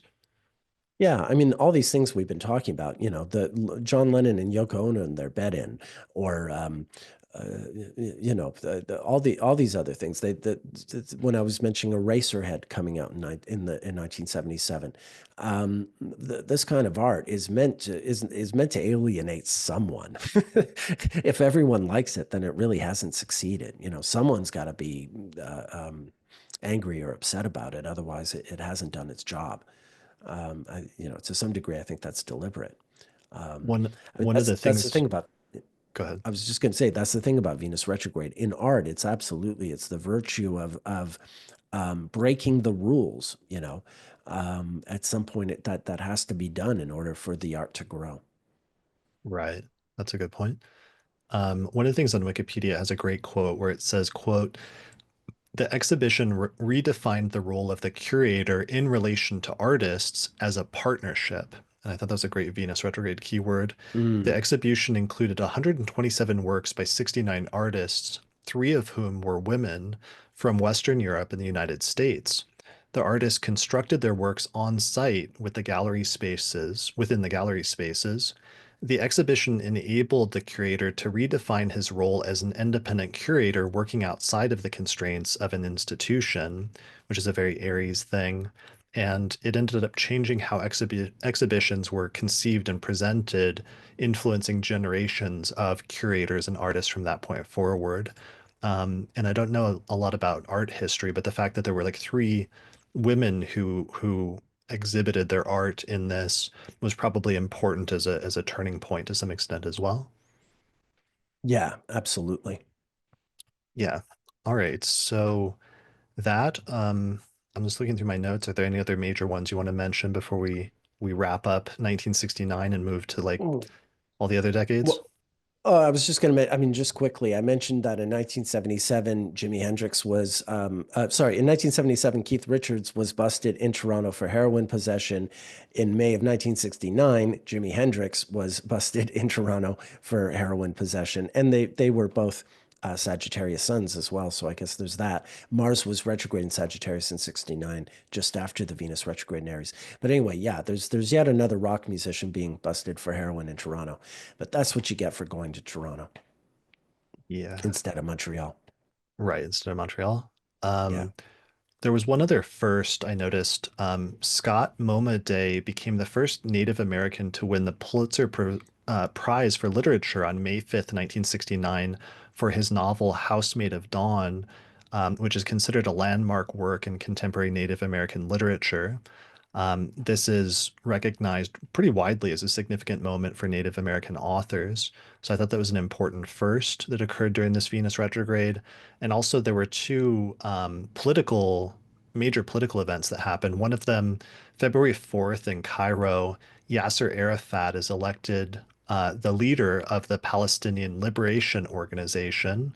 So Hmm. that ends up becoming important because he ends up rising and becoming a long-standing world leader. And Hmm. then also on January 22nd, there's an attempted assassination of the leader of the Soviet Union, but it ends up failing. Yeah, Leonid Brezhnev, and we're going to see a lot of it. I mean, we've already seen Chernyenko die when he's leader of Russia in 1985, and there's going to be a bunch more. We hinted at Stalin in 53, for instance. Yeah, there was an attempt on Brezhnev in 1969, just before Venus went retrograde, and he survived. He would be in power and die in November of 1982, actually during an exterior or superior conjunction of Sun Venus in Scorpio. But Brezhnev had natal Venus retrograde. He had natal Venus retrograde, I think, in Sagittarius or Scorpio, one of those. Hmm. As do a lot of Soviet leaders. More of them do than don't, actually. Gorbachev is one of the few who doesn't. Chernyenko did as well. So they're all over the place. But Nice. there's another important political event that happens during this time. May 22nd, 1969, the Vienna Convention on the Law of Treaties is adopted. So again, these sort of diplomatic, which is another very sort of Venus word. This is Venus just after the retrograde, so it's station direct. It's a morning star. It's still close to Saturn, and yeah, this is an important convention in terms of how people are treated. Another, United Nations treaty that started in 1949, but this is a sort of a revision and sort of centralizes how treaties are expected to function in diplomacy. Nice. That's a really good one, especially because the United Nations would be formed in 1945 under previous retrograde. Yeah, those first meetings, yeah, yeah, in the spring of 45, just as FDR died, even though it was kind of his brainchild. Yeah. Hmm. All right. I think that's good for 1969. Why don't we take a little break? All right, we're back from break, and now we're going to transition to talking about 1961 and the Venus retrograde in Aries that occurred during that time. So 1961 is important because this is the first retrograde that was entirely in Aries. Prior to this point, the Venus retrogrades were still starting in Taurus and then retrograding back to Aries, but this is the first one where it starts the retrograde in Aries and it ends the retrograde in Aries. And the dates involved were it stationed retrograde March 20th of 1961, and then it stationed direct on May 2nd. By sign, it was retrograde, or it moved into Aries the first time on February 2nd, and then departed from Aries the final time on June 5th of 1961. So this is 1961. The very first thing at the very top of the list at the beginning of the year is that President John F. Kennedy was inaugurated as president. As we said before, he beat Nixon, and Nixon, as vice president, had to certify the results of the election in Congress, which is a repetition of what just happened with Harris in 2025 and Gore in 2001. One. Um, let's see. You've talked about the Bay of Pigs fiasco, which is one of the first big things, which was planned for to happen under Nixon because the previous administration assumed Nixon would win, but then, and they got this whole plan ready basically to invade and take over Cuba. But then this happened during the Venus retrograde. Starting April 17th, they invaded Cuba, but the invasion failed by April 19th, and it was a huge fiasco and looked really bad on the Kennedy administration, which had just gotten started. Yeah, exactly. It was this huge blemish that made him look incompetent and that he wasn't really in charge right off the bat. So, yeah, it got things off Which to a was bad start. probably already an issue because I think he was the youngest president elected at the time, right? Yeah, maybe second to Theodore Roosevelt, but very young, and certainly the youngest in a very long time. So, And he uh, was also like the first like Roman Catholic, I think, elected president. that is correct. Yeah. And that was something that was really new, you know. That almost sank him right there. It was an issue in the campaign. It had never been done before. It had been tried before and it failed. It's not unlike women trying to run for president today. You know, like a few attempts had to be made before it, or at least one other attempt was made um, Yeah, I thought before it succeeded. Yeah. that was notable in terms of firsts. Okay, so the Bay of Pigs fails. March 1st, before the Bay of Pigs, but also in the retrograde, Kennedy establishes the Peace Corps. And I thought this was really Mhm. interesting. And initially, the Yeah. Peace Corps sent trained American volunteers to developing countries to assist with education, healthcare, and community development. Yep. There were, of course, also the Freedom Riders Did you have anything around else to this say time. about the Peace Corps? Oh, no, I mean, I'm sorry. um, I missed that. Yeah, well, they were founded on the idea that they were working side by side with people in developing countries, so Americans could foster understanding and goodwill, promoting peace and friendship on a global scale. Yeah, I thought that keyword of like promoting peace and friendship as being like one of the key terms around this time, Yeah, and it was connected also with his famous inaugural address, which happened in this year, where he said, "Ask not what your country can do for you, ask what you can do for your country," which kind of encapsulated this call to action that he was calling for people to do. right, right. Yeah, no, it was, and it was, you know, because the whole sort of Cold War thing, you know, there was also a PR element to it, although I do think Kennedy really believed in the Peace Corps' mission. I think he Right. had his brother-in-law was the sort of put in charge of it. Um, and yeah, you know, it was an important sort of cultural thing in the 60s as well for young people, you know, considering that in a few years' time, you know, they would start drafting the men to go off to fight in Vietnam. You know, you contrast that with this, and it's quite the um, yeah, you know, it's kind of how the 60s turned out. Started off very idealistic and peacefully and ended you know, with cynicism um and everyone and the loss of innocence, I suppose, you know. Um Right. Yeah, yeah. I thought that from a like a international standpoint is interesting because it was focused on winning hearts and minds, and it was seen as a form of soft power and a way to win the hearts and minds of people in developing countries and build positive relationships with them. And supposedly it was motivated because Kennedy recognized that military force alone could not solve the world's problems. So this was like presenting a different approach that was focused on development and cooperation. So I thought those are very Venusian themes to come up during this Venus retrograde when Venus is closest to the Earth. Absolutely. Absolutely. So in It not as Venusian themes, the Freedom Rider protest was also like a major thing that got started during this Venus retrograde that was very significant. Yeah, it was a movement of anti-segregation activists to integrate all the different Greyhound stations in the South. So they were riding, you know, Greyhound buses, and they wanted to defy, of course, the seating segregation laws, and they wanted to um, challenge the stations, the segregation laws inside every Greyhound station. But this turned ugly. Counter protesters came out and would attack these you know, these freedom riders. John Lewis, you know, was what the future politician was one of the young activists doing this. So they were beaten up and attacked, and a bus was set on fire, and yeah, it got really ugly and nasty. But it was this very bold and brave and idealistic um, attempt to desegregate these federal, transit facilities, um,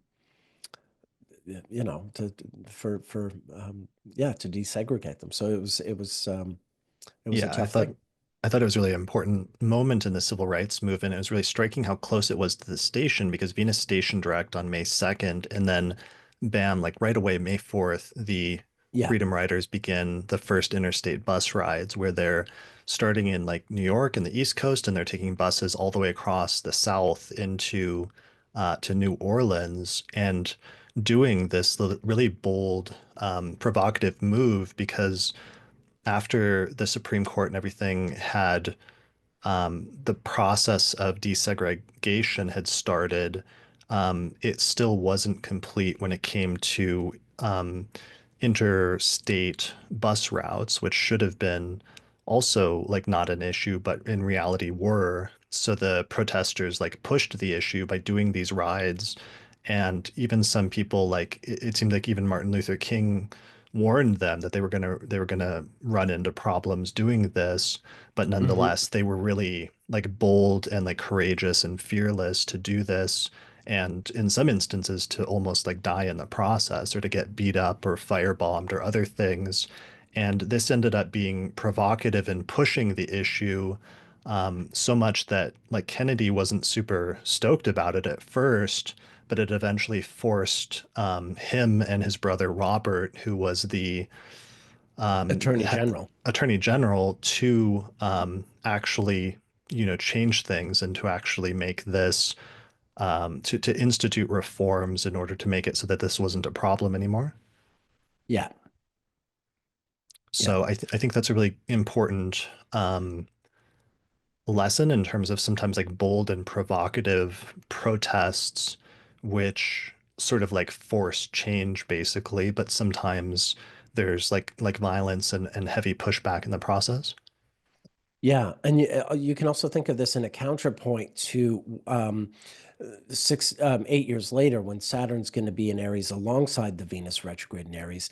This one in 1961, it's Saturn in Capricorn squaring the Venus in Aries, and yeah, this is how the '60s start with this sort of more. Uh, this is a more integrated movement. First of all, the Freedom Riders are the idea is to yeah, have people together. So there are whites riding alongside the Black Freedom Riders to show solidarity. By the end of the '60s, it's a much more sort of splintered movement. There are alliances like the Weathermen, but largely that's splintered. Um, and the idealism holds, but obviously it becomes more sort of jaded and cynical as the decade progresses, and especially after the murder of Dr. King. Right. But this ended up sort of setting the foundation for Oh other yeah. protests and other civil rights actions during the course of the decade. Yeah, absolutely. Absolutely.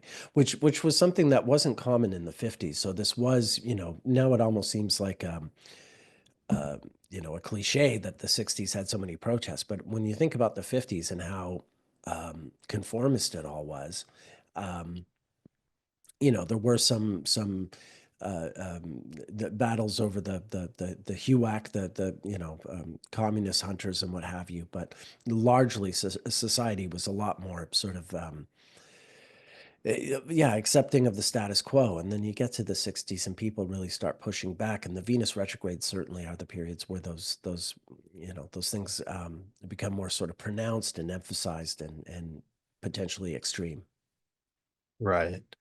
Um, that's crazy that the 60s kind of are bookended by these two Venus retrogrades in Aries, then that like you start the 60s with in 1961 and then you end the 60s with in 1969. And that actually just made me realize that we completely overlooked like a huge one in 1969 that I'd done work on before, which is the Stonewall riots Oh in yeah. June of 1969 happened under that Venus retrograde in Aries. Yeah. Well, we were going to come here in 1961. We were going to start talking about Judy Garland anyway. So we can tie this all together, and she's going to keep coming up all the way back to 1929 when she makes her first ever film appearance, which was filmed in June of 1929 during the retrograde. This retrograde is huge in her life. Two of her weddings happened during Okay. this retrograde, and so, yeah, it just goes on and on. Okay, Um, then we'll introduce her yes, formally. let's do that. So hold on, but um, do you happen to know? Do you happen to have a reference on when the greatest elongation was in 69 on the other end? Oh, I mean, if I have to open something to do it. 1968. I'm just going to pull up AstroSeek then really Yeah, quickly. Greatest better. elongation was June 17th. Okay, so it was like a little pushing it on the other side because Stonewall was like at the end of June of 1969, right? It was Yeah, like yeah. June It 28th. is a little bit outside it. Yeah. Okay, so it's like right after the Venus retrograde um, was the Stonewall riots, and that's especially like Uranus going into Libra is one of the main things I always associate with that. Let's talk It, about it Judy is. Gar.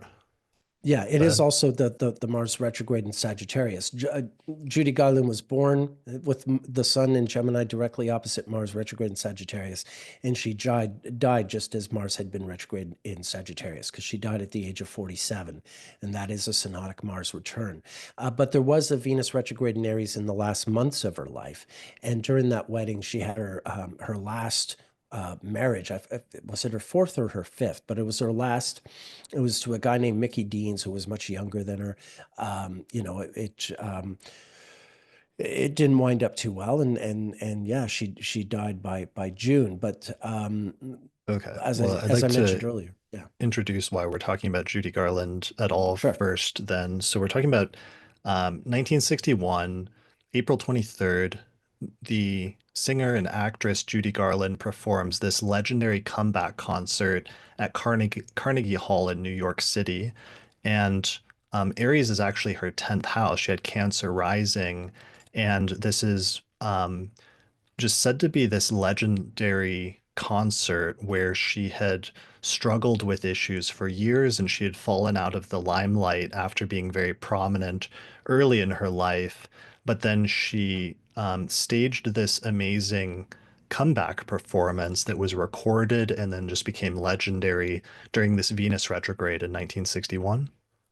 Yeah, yeah, it was a huge deal and a big seller and a big comeback.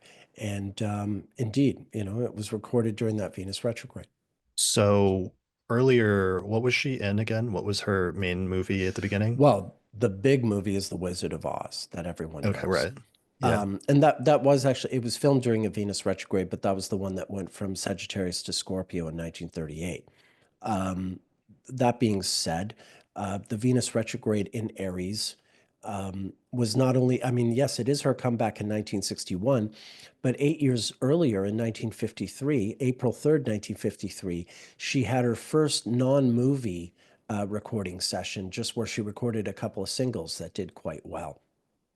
And that was her first session outside of the movies in 7.5 years. So that was a comeback. She was coming back to like the record market outside of just being a film star in 1953. So Hmm. that the comeback in 61 is very notorious and it really was like dramatic. Um, but the overall, this Venus retrograde in Aries does tend to be a period where she renews herself in some way. Um, back Right. in, Which I think is the really important because it's like she's only 38 years old at this point, but right. because she had been a child star and she had struggled with issues with like addiction, with career setbacks, and with other health issues, this was her like coming back and delivering this powerhouse performance that showcased her vocal range and showcased like emotional depth and stage presence. And then they ended up recording it and it was released as Judy at Carnegie Hall. as a double album, which ended up being a massive critical and commercial success. And it won 4 Grammy Awards, including Album of the Year, and remains one of the best-selling live albums of all time. So this is a huge deal, and it was recorded. It happened under this Venus retrograde in Aries. Yeah, that's absolutely true. And also this year, she filmed her role in the movie Judgment at Nuremberg, which came out at the end of 1961. And she was actually nominated for a Best Actress Supporting Role in 62 for that film. So even Hmm. that, like the comeback at Carnegie Hall also sort of reintroduced her film career. Um, and albeit briefly, but quite notably, Judgment at Nuremberg is a really big movie of the era. And she's alongside Burt Lancaster, Spencer Tracy, Montgomery Clift. They're all in this movie. So it's a pretty big deal. And Yeah. yeah, it's a comeback. So this becomes like a career highlight of like her entire career. But then during this Venus retrograde, but then 8 years later, she dies in 1969, and that Venus retrograde in the early part of 1969 ends up being like her final months of her life, and she ends up getting married during that time. Yeah, she gets married for the fifth time, like I said, to a young guy, and it doesn't work out very well. This guy, Mickey Deans, and yeah, I mean, she's really far gone by this point, and just so fragile that it doesn't take much else to take her away. But if you go back, like in 1937, during that same Venus retrograde, this is when she started doing movies for MGM and starts doing her first recording sessions for them. And then 8 years before that is when she is first in the cinema as a really small kid when she's just turning 7 years old. So this Venus retrograde in Aries from the beginning of her career, or at least her film career, to the very end of her life, that Venus retrograde in Aries is always timing something very important. She marries Vincente Minnelli in 1945 and Mickey Deans in 1969. So sure, she was married 5 times, but 2 of those are during the Venus retrograde in Aries. Hmm. Okay. Um, yeah, so it's really, really, really prominent. And then you In ter combine that with the Mars retrograde in Sagittarius, and then it really gets interesting. right.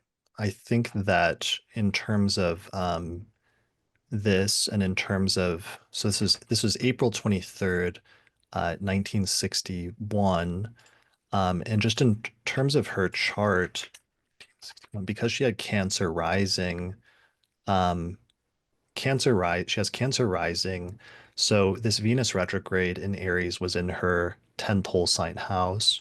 And I think that's one of the reasons why this was such an important one for her in terms of her career and making this comeback, but it also being this career highlight for her because it was this Venus retrograde in her 10th house of career. So there's just something very striking about that I want to point out just in terms of that. Yeah, no, absolutely. I was just going to mention two people who were born during that Venus retrograde in Aries period who had an important impact on her life. One of them was the film director Victor Fleming, who's one of the main directors of The Wizard of Oz. And then Harold Arlen, who wrote the song Somewhere Over the Rainbow. I mean, the song that really is her signature tune from The Wizard of Oz. He was born during that retrograde. So you can even just see the synastry in terms of, some of the people who were involved in her life who had an impact. Hmm. Okay. Yeah, so to bring things full circle, so as we said, 8 years later, she passes away in June of 1969, which is this is that's the one that's fully in Aries, right? Yeah, the 1961 is the first one that's fully in Aries. Yeah, Fully in when Aries. she's at the Okay, beginning. yeah, Yeah. yeah. So this is just coming off of the Venus retrograde. She ends up passing away in June of 69. And then one of the reasons we were like tying this into Stonewall is because you were saying that there may have been a connection there, right? Well, that certainly is part of the lore. Judy Garland was always very important in the gay community, and so when she died in 1969, the men at the Stonewall Bar in Greenwich Village were mourning her loss. They were mourning her death, and they were sort of bonding over that as people do. The people at the bar. Yeah, yeah. Um, and and the police came in, as they, you know, as they often did. There was a lot of police harassment of this community in these days, but it was because it was this sort of, you know, sacred vibe, if you will, because they were mourning the loss of Judy Garland. That sparked part of the outrage. I mean, you know, sure, certainly, I'm sure it was like a kettle boiling. They'd been harassed so often that, you know, someone was bound to snap. But one way or the other, her passing was sort of a catalyst. It's the thing that's on all their minds when the police are walking in the door and disrupting them. And so everything that follows does in some way seem to have to do with her passing. Yeah. Right. I mean, I was trying to look that up and there I was seeing some skepticism about whether that was for sure the case, even though it's been thought that it was the case for a while and that it was circumstantially suggestive, and may have been some role, but then also they've been getting harassed for like years and persecuted for years, so that was probably also like a major overriding factor. Sure. Look, you know, I wasn't there, so I can't attest to it, but it's true that sometimes apocryphal stories are nonetheless true, if you know what I mean. Right. If they're not true, in fact, they're utterly accurate in spirit. So, yeah, one way or the other, there certainly is a connection. It certainly did happen the night she died, anyway. And I do believe the people at the bar knew that it had happened when you know trouble broke out. So. I'm trying to think of like an equivalent today, but it's like if yeah, I don't know if like Lady Gaga or something had just died days earlier, and then the police are hassling you, you know, that would certainly be somewhere in the back of your consciousness in terms of like grieving and the stages and things for that. Yeah, you know, I like Lady Gaga fine. I don't know if I personally would be that devastated. But no, sure, hypothetically, that kind of Well, thing. But I think it was, what is your if John oh, Len if what the one of the Beatles just died? Let me make that well, analogy.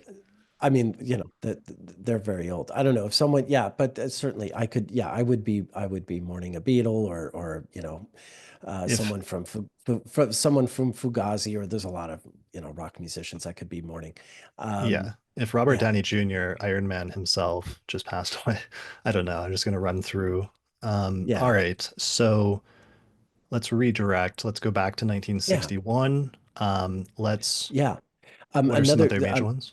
yeah, you know, going back to the idea of young stars who are like getting their big break during these retrogrades, who are going to be huge stars. There's a nightclub singer, a really young girl named Barbara Streisand, who gets her break during this Venus retrograde in 1961. She's sort of a last minute addition to this show that's a precursor of The Tonight Show, the Jack Parr show. And so she gets to sing on television, and it's part of what gets her a record contract. And she's going to go on to become Barbara Streisand. Um, Speaking of which, actually, something else we left out from 1969 are the Oscars, because in 1961, she gets that first TV break. In 1969, at the Oscars, it's kind of like a real anomaly. She and Katharine Hepburn are tied for the Best Actress Oscar. Something that really, there was a tie very early in the Oscars for a Best Actor category, but it's not something that really could happen, you know, so easily, and certainly not under this more regimented regime. But this is what happens. Again, very Venus retrograde with Saturn in 1969, In because it's Barbara 69, and Streisand. that's so that's yeah, that's like a huge that's a fiasco. Right. But it's like, think about it. It's Barbara Streisand and Katharine Hepburn. Katharine Hepburn is considerably older than Barbara Streisand, right? Like there's a generation thing there, Hmm. along with the Venus retrograde. And yeah, you know, again, it's another one of these sort of somewhat embarrassing um, events. And actually, funny enough, 8 years after that, in 1977, Streisand wins the Best Song Academy Award for her song for, ironically, you mentioned Lady Gaga, A Star is Born. Long before Hmm. Lady Gaga was in a version of A Star is Born, Barbara Streisand was in a version of Star is Born. And before Barbara Streisand, Judy Garland made a version of A Star is Born Oh in the wow. 50s. So um, that's a whole other thing. When you were talking about Lady Gaga earlier, I was trying to remember if that movie came out in 2017. It came out in 2018. Yeah. I wouldn't be surprised if Lady Gaga's A Star Is Born was filmed during the retrograde in 2017, right? A year before the movie came out. Um, anyway, yeah. Yeah, it actually says filming began April 17th, 2017. There you go. I didn't know Is that that. I just like it's a lot. Yes, like that's the right? thing. You can You can just start to, yeah, eventually you just know. It's like what I said about the German woman running, for president in March. It's like, oh yeah, of course that's going to be the one. Like eventually this stuff writes itself and it becomes very obvious. And right. yeah, yeah. You can There you start go. to you can Yes. start to infer past events that have happened, but then you can Yeah. also start to infer future events that are going to happen as Exactly. well. Exactly. Exactly. Um, Yeah, it becomes really it becomes a really handy tool that you can use, and always some kind of like shorthand that is very useful in so many different facets of using astrology in mundane and in client readings, anything like that. It's You know, always and always always useful. one of your most famous actually inferences of it that was impressive is you can also use it for rectification. And I think this was it Venus retrograde was one of the reasons why you thought the Hillary had No, Gemini that was rising. Mars. Those No, Mars that was retrograde. Okay. Mars. That was Similar thing Mars then. retrograde because the Mars retrograde in Cancer is a regular. Like think about it. In 1961, we were just talking about this, or rather in 1960, before the inauguration of 61, when Mars is already in retrograde in Cancer, when Kennedy defeats Nixon in the election, young Hillary Clinton, who I think is 13 at this point, she lives in Chicago and she sees firsthand that the election has been cheated. She witnesses this, and she is a Republican at the time. She wanted Nixon to win in 1960, and she sees that Kennedy has sort of stolen it, and it kind of takes her innocence.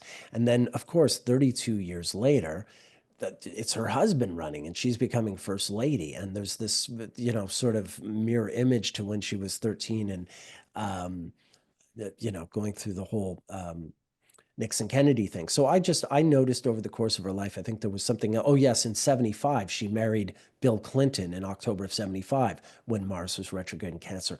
So it was just a matter of like finding these Mars retrogrades in Cancer that repeatedly had these really important, coincided with important turning points in her life. Hmm. The Nixon election, marrying Bill, and then Bill becoming president, and that was the basis for my saying that she was Cancer rising, and it turned out I was correct and you guys were not. Yeah, we failed We failed. a legendary failure of rectification. I thought the chart was more prominent, the morning one, but the correct chart ended up being the other one. So same principle though with the Venus retrogrades, where it's like if you didn't know Judy Garland's birth time, you might note this Venus retrograde, and if you had like Cancer, if like a relative had remembered she was born around a certain time and Cancer rising was one of the possible times, and you'd note this like huge comeback when Venus is retrograde in Aries, then it's like it would push you in the direction of rectifying to Cancer rising. Or like a Yeah. similar thing when we get to Einstein in 1905 and his Venus retrograde in the 10th house in Aries because he has Cancer rising and publishing the theory of relativity in that year. Yeah, exactly. I do use this for rectification. It's very handy. This is exactly the kind of thing where it really comes in useful, particularly when you pair it with the Mars synodic cycle, because Venus and Mars are useful for almost exactly the opposite reason. Venus is useful because it does send this sort of, it sets this 8-year regular pattern. It's very symmetrical and even. And then Mars, because the orbit of Mars is so sort of warped, it's elliptical. Um, and therefore the cycle is really sort of asymmetrical. And there are some signs like Capricorn, Aquarius, and Pisces where Mars retrogrades or conjunctions to the sun are so infrequent that you can really zero in on these little periods when they do happen and find really relevant stuff. So yeah, it's a really useful pair of synodic cycles that can help in a big way with rectification. I For can't sure. imagine trying to do rectification without them. Definitely, for sure. All right, so back to 1961, January 3rd, one of the things I thought was interesting is Dwight D. Eisenhower, before he left office, announced that the United States had severed diplomatic and consular relations with Cuba. And then, of course, the Bay of Pigs fiasco happens just a few months later, which further just makes things terrible between the US and Cuba. I thought this is interesting because in 2015, on July 20th, Cuba and the United States ended 54 years of hostility and reestablished full diplomatic relations. And this was 4 days before Venus stationed retrograde in Virgo. So there's like a Venus retrograde connection there. Yeah, the Cuban Revolution was, of course, at New Year's Day of 1959, but it wasn't until you got to that summer of '59 that things between the U.S. and Cuba really started to go south. In the first few months of the revolution, it wasn't clear that it was necessarily a communist revolution, and Castro even went to the U.S. and I think spoke to Nixon at that time, who was still VP. And things were friendly. But then in the Venus retrograde in Leo in the summer of '59, that's when things started to go, get hostile between the two parties. Hmm. Another thing, but going back to January of '61, though, as the Eisenhower presidency is ending and Kennedy's coming into power, one of the last things is done is the CIA cooperate in the assassination of Patrice Lumumba, rather. Patrice Lumumba was the political leader of the Congo, which had just gotten independence from Belgium. We're talking about the singularly most exploited country in the on the African continent in a on a continent full of exploited countries, and Lumumba was murdered within hours of Kennedy taking power, and Kennedy was really intent on helping Lumumba. And by the time he got into his office, he learned that Lumumba had been killed, and there's a famous photograph of Kennedy on the phone being told that Lumumba was murdered, and Wow. the way it crushed him. So that, I mean, again, these were CIA shenanigans. Eisenhower's Again, Eisenhower was inaugurated in '53 when Saturn and Neptune were conjunct his sun, and the CIA, since he appointed the Dulles brothers into their position, Allen Dulles is the head of the CIA. This is when they really start to become, the dirty tricks people, so to speak. And yeah, that's what happens with Lumumba and MK Ultra and all the other things that are happening. And very likely it has something to do with Kennedy's eventual murder as well. Hmm. Okay. All right. So let's see. Moving on to their major ones. We already mentioned the Academy Awards this year, but this was the one where the movie The Apartment wins the most That's right. awards, including Best Picture. And the Wikipedia says that the description is the film follows an insurance clerk who, in hopes of climbing the corporate ladder, allows his superiors to use his Upper West Side apartment to conduct their extramarital affairs. He becomes attracted to an elevator operator in his office building, unaware that she's having an affair with the head of personnel.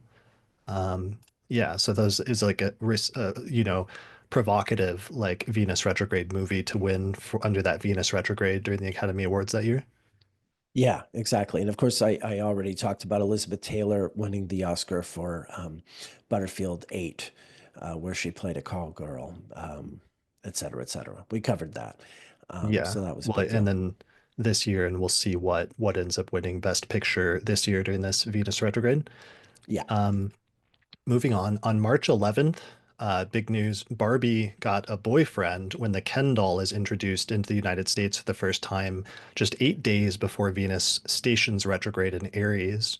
And I thought that was hilarious and also kind of connects it in with other famous Venus retrogrades for Barbie, including the release of the Barbie movie, the day that Venus stationed retrograde in 2023, as well as the 1959 Venus retrograde in Leo, which is the summer that Barbie became popular. The perfect sequel, like a lot of these retrograde cycles, one leads to the other. Yeah, but it's just funny introducing during the Venus retrograde the Ken doll and the idea Yeah. that Barbie has like a boyfriend or like a partner. Yeah. And then of course that's interesting because that like Ken would play a major role in the Barbie movie itself.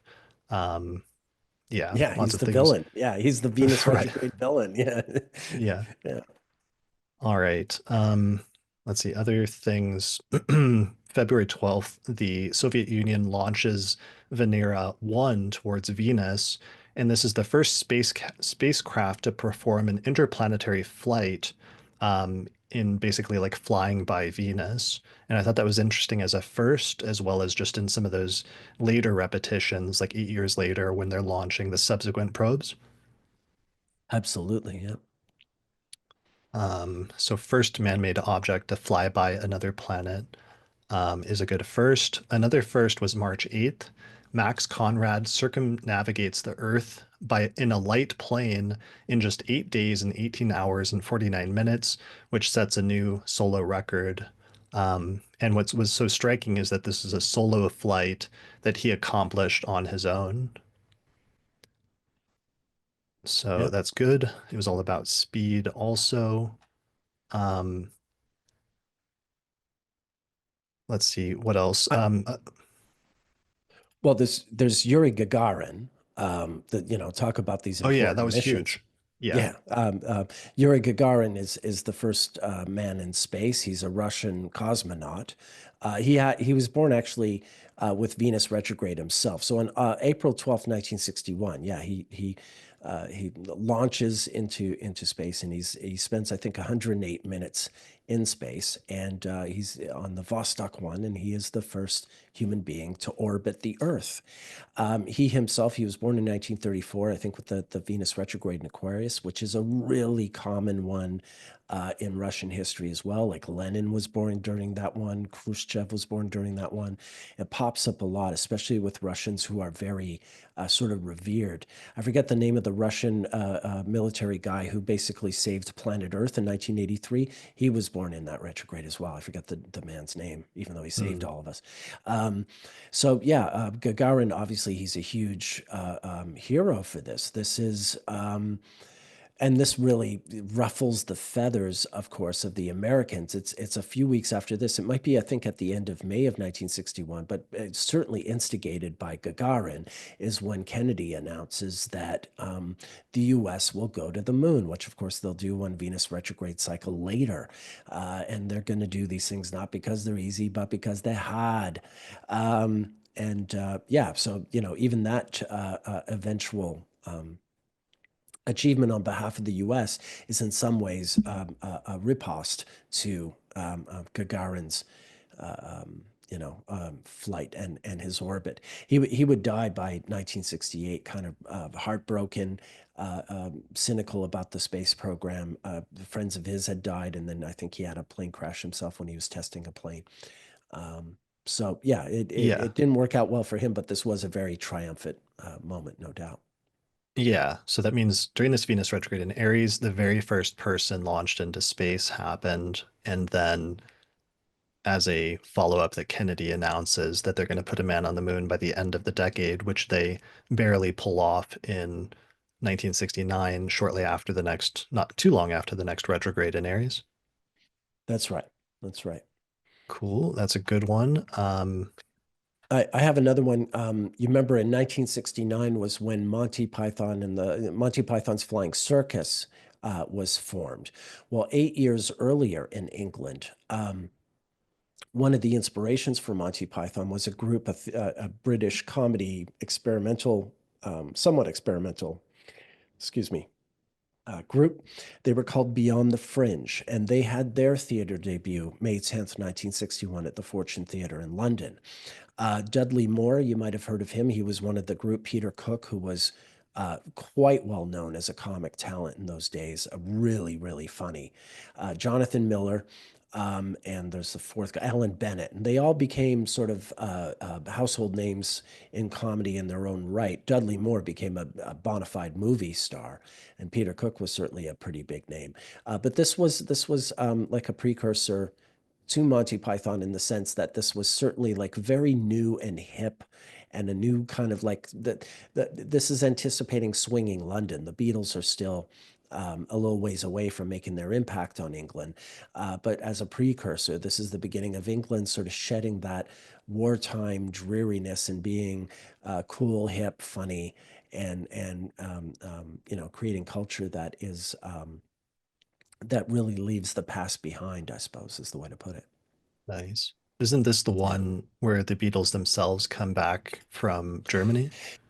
Yeah, yeah. The Beatles went to Germany from August to November of 1960. It started okay. I mean, they played. They got to be really really good in a short period of time. It was during that trip that they first met Ringo Starr for the first time. He wasn't in their band yet, and but it ended kind of in a rough way. George Harrison was too young. He wasn't 18 yet, and so he was busted for being underage and forced to go back home. And then Paul McCartney and Pete Best, the drummer at the time, they were, young guys looking for something to do, and apparently they had a con in the back room of a nightclub that they were just leaving where they had been playing, but they left to play at a different club, and so the manager of the club was mad at them. And as they were packing up their stuff and going, they took a condom, they stuck it to the wall, and they set it on fire, which caused like a little burn mark in the wall. And so they got arrested and sent back to Liverpool.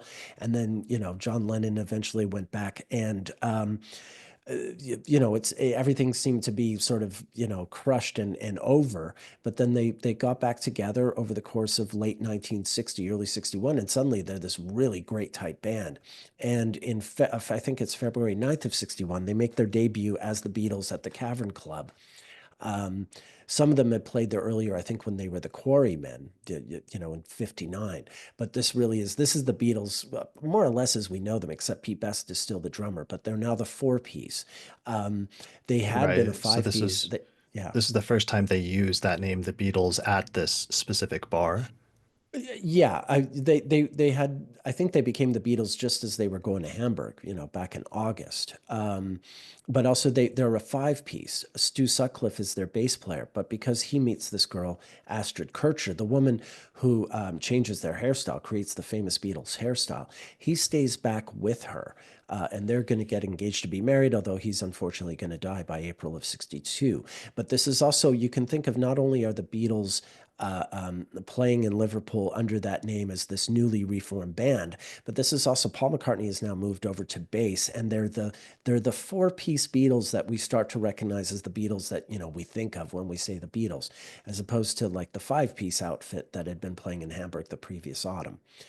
Right. So this is the final retooling thing before basically hitting it big because they start playing at Yeah. the Cavern during this Venus retrograde. They build up a fan base there over the course of the next several months, and then that's where they get discovered by their manager, Brian Epstein. Yeah, Brian Epstein finds them in November of 1961, but pretty much, I think exactly the day that Uranus makes the first ingress into Virgo. And these guys, I mean, the Beatles are very much all about the Uranus and Virgo era. So it's really interesting because Uranus makes two ingresses usually into the sign. The first ingress of Uranus into Virgo is in November of '61 when Brian Epstein discovers them in the basement club, the Cavern. And then the next Venus retrograde ingress into Virgo is in August of '62, just as Ringo Starr's replacing Pete Best, and they're about to record their first single and really become the Beatles. So, yeah, the astrology and all of that is very interesting, but I think the Venus retrograde thing in this case, yes, it is about their new image in Liverpool, what they had been thought of as a sort of a fifth-rate band, and that they weren't taken very seriously, but because they Oh got yeah, so good. because they're returning home. That's what it is. Exactly. They're After returning home, from but they're returning home, but people even think like that they're from Germany. They're so good. Who are these guys? So that, yeah, they really sort of take Liverpool by storm because of how much they've improved. And also I think it just has to do with that four-piece lineup of the Beatles being what it is. It's more consolidated. It's that much closer, apart from Pete Best having been replaced yet. It's that band that we recognize. And of course we were talking about, like, 8 years later in 1969, they're going to be at each other's throats and they're kind of breaking up. Paul and John get married. They're all right. working on Abbey Road, their last album, and they pretty much had it with each other. So it's an interesting sort of beginning and ending in some ways. Yeah, that really bookmarks these two Venus Yeah. retrogrades do bookmark the beginning and the end. And then in the interim, they blew up and became the biggest band of the 1960s. of ever. I mean, they still are the metric against which bands are measured usually, at least for my generation. But I mean, yeah, I mean that, it's a name that really that lasts. I mean, my God, they're funding Disney. On there's a new movie on Disney every year now, thanks to them. Right. Yeah. All Yeah, right. So that's good for the Beatles. One thing we forgot to mention is that um, after the first human was launched into space, shortly after that, like a month later, the Americans launched their first person into space in May of yeah, 1961. And this was also during the Venus retrograde period that we're looking at. yeah. That's right. So I mean and the funny thing is, as I understand it. Oh no, no, sorry. That's about the never mind. That I'm thinking of something else in the space chrono. There was something earlier when 57, the Russians just launched this satellite, right? What was it called? The famous satellite in October of 57. The reason they did it was because they ignored some like testing protocols that the Americans were observing with theirs. So it was almost like the Russian recklessness allowed them to beat the Americans to the punch, I suppose. But yeah, here again, it's true. Like the Americans were about to launch someone into space. But the Russians beat them to it with Gagarin, probably by cutting some safety corners. Mm. So this was done on May 5th, and it was Alan Shepard becomes the first American in space. Yeah. So a lot of firsts. Um, oh yeah, there was a major one with Adolf Eichmann, and his trial took place during the Venus retrograde starting on April 11th. And Mm. this is the trial of a Nazi, very prominent Nazi leader, begins in Jerusalem. And this is two Venus retrogrades after the end of World War II, which ended with Venus retrograde in Aries in 1945. And Adolf Eichmann was a high-ranking Nazi that was involved in the organization of the Holocaust and the concentration camps. And he was initially captured by the Allies in 1945, but he was able to escape. And then he was able to flee basically to Argentina, where he lived for a number of years. But then the Israeli Secret Service tracked him down and captured him and brought him back to Jerusalem for trial. So during the course of this Venus retrograde, there was this very prominent um, trial of this like Nazi war criminal. And part of what that involved was a lot of people who had been in the Holocaust coming back and having to share stories and to recollect what happened and to have all of this televised by people around the world. Yeah, and you remember I mentioned that Judy Garland was in the movie Judgment at Nuremberg, which is being filmed while that Eichmann trial is going on, and I think that it's sort of sparked in some fashion because that trial is happening. So yeah, that's this big movie with Judy Garland and Marlena Dietrich and Burt Lancaster, Spencer Tracy, all these stars, Montgomery Clift, and yeah, that's happening on the tail of the Eichmann trial is this cinematic recreation of the Nuremberg trials, which had occurred after the war in 1945 to 46, and Mm. actually ended with the Venus retrograde in Scorpio 46. Yeah. So the Eichmann trial was like a major thing that was happening during this time. There's this whole thing about remembrance and education, and it created this really invaluable historical record of different Holocaust survivors documenting the atrocities in detail and preserving the testimonies of some survivors. And this is even more striking as a Venus retrograde, not just because the war ended in 1945 during that Venus retrograde, and not just because Eichmann himself escaped after the war ended, but also because one of the things we'll come to in 1945 that I find incredibly striking is that all of the concentration camps were liberated in the first half of 1945 during the course of the Venus retrograde period. And the last camps were actually liberated right as Venus was like stationing direct, which is very striking to witness. Yeah.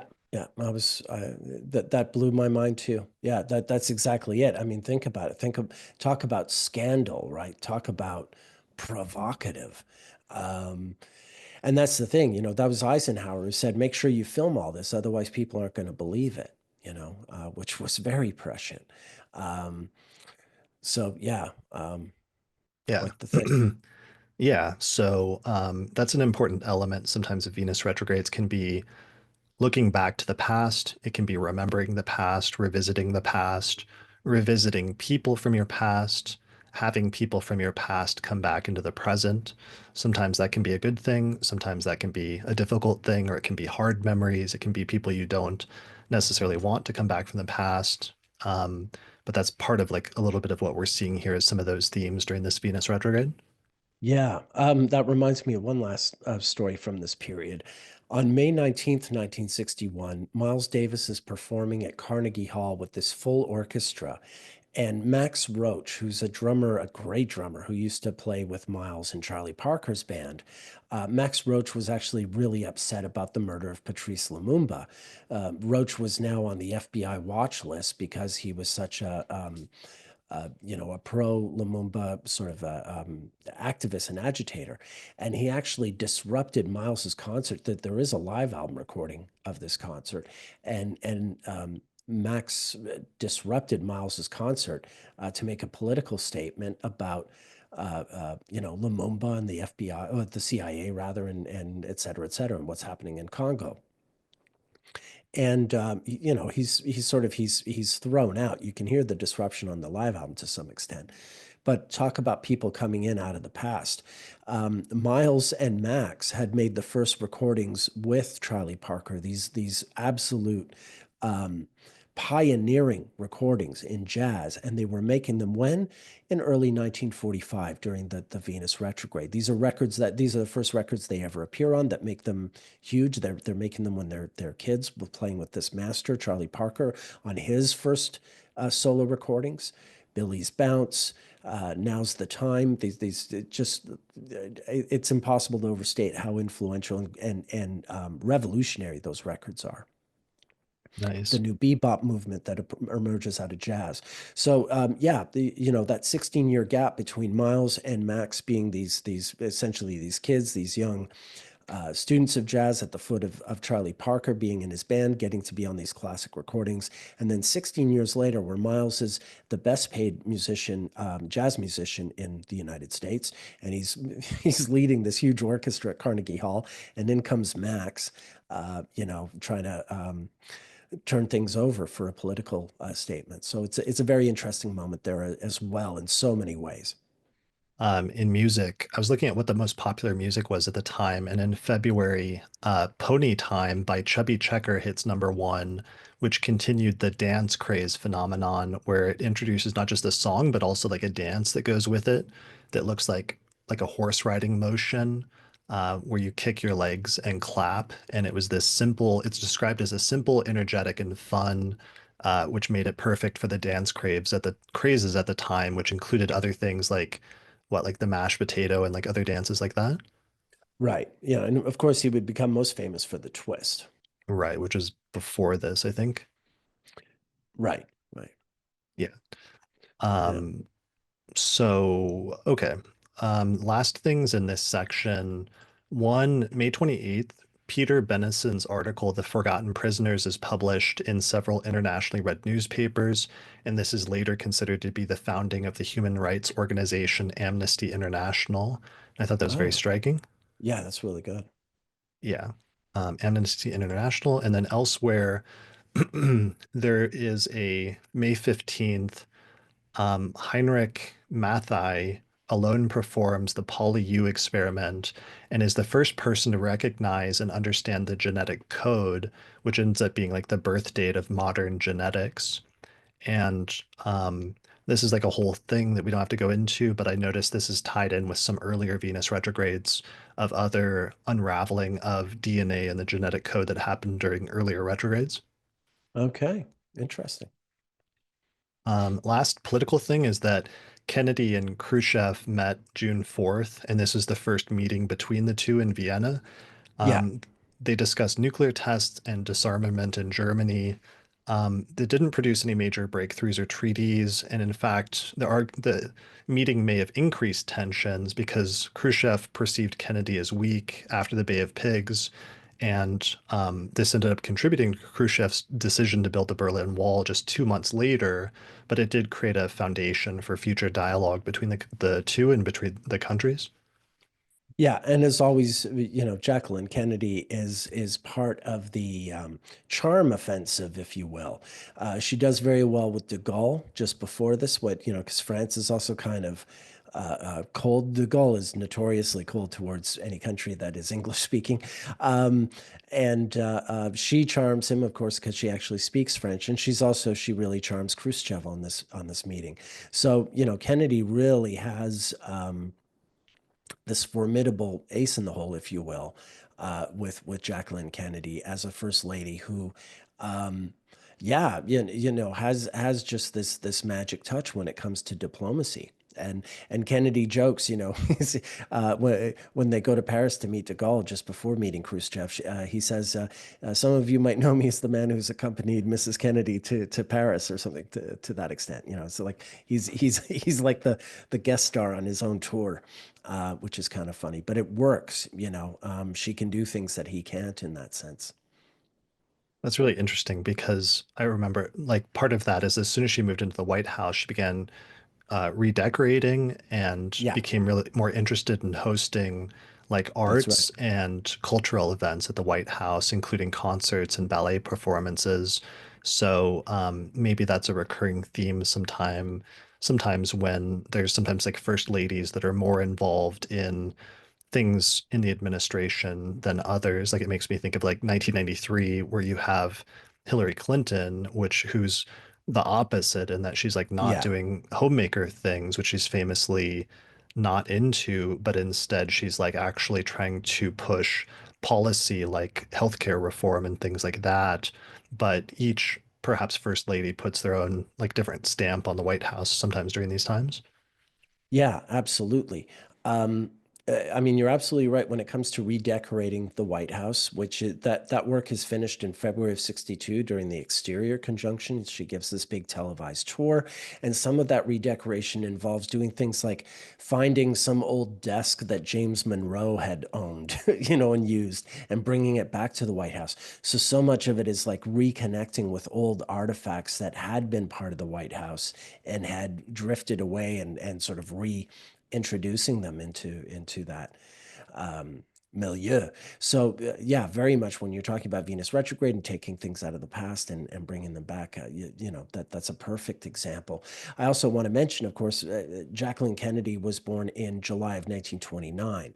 She's a bit far away from the Venus retrograde, but she was about to turn 32 when all this was happening, heading towards that birthday where you do get Venus and Mars merging together.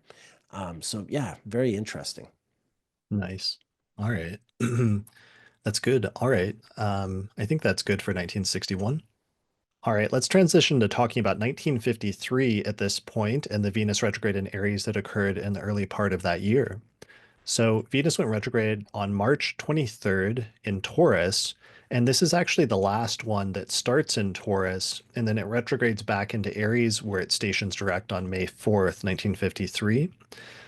By sign, though, because this one's in both Taurus and Aries, it extends it a bit so that it first goes into Aries on February 1st and it last departs from Taurus all the way on July 7th. So that does extend our dates a little bit on the other side. Um, so early in the year, first things first, in terms of presidents, Dwight D. Eisenhower is inaugurated the 34th president of the United States in January. And of course, as we've already seen, he would die 16 years later, 2 Venus cycles later, under the same retrograde in 1969. Nixon had been his vice president and then became president in 1969. So Nixon became vice president in 1953 under this retrograde. And then finally, this retrograde connects back to one 8 years earlier because he had been the US military leader in Europe in 1945 at the end of World War II. Yeah. Of course, the other thing about 1953 is it's also a year where you get the Venus retrograde in Aries alongside a Saturn-Neptune conjunction, which in this instance is opposite the Venus retrograde, which is kind of interesting. Eisenhower had the sun in Libra, so the Saturn-Neptune conjunction was on Eisenhower's sun. One of the first things he did as in between being elected and being inaugurated was he changed his church. I forget what church he changed to. He'd been raised a Mennonite, but he changed to some more sort of conventional American church. I'm not really good at denominations, but he made a conversion, which is a really, and he did it for political purposes to sort of as a counter to communism, which of course was atheistic. So there is something about that Saturn Neptune conjunction that I think signifies the head of state making a religious conversion as a sort of political maneuver, if you Hmm. will, which is very interesting. And like I mentioned earlier, um, Eisenhower is the one who appoints the Dulles brothers on his government. John Foster Dulles is his Secretary of State. Allen Dulles is the head of the CIA. So MK Ultra, Operation MK Ultra, the LSD experimental strategy I mentioned earlier, that comes into being. And of course, these are the guys who are going to um, topple the government in Iran, in Guatemala, all the things that you hear about the CIA doing that cause so many problems down the road. That's the Dulles brothers. That's on Eisenhower and the administration that's being introduced at this time. Right. Yeah. So I liked your point about the conversion because that's kind of what Venus does is Venus Yeah. starts the retrograde on one side of the sun and appearing during one part of the day, but then it goes retrograde and it conjoins the sun and switches to the other side and then emerges renewed on the other side of the sun.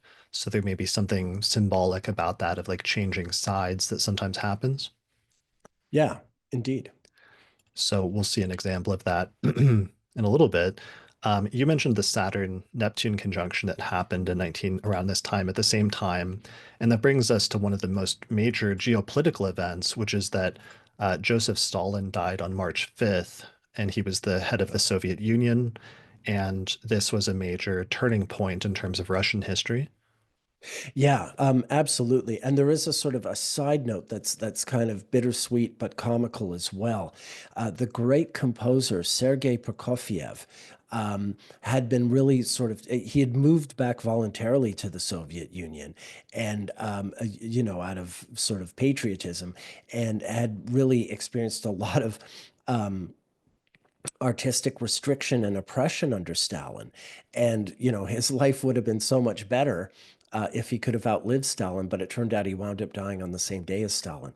So there is, it's Venus going retrograde opposite Saturn, Neptune. Um, think of Peter and the Wolf. This is the guy who did, that. He's a really important Russian composer. So yeah, there's something ironic about Stalin dying on the same day as Prokofiev, and it could have been his nemesis, but it wasn't to be. But indeed, Stalin dies, and there's a grab for power. Khrushchev ultimately outwits his rival for power and takes control.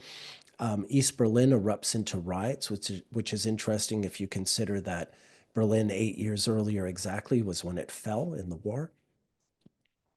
And yeah, it's a major sort of geopolitical shifting around.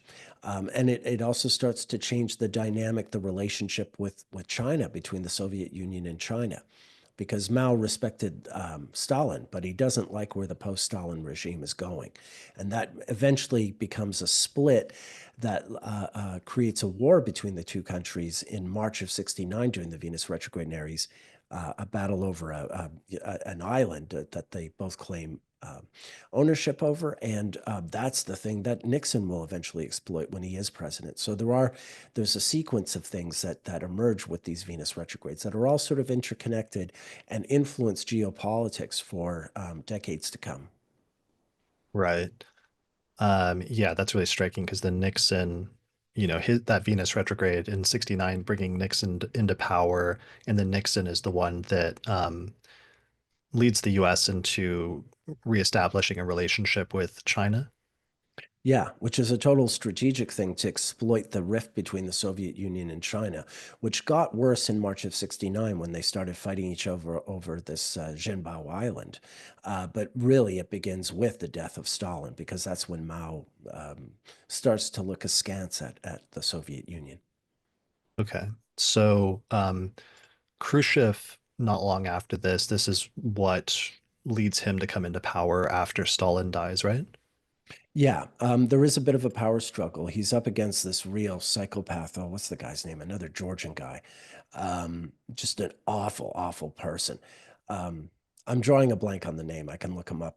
But yeah, ultimately Khrushchev triumphs. There is almost a coup against Khrushchev a couple of years later after he, starts revealing the truth about Stalin.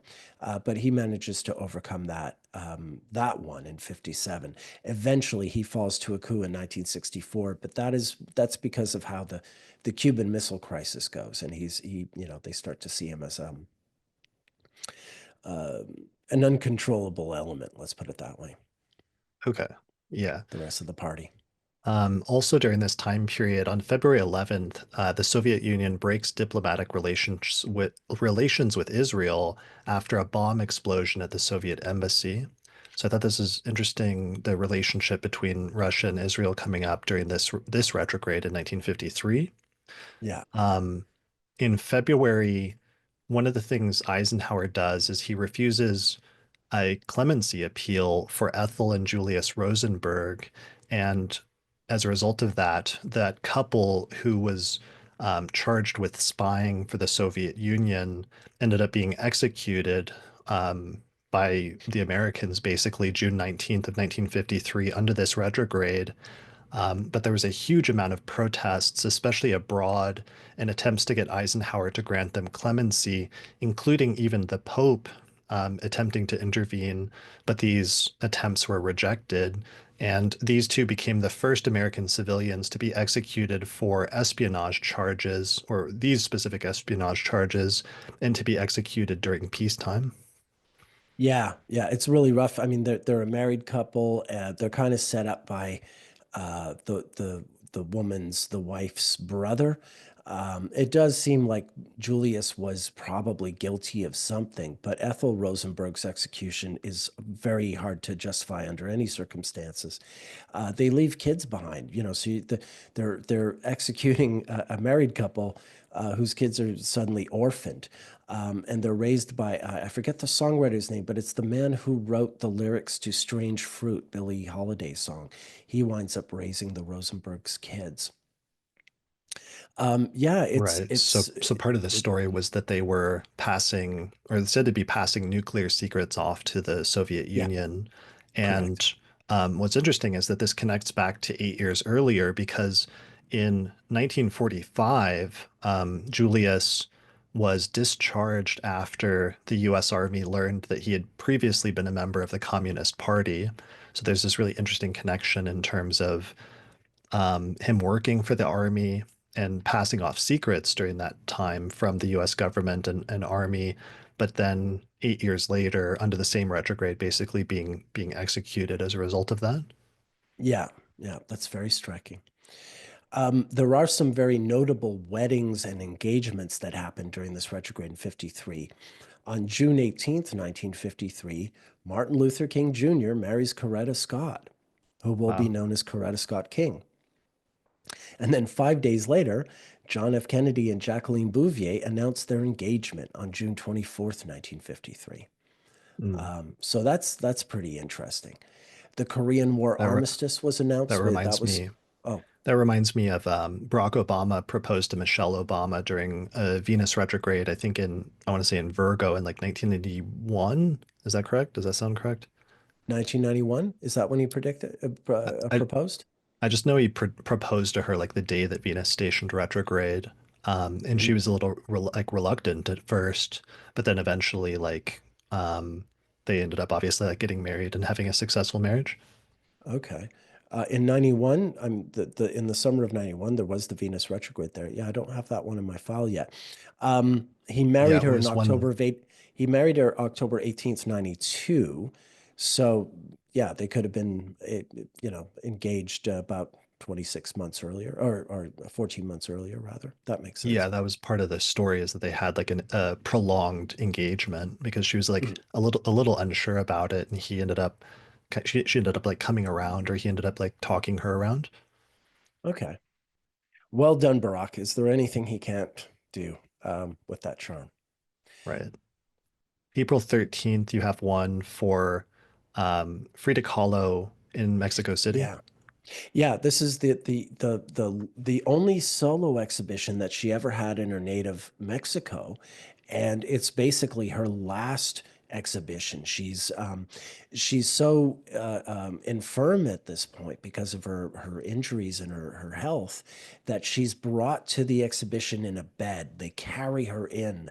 On a bed like a monarch, and so she gets to attend her own party, even though she can't really get out of bed. She does wind up dying just a year later. Ironically, one of the last things she does a year later is protest the U.S. Interference in Guatemala. So yeah, this is a very important art exhibition. Frida Kahlo, I'm sure, needs no introduction. Certainly, someone with their own vision. I wouldn't exactly call it. Well, maybe she's experimental, but more importantly, she's visionary and singular. And this exhibition is, yeah, the only solo exhibition she has in her native Mexico. Yeah, that's incredible. I'm Yeah, just writing the thing, and that was famously I don't know famously, but in the biopic with Selma Hayek, they, recreated this like towards the end of the movie as kind of like the yeah, culmination of the movie. exactly. Yeah, and it was like that in life too. I mean, sometimes those movies manufacture, a climax.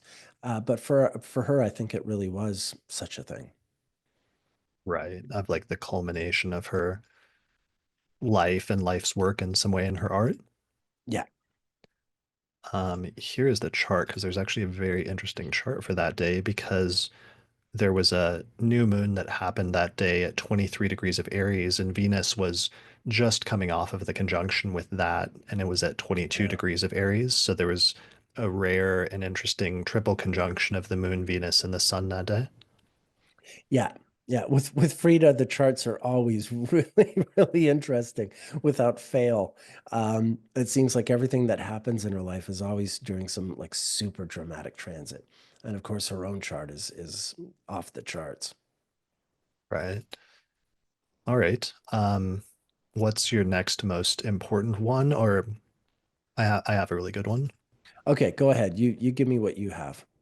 All right, February 13th, there was a trans person named Christine Jorgensen who returned to New York after successfully having gender reassignment surgery in Denmark, which had been a process that they'd been there for quite a while doing, but then they finally came back home to the United States after successfully doing this, and somehow some of their letters to their parents had leaked out, so the press became like aware, and she was met by a bunch of press, basically a bunch of reporters, as soon as she got back, and then became like this overnight celebrity, as being one of the first people in the United States to have gender affirming surgery, basically.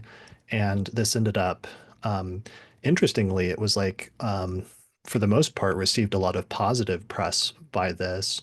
And I thought it was an interesting example in Venus retrograde because when Demetra and I did the episode on Anana back in 2003 and talking about those Venus retrogrades, we found some ancient Babylonian hymns to Inanna, to Venus, basically, into the Venus retrograde. And it actually like mentions at one point Venus and associating Venus with like men becoming women and women becoming men. And there's actually like a line about that in the hymns to Venus from like 2000 BCE. So it was interesting seeing that theme of gender transitions or blurring the lines between genders or moving from one side to the other, as we were talking about earlier. But here in 1953 is like a really early like first example Mhm. of that in the United States. Yeah, that really rings with the Venus retrograde opposite the Saturn Neptune as well when you think about it. I mean, the whole experience, not just the transition, but the public element of this, the fact that it becomes this big public affair, which is very Saturn Neptune, like sort of everyone sort of seeing something or having some insight or something being revealed that is really sort of new information, to put it mildly. Seeing things in a whole new way, or seeing something that's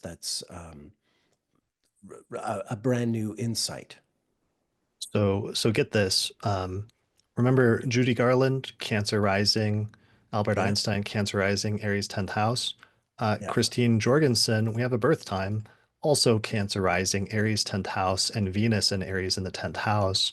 So this Venus retrograde went over her 10th house Venus when she basically comes back, returns to the US, and then becomes famous as a result of this. And then does run into some issues with being able to work and like not being able to find work, but then um, ends up being able to work in like entertainment industry and becoming successful or having some success during the course of that. Oh, it's also interesting having seen her birthday. She's born the same week as Miles Davis, Marilyn Monroe, and Allen Ginsberg. Oh wow. That's already one of my favorite time twin weeks to look. So I'm definitely going to look at more detail in her chronology and yeah, compare her with those other people. That's a fantastic example. Thank you for sharing. Yeah. So the only other parts of that was I found a quote saying soon after her arrival, she launched a successful nightclub act and appeared on television, radio, and theatrical productions. The first five-part authorized account of her story was written by herself in a February 1953 issue of American Weekly titled The Story of My Life. So, quote, the overwhelming amount of coverage opened new discussions surrounding gender, sex, and transsexuals at the time, was one of the other quotes that I found. And um, and then another quote said the publicity following her transition and gender reassignment surgery became, quote, a model for other trans people for decades, basically. So I think that's a really important point because we do often see things related to like gender. We've already talked about sexual orientation, but also gender as a basic concept, as well as like challenges to gender. Like Venus retrograde often challenges gender roles, challenges gender norms, but even gender like perception and self-perception can sometimes be a Exactly. thing that comes up in Venus retrograde. Yeah, and in Saturn Neptune as well. So it's an amazing combination of them both. Yeah.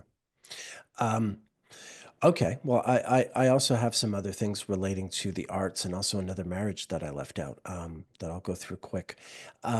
One of them is there was this big jazz concert in Toronto. Charlie Parker, Dizzy Gillespie, Bud Powell, Charles Mingus, Max Roach. In Toronto, it's called the Quintet of the Year at Massey Hall. It was recorded and turned into a record that was a huge seller and is considered a massive jazz classic.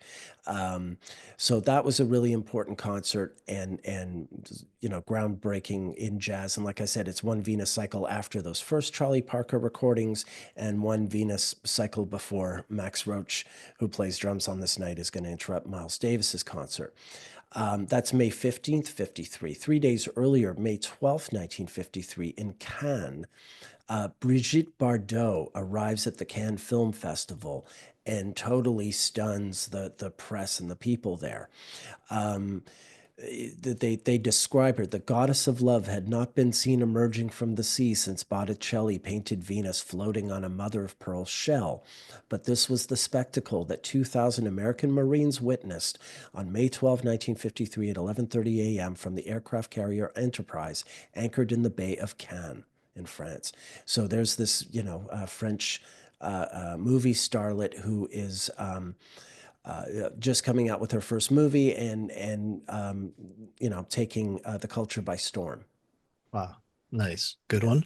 Yeah, yeah, very Venus, very, very Venus.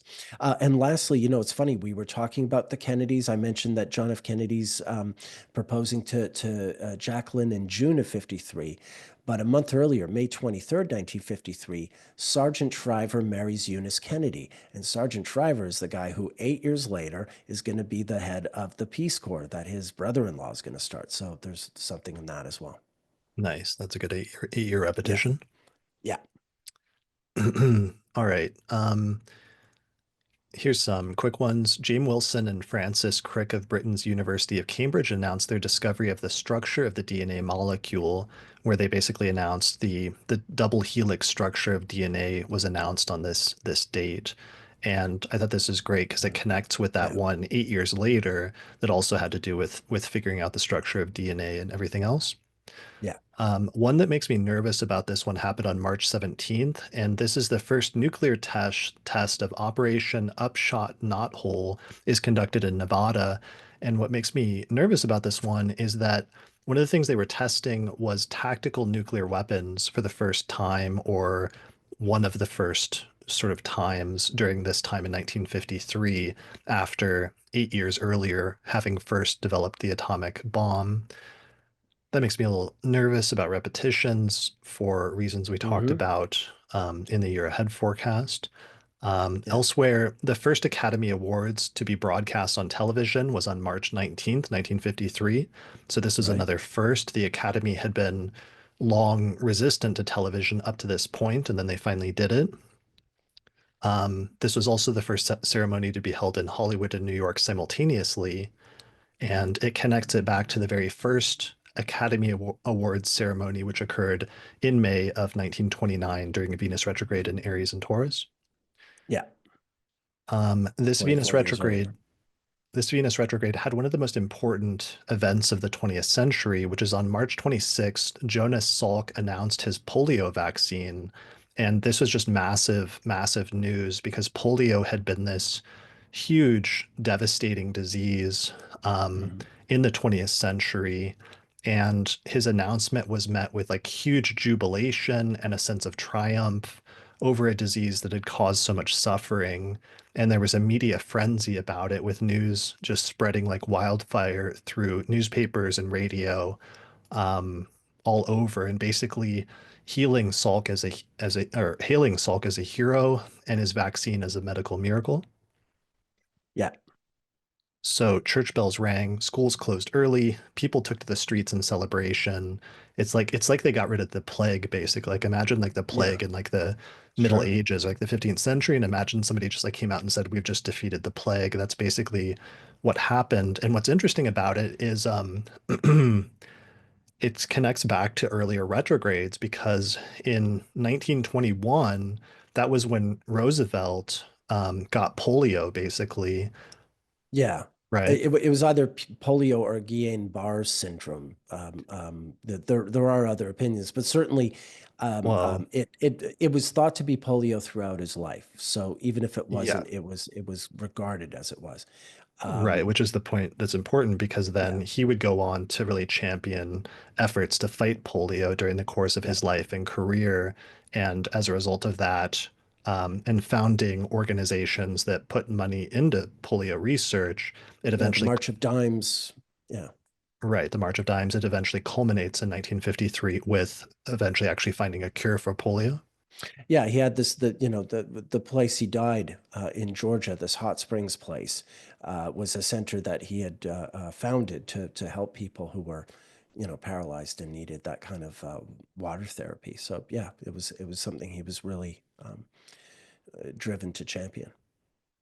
Right. Yeah, he had the ruler of the ascendant in the sixth house, and I think that was one of the defining things about his life, aside from all of the other important things that he did, was just like his focus on that and helping to find a cure for polio, and that it would eventually culminate a few Venus cycles later with this, which then just like eradicated polio for by the end of the century, essentially.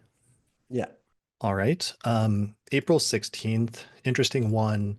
Eisenhower gave this speech, which is referred to as his Chance for Peace speech, to the National Association of Editors. And Stalin had just died a few weeks earlier, and there was this sense of uncertainty about the future of Soviet-America relations.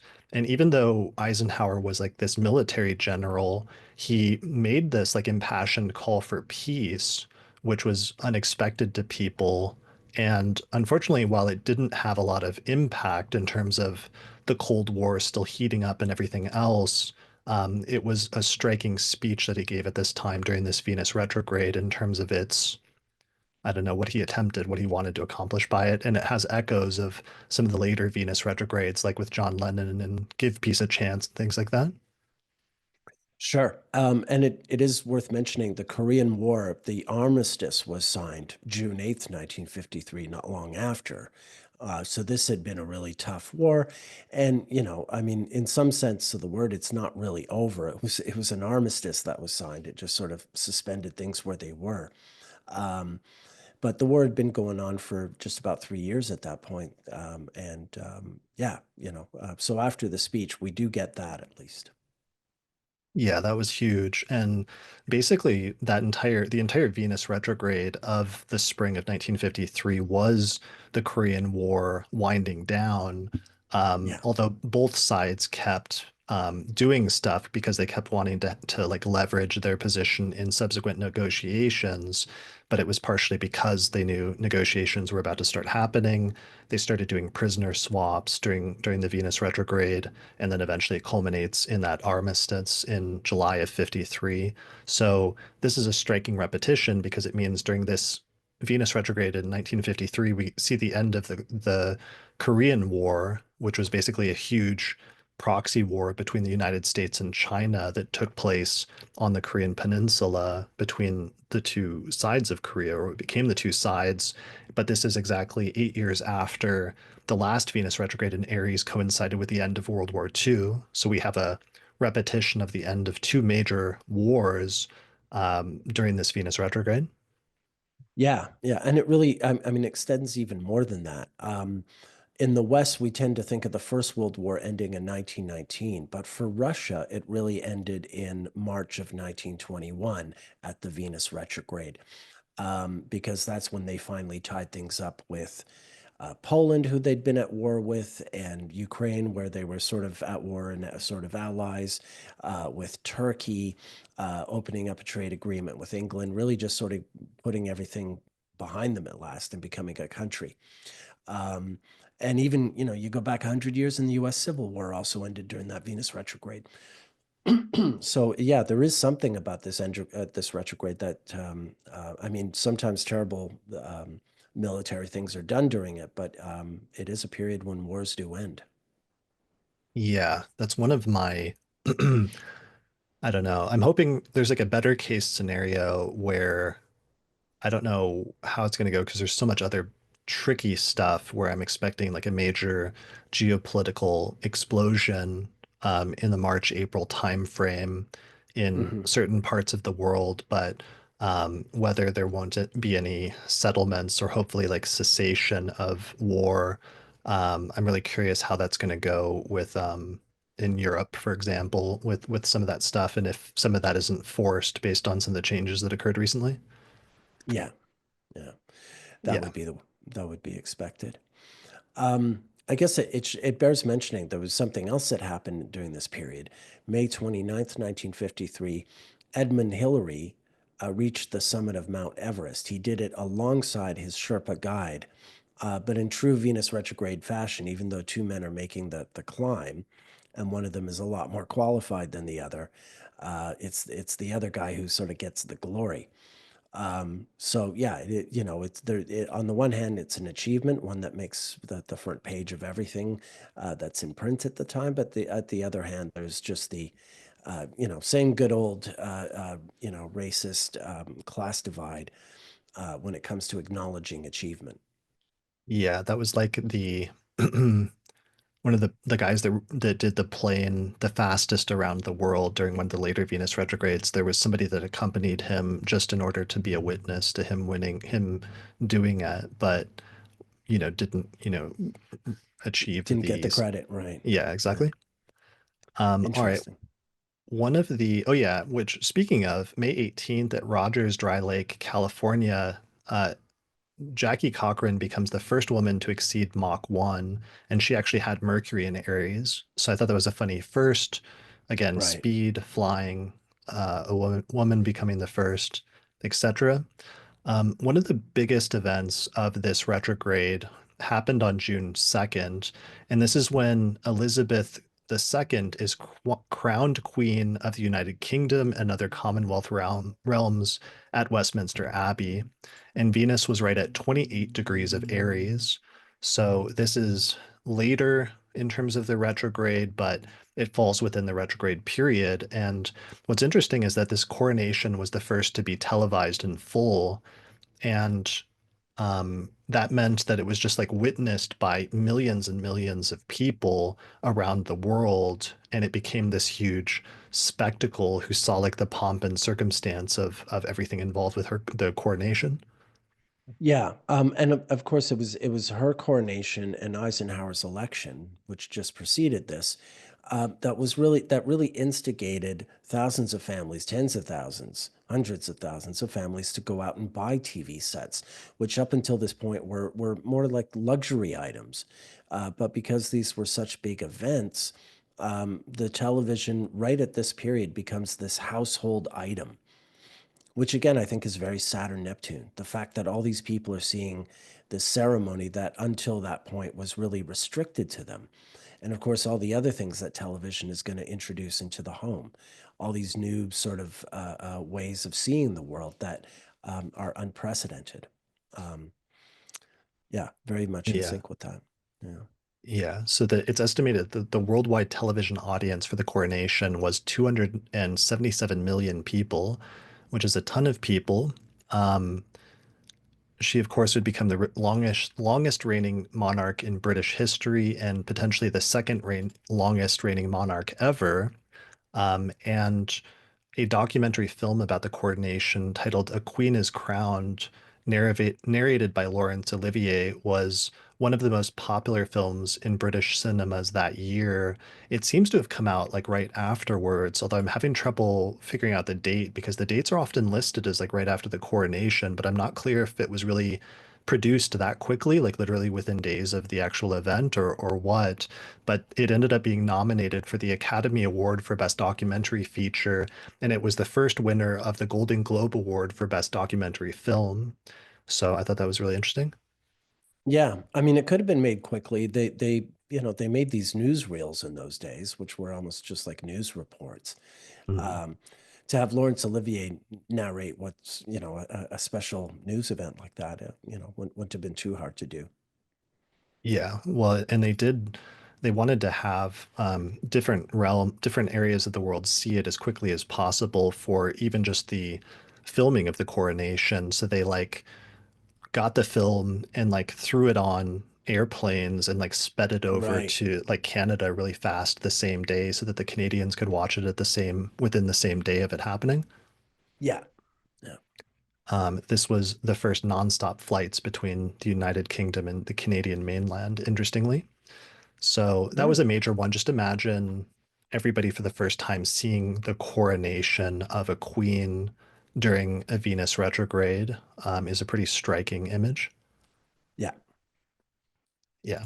All right. Do you have any others for 1953? Oh, what have I left out? Um, I mentioned the Waco one in 1953. There's these crazy tornadoes that hit Waco and killed 114 oh yes. people, which is a weird Yes. repetition that happened then 50 years later in 1993 Yeah. or 40 years. Yeah. Okay. I think that might be it for 1953. Those are all the major ones that I really wanted to make sure that we mentioned. Yeah. Absolutely. Let's go back then 8 years earlier to 1945, which is the big one.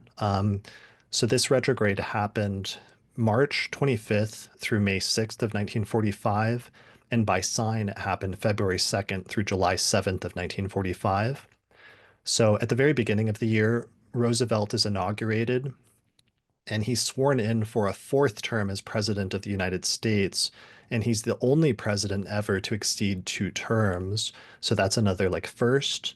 And of course, Congress after that term would change the law and make it so that a president can only serve two consecutive terms. Yeah. Um, Aries is his eighth house, and Roosevelt ended up dying in office during this Venus retrograde in Aries. So I thought that was kind of striking that the Venus retrograde happens in his eighth house and he ends up passing away. Um, Truman becomes president then in April under this Venus retrograde. Um, Truman has natal Venus retrograde. what sign? Um, Cancer, Okay. I think maybe. Yeah, he's a Taurus sun. I think it's in Cancer. Yeah. Okay. So of course, the main thing that was happening during the course of this Venus retrograde is that the Allies are closing in from both sides in Europe on Germany, and the war is coming to an end and does come to an end in Germany, the end of World War II, where the Russians are invading Germany from the east and the other Allies are invading from the west. And eventually, Hitler finds himself in a bunker. He ends up marrying his longtime mistress, Ava Braun, on April 29th in a closed ceremony. And then they commit suicide the next day on April 30th. And then the Germans surrender like a week later on May 7th. And this is like literally right as Venus is stationing direct, which it stations direct on May 6th. So I cannot express how incredibly striking that is that Yeah. World War II ends basically the day within 24 hours of Venus stationing direct. Yeah. When Alfred Yodel signs the surrender, it's super super close. Indeed. So yeah, it's quite striking. Yeah, so that's incredible. In April, the bodies of Mussolini and his mistress are hung by their heels in the public square in Milan. So the fascists are overthrown in Italy at the same time. Um, I looked at the dates, and it's actually really striking because during this Venus retrograde, as I said before, all the concentration camps are liberated, basically January through May. So Auschwitz was the first one Yeah. on January 27th, then Buchenwald on April 11th, Bergen-Belsen on April 15th, Dachau on April 29th, which was the first camp ever created. And I forgot to mention that Auschwitz was the largest. Ravensbrück on April 30th, and that's the largest camp for women. So that's right during the Venus retrograde. Mathusen on May 5th, and Therestadt on May 8th. And that was the last one I saw listed. So it's like literally as Venus is stationing retrograde, all of these people are being freed um, as Venus is stationing direct. Unfortunately, one of the weird things that happens that's only being documented more recently is that some of the camps, there were gay men who were imprisoned in the camps, and some of them, once they got out, because homosexuality was still outlawed, they were then re-imprisoned afterwards. So that there was some stuff like that that happened, or some of the survivors didn't get reparations and things like that. So there were some tricky things as well in terms of not everyone being like fully liberated. Oh, I just to go back for a second, I went and looked it up. When Alfred Yodel signed the Act of German Surrender on May 7th, 1945 at 2:41 a.m., Venus was 4 hours and 37 minutes from the station. That's how Wow. close it was. Yeah. Yeah. Yeah. So, that's going to be then the best probably example of Venus stationing direct in history and a war coming to an end and like peace Yeah. happening. Um, Yeah. yeah. Yeah. The Civil War is pretty close too, but All but right. yeah, The it's yeah, station yeah. direct. And then, yeah. And then eight Yeah. years later, the Korean War, um, Yeah. as well. Exactly. So, there was also stuff, of course, going on with the Pacific War was starting to wind down because it's like the Battle of Iwo Jima is happening during this time. Okinawa happens in like June. It ends at least. On February 3rd, the Soviet Union agrees to enter the war against Japan once hostilities against Germany are concluded. The Yalta Conference happens in February, and this ends up Yeah. being pretty significant, right? Yeah, I was about to bring that up. I felt like we were risking burying the lead. Yalta is very important, for what it gets right and what it gets wrong. But it is sort of like the new world order is being set there. Um, Churchill realizes that the British Empire is a faded um, entity at this point. Although ironically, he does campaign for France to be included as a permanent member of the Security Council because he wants more buffer against the Soviet Union. So it's kind of funny that England winds up championing France in that way. Um, but yeah, Yalta is the new sort of world order that exists and still sort of exists in some ways. Right, because they finalized plans for creating the United Nations during the Alta Conference. Yeah. So that's super important. They also agreed on a division of Germany during the Alta Conference. Um, there was issues over Eastern Europe and the division of that, which ended up coming out under Soviet control. Mhm. Um, and it also ended up, in some ways, then creating the origins of the Cold War, and the seeds for the Cold War sort of get sown at the Yalta Conference. Yeah. Definitely. But it doesn't help that, of course, like FDR is about to die in April. So Yalta's in February. FDR dies in Yalta's in February. FDR dies in April. And then in June, they have the Potsdam Conference, which is the follow up, by which point Truman is replacing FDR. And it's right in the middle of that conference that England or the UK holds an election and Churchill is voted out of office. And Mhm. so his replacement, Clement Attlee, suddenly comes in. And Stalin, of course, who's an authoritarian, is like, okay, I was with FDR and Churchill a few minutes ago. Like, what's going on here? Like, okay, FDR dying, that's one thing. But, like England just replacing their leader at a time like this, what kind of country is this? Interesting sort of culture shift that He was doesn't probably make, he was probably emboldened to then have these yeah. fresh new guys coming in who don't have the experience of like, Roosevelt or a Churchill. Well, certainly. For instance, it's at Potsdam that Truman informs Stalin that, hey, we just tested this great new weapon that we're going to use against Japan. And Stalin's like, oh, yeah, thanks for telling me. But meanwhile, Stalin already knows. Stalin knew before Truman knew because he's got spies everywhere. So, Right, um, which connects I, it with the Venus retrograde 8 years later that we were just talking about, exactly. Yeah. with Yeah. the two spies that are executed 8 years later. Yeah. Yeah, exactly. Other spies at Potsdam. At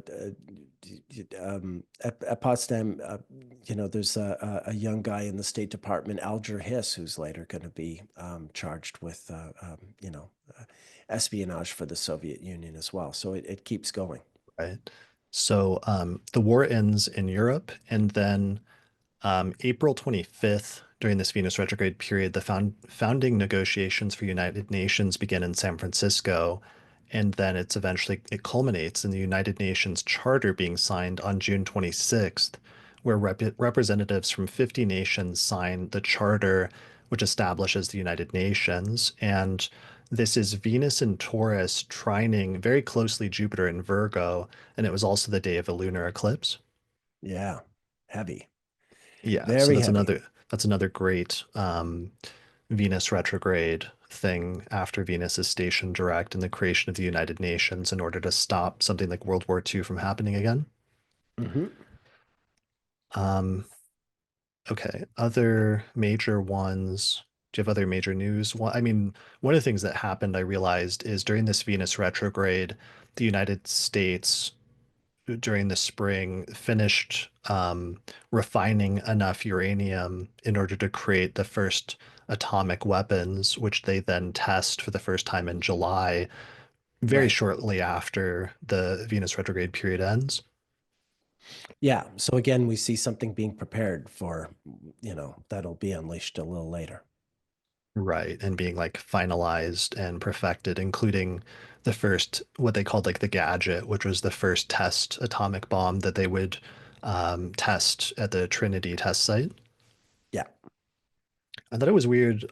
They called it Trinity, and I looked this up. They ended up setting off 3 atomic bombs that year, and they called the first one Trinity and the Trinity test site, but apparently that was for some other reason, and just happens to be a coincidence that there ended up being three bombs. Yeah, I thought that was that not explained in the movie that the reason it was called Trinity? I'm searching the back of my memory. Did Yeah, I mean, it was for, I don't know, like scriptural reasons or something like that. right, like the Father, the Son, the Holy Ghost, that kind of Trinity, Or like a literal. yeah, I think some people are going to hassle me in the comments because it's actually something else. I just read this earlier today. It had some other obscure Okay. meaning, but anyway, All right. other major news things. February 8th was a really interesting first.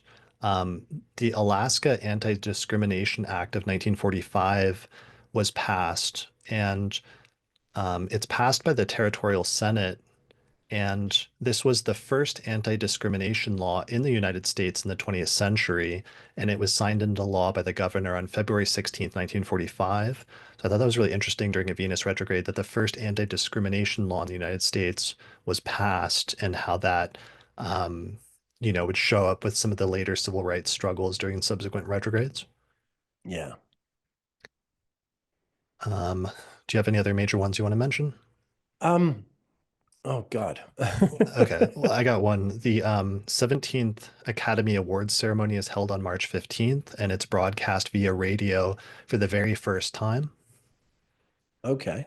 So that's a good first. That's another first Right. for, again, the Academy Yeah. Awards just keeps having like important stuff happen on this Venus retrograde in Aries. Yeah. Let's I mean, I was going to say one thing was there George Bush married Barbara Pierce January 6, 1945. So we've seen a couple of other, future presidential weddings happen around this period. So I just thought I'd throw that in there. Okay, yeah, that's another good one. March 22nd, the Arab League is formed with the adoption of a charter in Cairo on March 22nd. That's a really important one because that would continue to be a really important thing even to this day.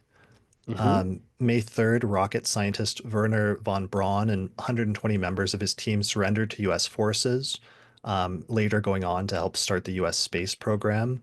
I thought this was striking because I noticed later that he died in June of 1977. Yeah. So there's a Venus retrograde connection there for him. Yeah. Um, June All over the place. 1st, June 1st, the British took over Lebanon and Syria. I thought this was striking since Lebanon and Syria are major places right now in the news. And during this Venus retrograde, it was somehow important in terms of the British connection and like British colonialism. Right. Um, Prokofiev, the guy who dies the same day as Stalin in 1953, he premiered his composition War and Peace June 7th, 1945 in Moscow in the Great Hall. So yeah, this is a big, it's based on the Tolstoy book. It's a big old, symphony piece. Obviously, in June of 45, it's about what has just transpired. And yeah, it's Prokofiev who's going to die, like I said, exactly 8 years later at the next retrograde. Wow. Nice.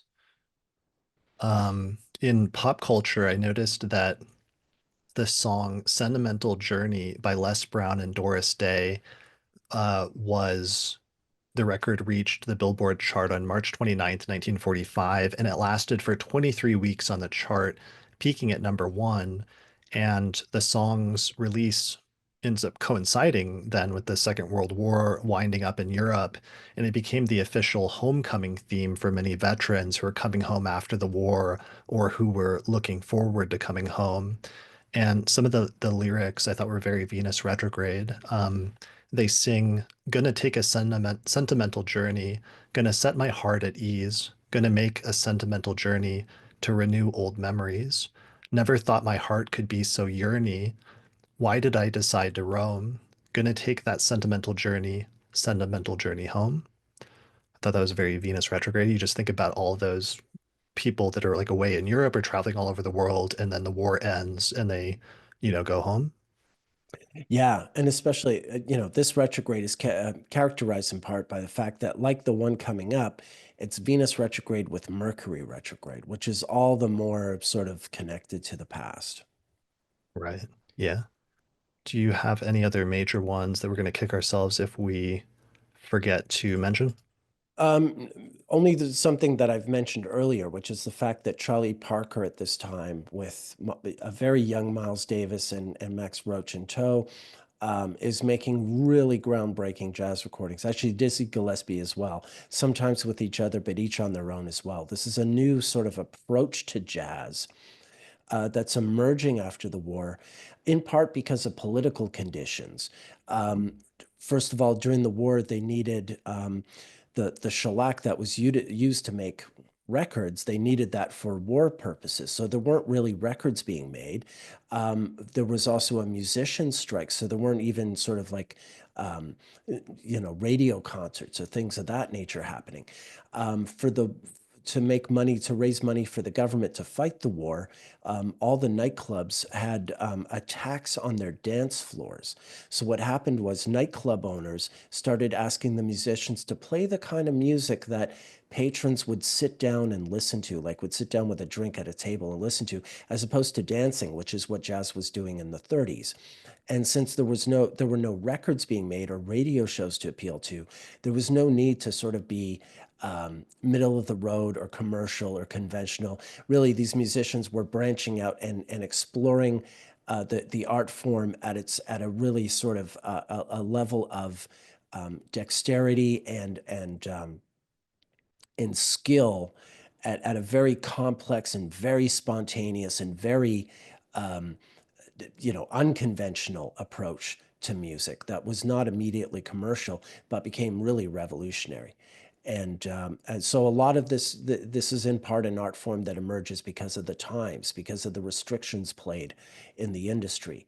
And all these things combined, you get, yeah, the likes of Charlie Parker and Thelonious Monk and Dizzy Gillespie, who are rewriting the rules of music for the second half of the 20th century. Nice. That's really good. All right, the last things to wrap up just happened in like June at the very end of the war, June and very late in the Venus retrograde period. June 11th, the Frank Committee actually recommended against a surprise nuclear bombing of Japan, and ultimately Truman ended up kind of ignoring um, some of the advisors, and he still went ahead and bombed Hiroshima and Nagasaki in August of 1945. And one of the things I noticed is on July 8th, which was literally the day after Venus departed from Taurus and completed the period, Truman was informed that Japan would talk peace if it could retain the reign of the emperor. But he ended up rejecting that and then proceeding with the bombing. And the last thing is June 24th, a victory parade is held in Red Square in Moscow at the end of the war, towards the very, very end of the Venus retrograde period. So that becomes the final one of 1945. Right. Cool. All right, let's take a little break. All right, let's transition to talking about 1937 and the Venus retrograde that occurred during the early part of that year. Same dates and time frame again as normal. January 20th, the second inauguration of Franklin Delano Roosevelt takes place. He's sworn in for a second time as president, and this is actually the first time that the United States presidential inauguration occurs on this date, because it used to be in March, right? Yeah, that's right. It was always in March, usually about March 4th or so. And it was moved to January 20th by Congress because it was no longer seen, excuse me, as being necessary for it to be so late after the actual election. It was something that made sense earlier in history when it took a lot longer for information to be exchanged and for, ballots to be tallied. But yeah, to speed the whole process up, they moved it to January 20th. Okay, cool. Um, so to summarize, 1937 is a year of rising global tensions, and a lot of precursors basically to World War II, especially with the Spanish Civil War and major events taking place there in 1937, especially where the Nazis got involved and started committing war crimes in Guernica. And then also the Japanese and the Chinese went to war during this retrograde in 1937 as well, which ended up being a precursor to a lot of the war in the Pacific in World War II. Yeah, the Japanese had been clashing with China since 1931, but the proper war begins indeed in this period in 37. Got it. So during this Venus retrograde on April 27th in the Spanish Civil War, the bombing of Guernica is carried out in Spain, where the Nazis um, came in and just bombed this town and killed hundreds and hundreds of people. And it ended up being this major event, basically. Yeah, and it was immortalized in a painting by Picasso. And it's the beginning of the German sort of aerial bombing.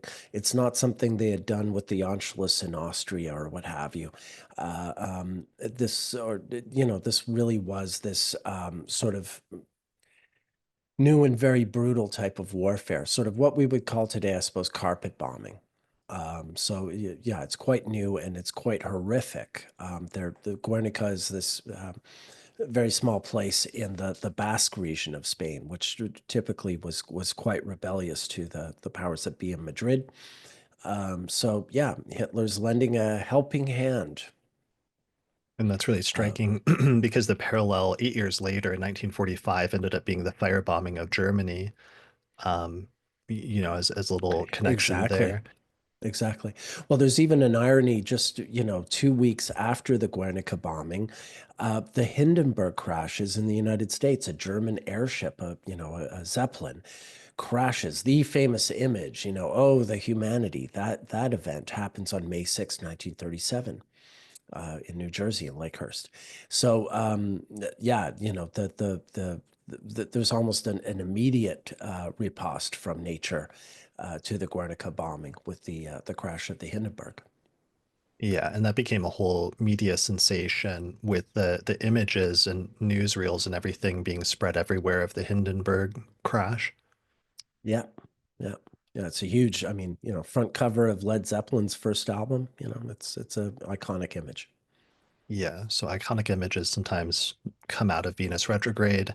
And you mentioned Picasso.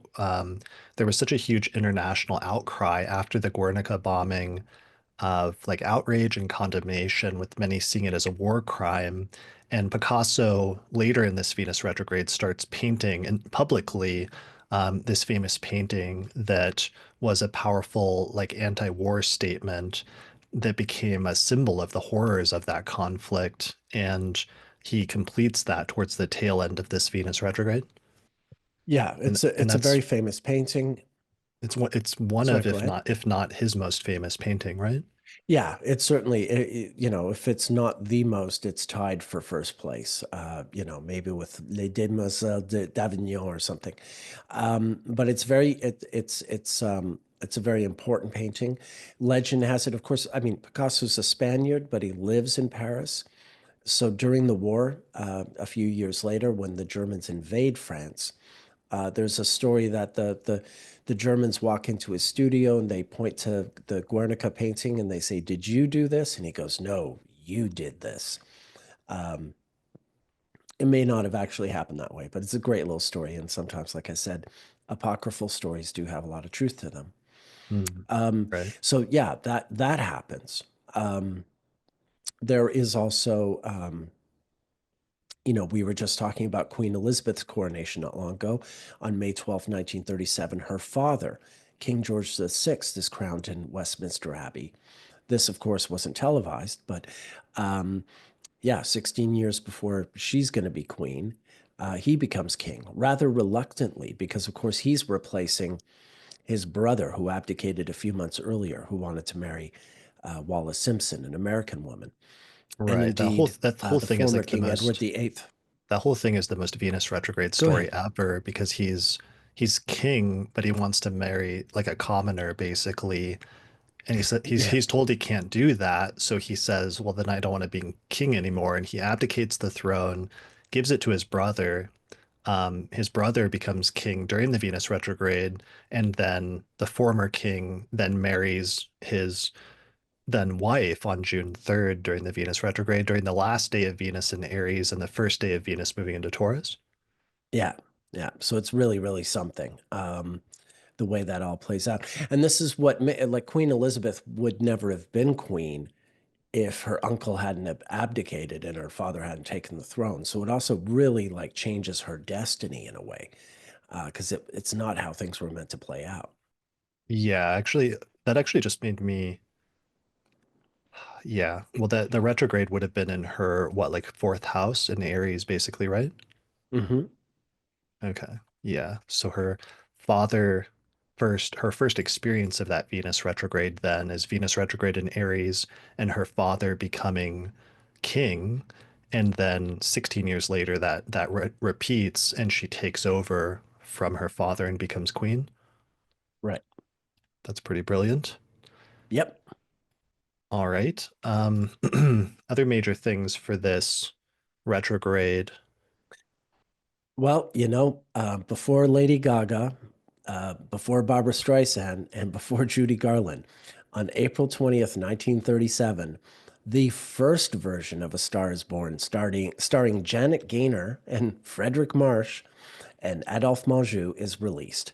So A Star is Born is just following us from decade to decade, and either is being released during this retrograde, is winning Academy Awards during this retrograde, or is being filmed during this retrograde, or something's happening during this retrograde that has to do with A Star is Born. Venus, of course, is I mean, it's not a star in the modern sense of the word, but the Venus synodic cycle is the depiction of the five-pointed star. The five-pointed star, that image, is a reference to the Venus synodic cycle, the brightest Mhm. star in the sky. So I love this. A Star is Born. We're talking about Venus retrograde. I mean, give me a break. This is like the morning star, right? This is like A Right. Star is Born. Um, When and Venus is literally being reborn during every yeah, retrograde when it descends into the underworld and like sort of figuratively dies under the beams of the sun, and then Venus reemerges eventually towards the end of the retrograde. exactly. Exactly. Now, Judy Garland is still almost 20 years away from making her version of A Star is Born. But during this Venus retrograde in 1937 is when she's beginning her career. She's done some films without music in 36, but in 37 she's doing like singing films, and the first one is filmed in March and April of 1937. So she's embarking on that career. Remember, in 61, she's going to be making that huge comeback concert. In 1953, she also had a sort of comeback recording career. Of course, in 1969, she's going to have her last wedding before she dies. In 1945, she was also married during the Venus retrograde. So many of these things really line up in her life. And 8 years before this, in 1929, she's as a little 7-year-old, she's going to film her first movie and music performance ever. So it just like, yeah, she's one of these people where the Venus retrograde in Aries is just always, always, always doing something. Yeah, that's really striking. The Academy Awards this year happened on March 4th, 1937. It was the ninth Academy Awards, and it was notable for the introduction of the Best Supporting Actor and Best Supporting Actress categories. It was also the first year that the number of nominees for acting and directing categories was limited to five. So that's Yeah. a definite year of firsts. Yeah, they're really I mentioned this earlier. They're really sort of stratifying and codifying the Academy Awards. They're finding like the structure that they're going to use and basically stick to largely for the rest of its existence. Right. This is a funny one. February 16th, Wallace Carothers receives a patent for nylon in the United States. It's a Mm. little Venus retrograde. Yeah, for Um, sure, for sure. Um, July, go ahead. I was going to say February 3rd, 1937 is when Jean Renoir begins filming his movie La Grande Illusion, which is a film, it's an anti-war movie. When Hitler invades France 3 years later, the first thing he wants to do is seize every copy of La Grande Illusion and burn it. So yeah, it's this great French film made by Jean Renoir, who's the son of Pierre Renoir, the painter, and he goes on to have an incredible film career himself. But this film is super important, not just as a work of art, but as a political statement. You might say it's the cinema version of Guernica in some ways. I mean, at least in a political context. Nice. That's a good one. Yeah.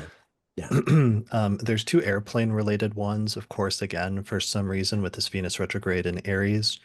Um, So one of them is April 12th, Frank Whittle ground tests the world's first jet engine designed to power an aircraft in Rugby, England. And then a really sad one is July 2nd, towards the very end of this one, this retrograde, Amelia Earhart disappears after taking off from New Guinea during her attempt to become the first woman to fly around the world. So she's Yeah. trying to make a first, but then unfortunately like passed away.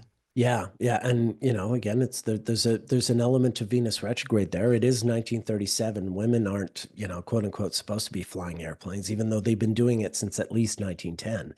Um, but that the times being what they are, there's anytime a woman is doing anything outside the kitchen, it becomes some really noteworthy, potentially scandalous affair, Right. let alone Um, flying around the world. One other first for scientific research happened on May 21st when a Russian manned ice station becomes the first scientific research settlement to operate in the Arctic Ocean on drift ice. A weird one is that the Golden Gate Bridge opened May 27th of Yeah. 1937, and San Franciscans threw a party, like a fiesta, they said, for the new bridge. Schools, offices, and stores were either closed or reduced to skeleton staff, etc. And this is interesting because I found a repetition where 8 years earlier was the previous bridge was opened in San Francisco that connected like the Bay Area, I guess. I forget what the other name was, but Mm, we'll see it when we come to 1929 that the opening of the Golden Gate Bridge was actually a Venus retrograde repetition. okay. Um, June 16th, 1937. So 38 days after the direct station, but still very much Venus at 10 Taurus conjunct Uranus. Um, this is an amazing one. There was this theater play called Will Rock. This was, of course, in the middle of the 30s, and the Depression is happening, and you have the WPA, which is a government sponsored theater program, government sponsored plays. And or this is part of how Orson Welles becomes really well known, is he's directing all these theatrical works in New York in the 30s relating, that are funded by this government funding.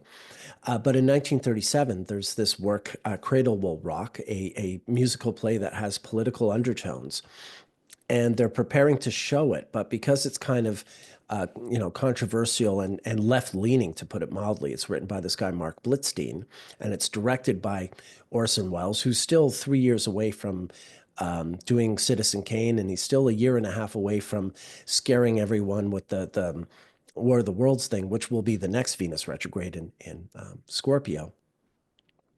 But he's putting on this play Cradle Will Rock, but because the work is so controversial politically and sort of provocative, there's your Venus retrograde word again.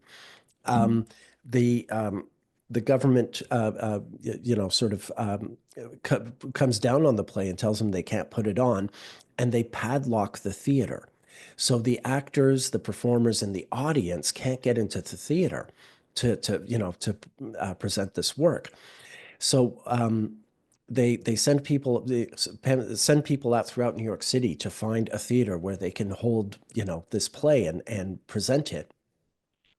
And they find one a few blocks away, and everyone walks there. The cast, the director, all the background people, and the audience, and they all walk to this other theater. They go in there, and some of the actors are like they're threatened if they go on stage to perform in this play, they'll lose the funding that they're personally getting that's feeding their families.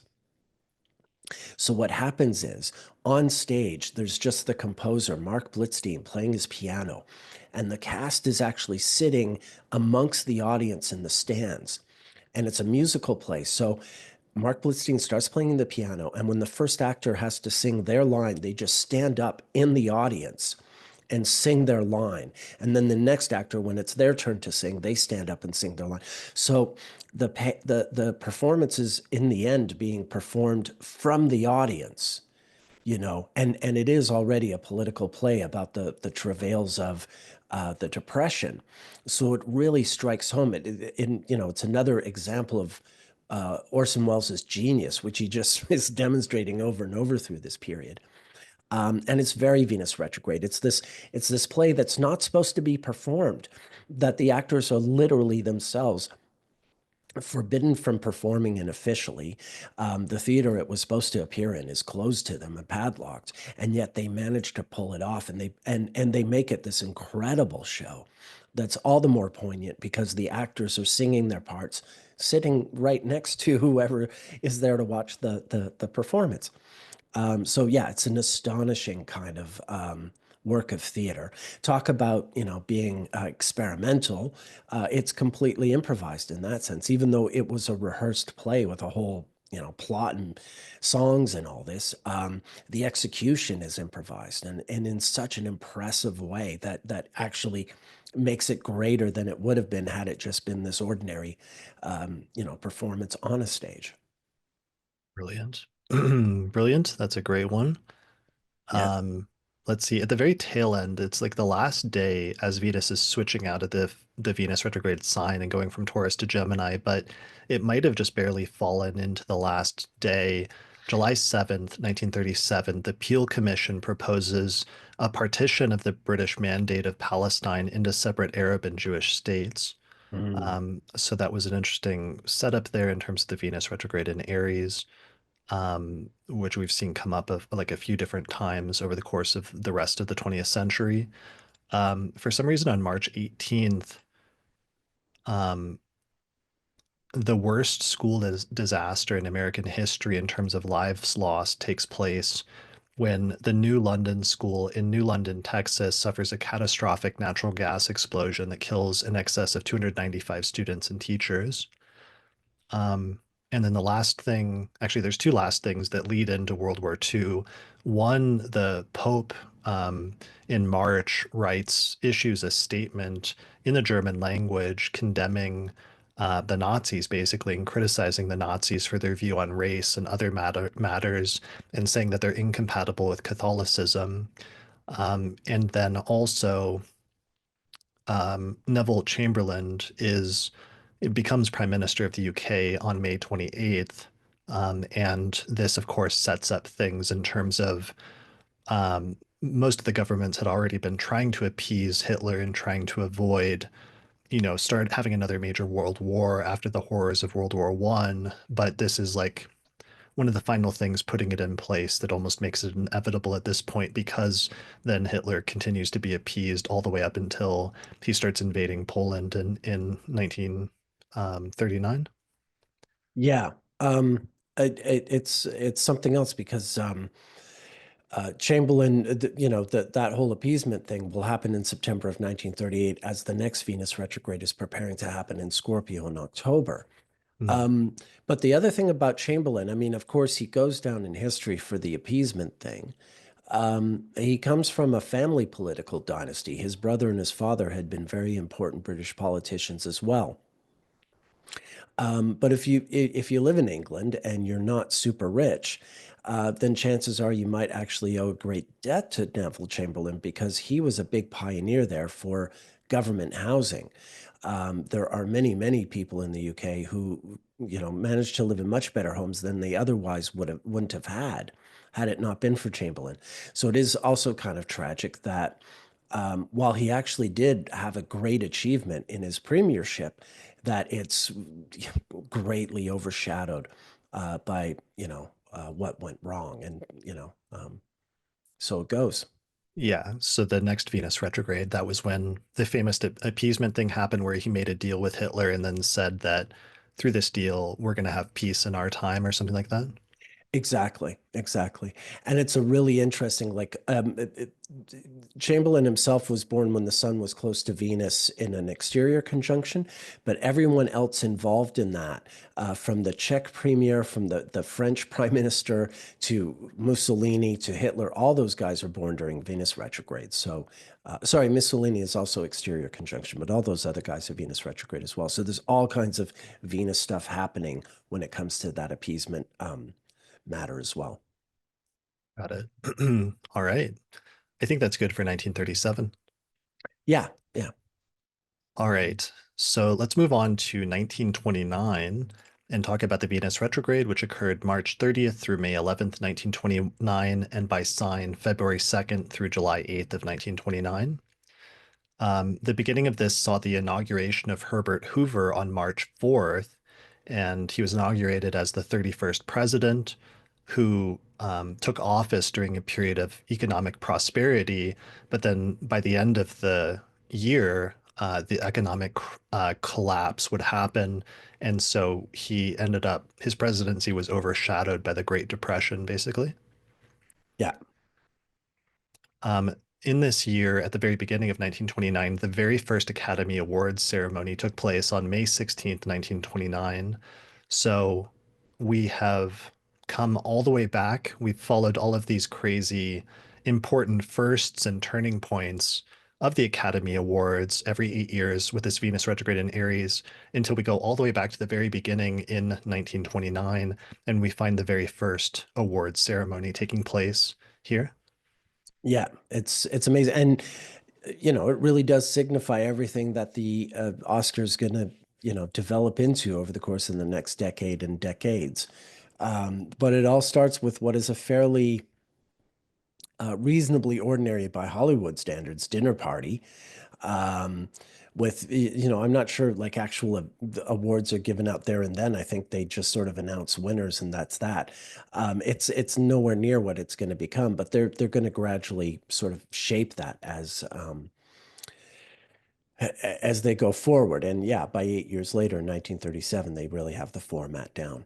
Yeah, apparently it's presented in a 15-minute ceremony at the Hollywood Yeah, Roosevelt Hotel.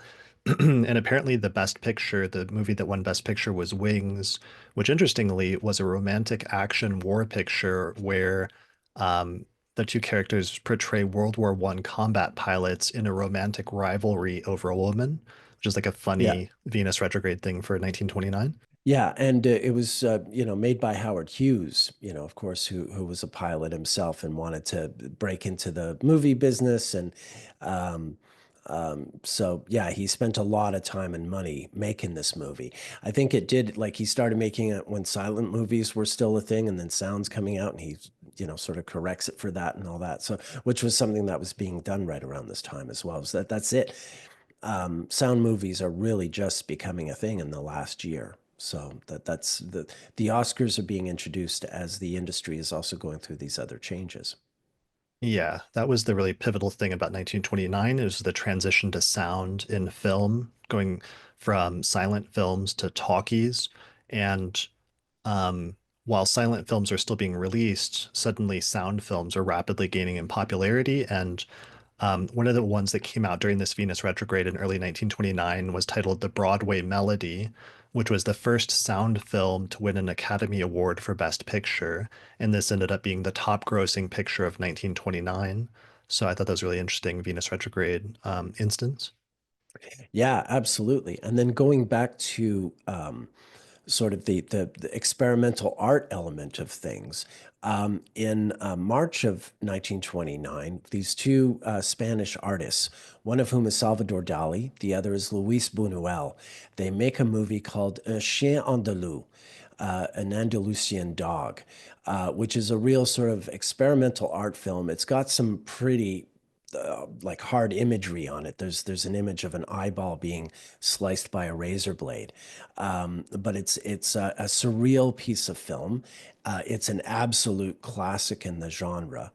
They started filming it April 2nd, 29, but it was during the Venus retrograde, and then it came out by May, I believe.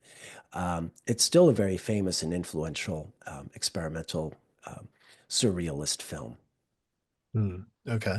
In other news, let's see. The Young Plan is signed on June 7th, 1929, which is a post-World War I agreement that reduced significantly the amount of reparations that Germany was required to pay to the Allied powers, which aimed to stabilize the German economy and lessen international tensions by setting a more manageable payment schedule, which was nice of them since that set up, 8 years later, Hitler's bombing Spain and then 8 years later, Right. Hitler's destroyed Europe and dies in a bunker at the end of World War II. Good job. So we can Um, see how some of these things are interconnected in these 8 year periods. absolutely. Absolutely. Um, in India, the there is a movement. Certainly, Gandhi and his allies are agitating for India to be independent, and there's a counter movement by Muhammad Ali Jinnah, who's the head of the Muslim League, and he's the man who will eventually found Pakistan, as you know, when India is partitioned, and he's so although he also wants independence, he is a sort of adversary to Gandhi, and determined to have a sort of a Muslim nation apart from the Hindu majority of India. So he, at this time, March 28th, 1929, proposes 14 points that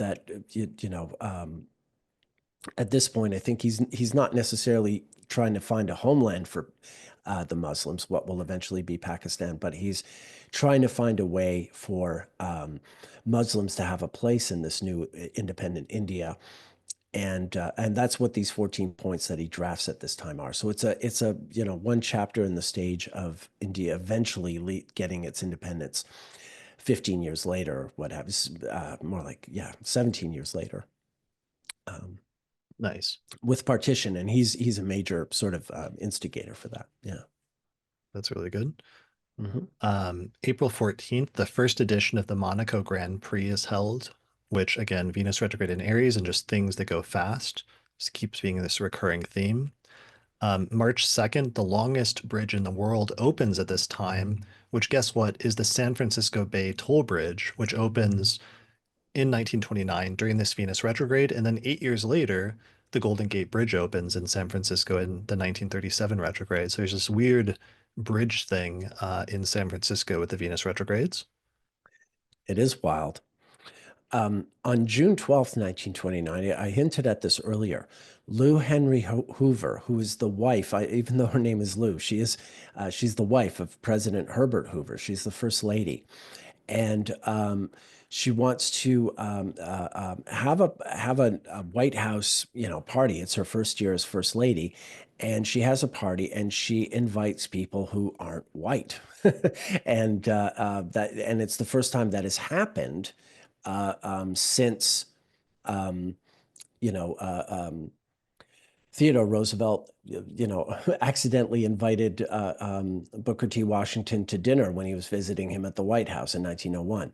So it's quite a major thing that happens. I think what happens is she invites all the wives of congressmen to a dinner party, and there is a black congressman, so she invites her wife.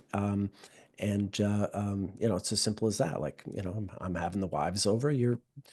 You're invited, but it's obviously it's a big deal for the time, and it does anticipate Eleanor Roosevelt's, who succeeds Lou Henry Hoover in this progressive mission of a first lady.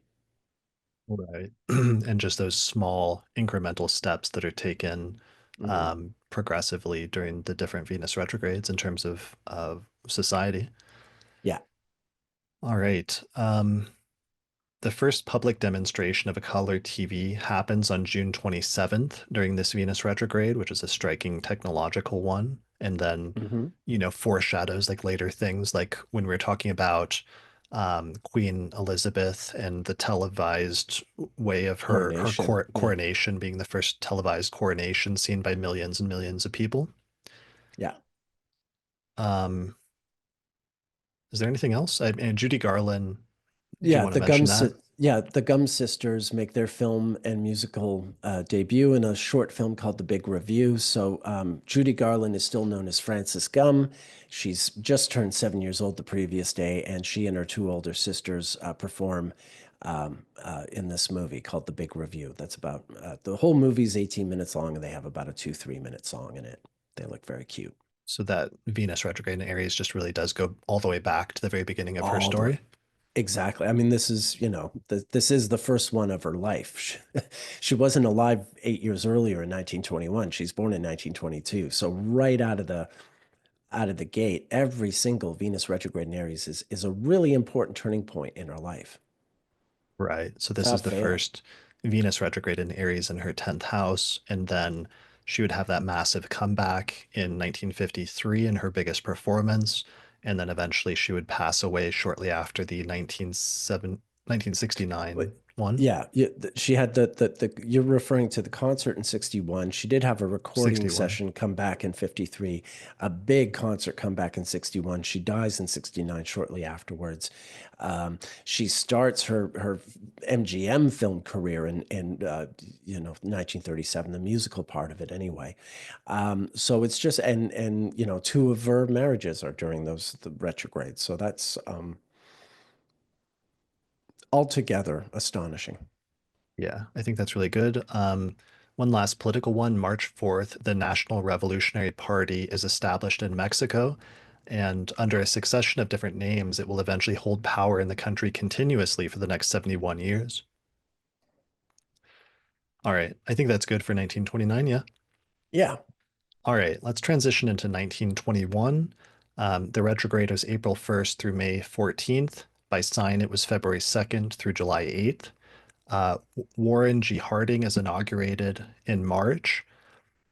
He would not live to finish his term because he died of a heart attack pretty early on, right? Or Yeah. not early on, but like 2 years Well, into it. halfway through. Yeah. August 2nd, 1923, I think was the date. Okay. Um, yeah. And he's replaced by Calvin Coolidge, who goes on to win the 24 election. This Yeah, I one's mean, really, go or ahead. Harding, go ahead. You had something about Harding? Well, yeah, I mean, Harding, by the time he dies, it emerges that he's got a very corrupt cabinet. And, his death leaves this whole sort of scandal. Things are basically a mess with the presidency and sort of cast adrift. Sure. What I realized about this one today that I was researching is that women were given the right to vote the previous year in August of 1920, but that means that the first election that women were allowed to vote in was at the end of 1920, in November of 1920, which means all of the people that women had voted for the first time came into office in early 1921 during this Venus retrograde period. And I thought that was really incredible thinking about this Venus retrograde in Aries as the first time that all these different Congress or other people are coming into office that women had for the first time been able to have a say in voting for the first time in the history of the country. Yeah. Yeah. Yeah. So that's an incredible one. As part of that, one of the things that was passed during this Venus retrograde was the Shepard-Towner Act, which is a federal law providing funding for maternal and infant healthcare clinics. And this was a significant victory for women's health advocates, although it faced opposition, and they actually repealed it so that it fell out of effect and was ended effectively exactly 8 years later in 1929. Oh, that's interesting. In England at the same time, March 17th, 1921, Marie Stopes opened England's very first birth control clinic. It was a clinic for married women. Of course, let's not go bonkers, but it was the first mother's clinic, birth control clinic in England. And she opened that March 17th, 1921. Yeah, that's huge. That's a huge one. Yeah. Um, let's see. One of the one of the things about this is about the Shepard-Towner Act was that it was the first venture of the federal government into Social Security legislation and the first major legislation that came to exist after the full enfranchisement of women. And I almost wonder if it's not like a precursor to an echo of the 2009 retrograde, which is when Obama puts everything towards passing healthcare reform in the early part of his first term. So I thought that Yeah, was really something. very. Uh, we've already talked about how Roosevelt was stricken with potential, probably polio. It could have been something else, but effectively, he believes it's polio, and that ends up changing his life in terms of that. and eventually leads to putting money into polio research. But he's away on a trip with family when he's like stricken with it at this time in 1921 during this Venus retrograde. Well, it's after the Venus retrograde. His legs paralyzed August 11th. But he had just been the candidate for vice president in that previous election in 1920, and they had lost. And so the Venus retrograde is sort of him, uh, um, cast adrift politically and not sure what he's going to do. Of course, he is going to make a big comeback, but getting the having his legs paralyzed that summer is just sort of compounds this overall aimlessness that he feels after having lost the election that year. Okay. Um, right, because that What would. does happen? Yeah, what does happen is there's a Jupiter Saturn conjunction in Virgo on his ascendant when his legs paralyze, and so that's the transit of the actual of that event. But the Venus retrograde that precedes it really is sort of it's not an easy time for him, and then just losing the use of his legs um, really does get hard. And keep in mind, 8 years later, at the beginning of 1929, is when he's inaugurated governor of New York, and it's with that he really has to learn how to walk and disguise his infirmary, Mm, his the fact that his legs don't work, and he comes up with all these different tricks. He wears leg braces that are very painful, and he'll walk with his arm in arm with one of his sons, who's a grown man by this point. So he looks on camera like he's like he can walk, and to some degree he can. He can fake it if he's got someone to lean on, or he has his car sort of customized. So he's often filmed just like sitting in his car, looking like he's just someone sitting in his car, even if he's, in the middle of a baseball field or wherever he's doing a public engagement. So he comes up with all these tricks to hide it. And that starts at the next Venus retrograde when he becomes governor of New York, where he really has to master it in order to um, have the political career that he wants to have. right. Yeah. Russia had major geopolitical stuff happen under this one, right? Yeah, as I was saying, like for the Russians, the war we call the First World War, they call it the Great War. They call Second World War the Great Patriotic War, but the First War is the Great War. That doesn't end for them in 1919 because they're in the middle of a civil war. They're fighting the Bolsheviks are fighting the whites, but they're also fighting Poland.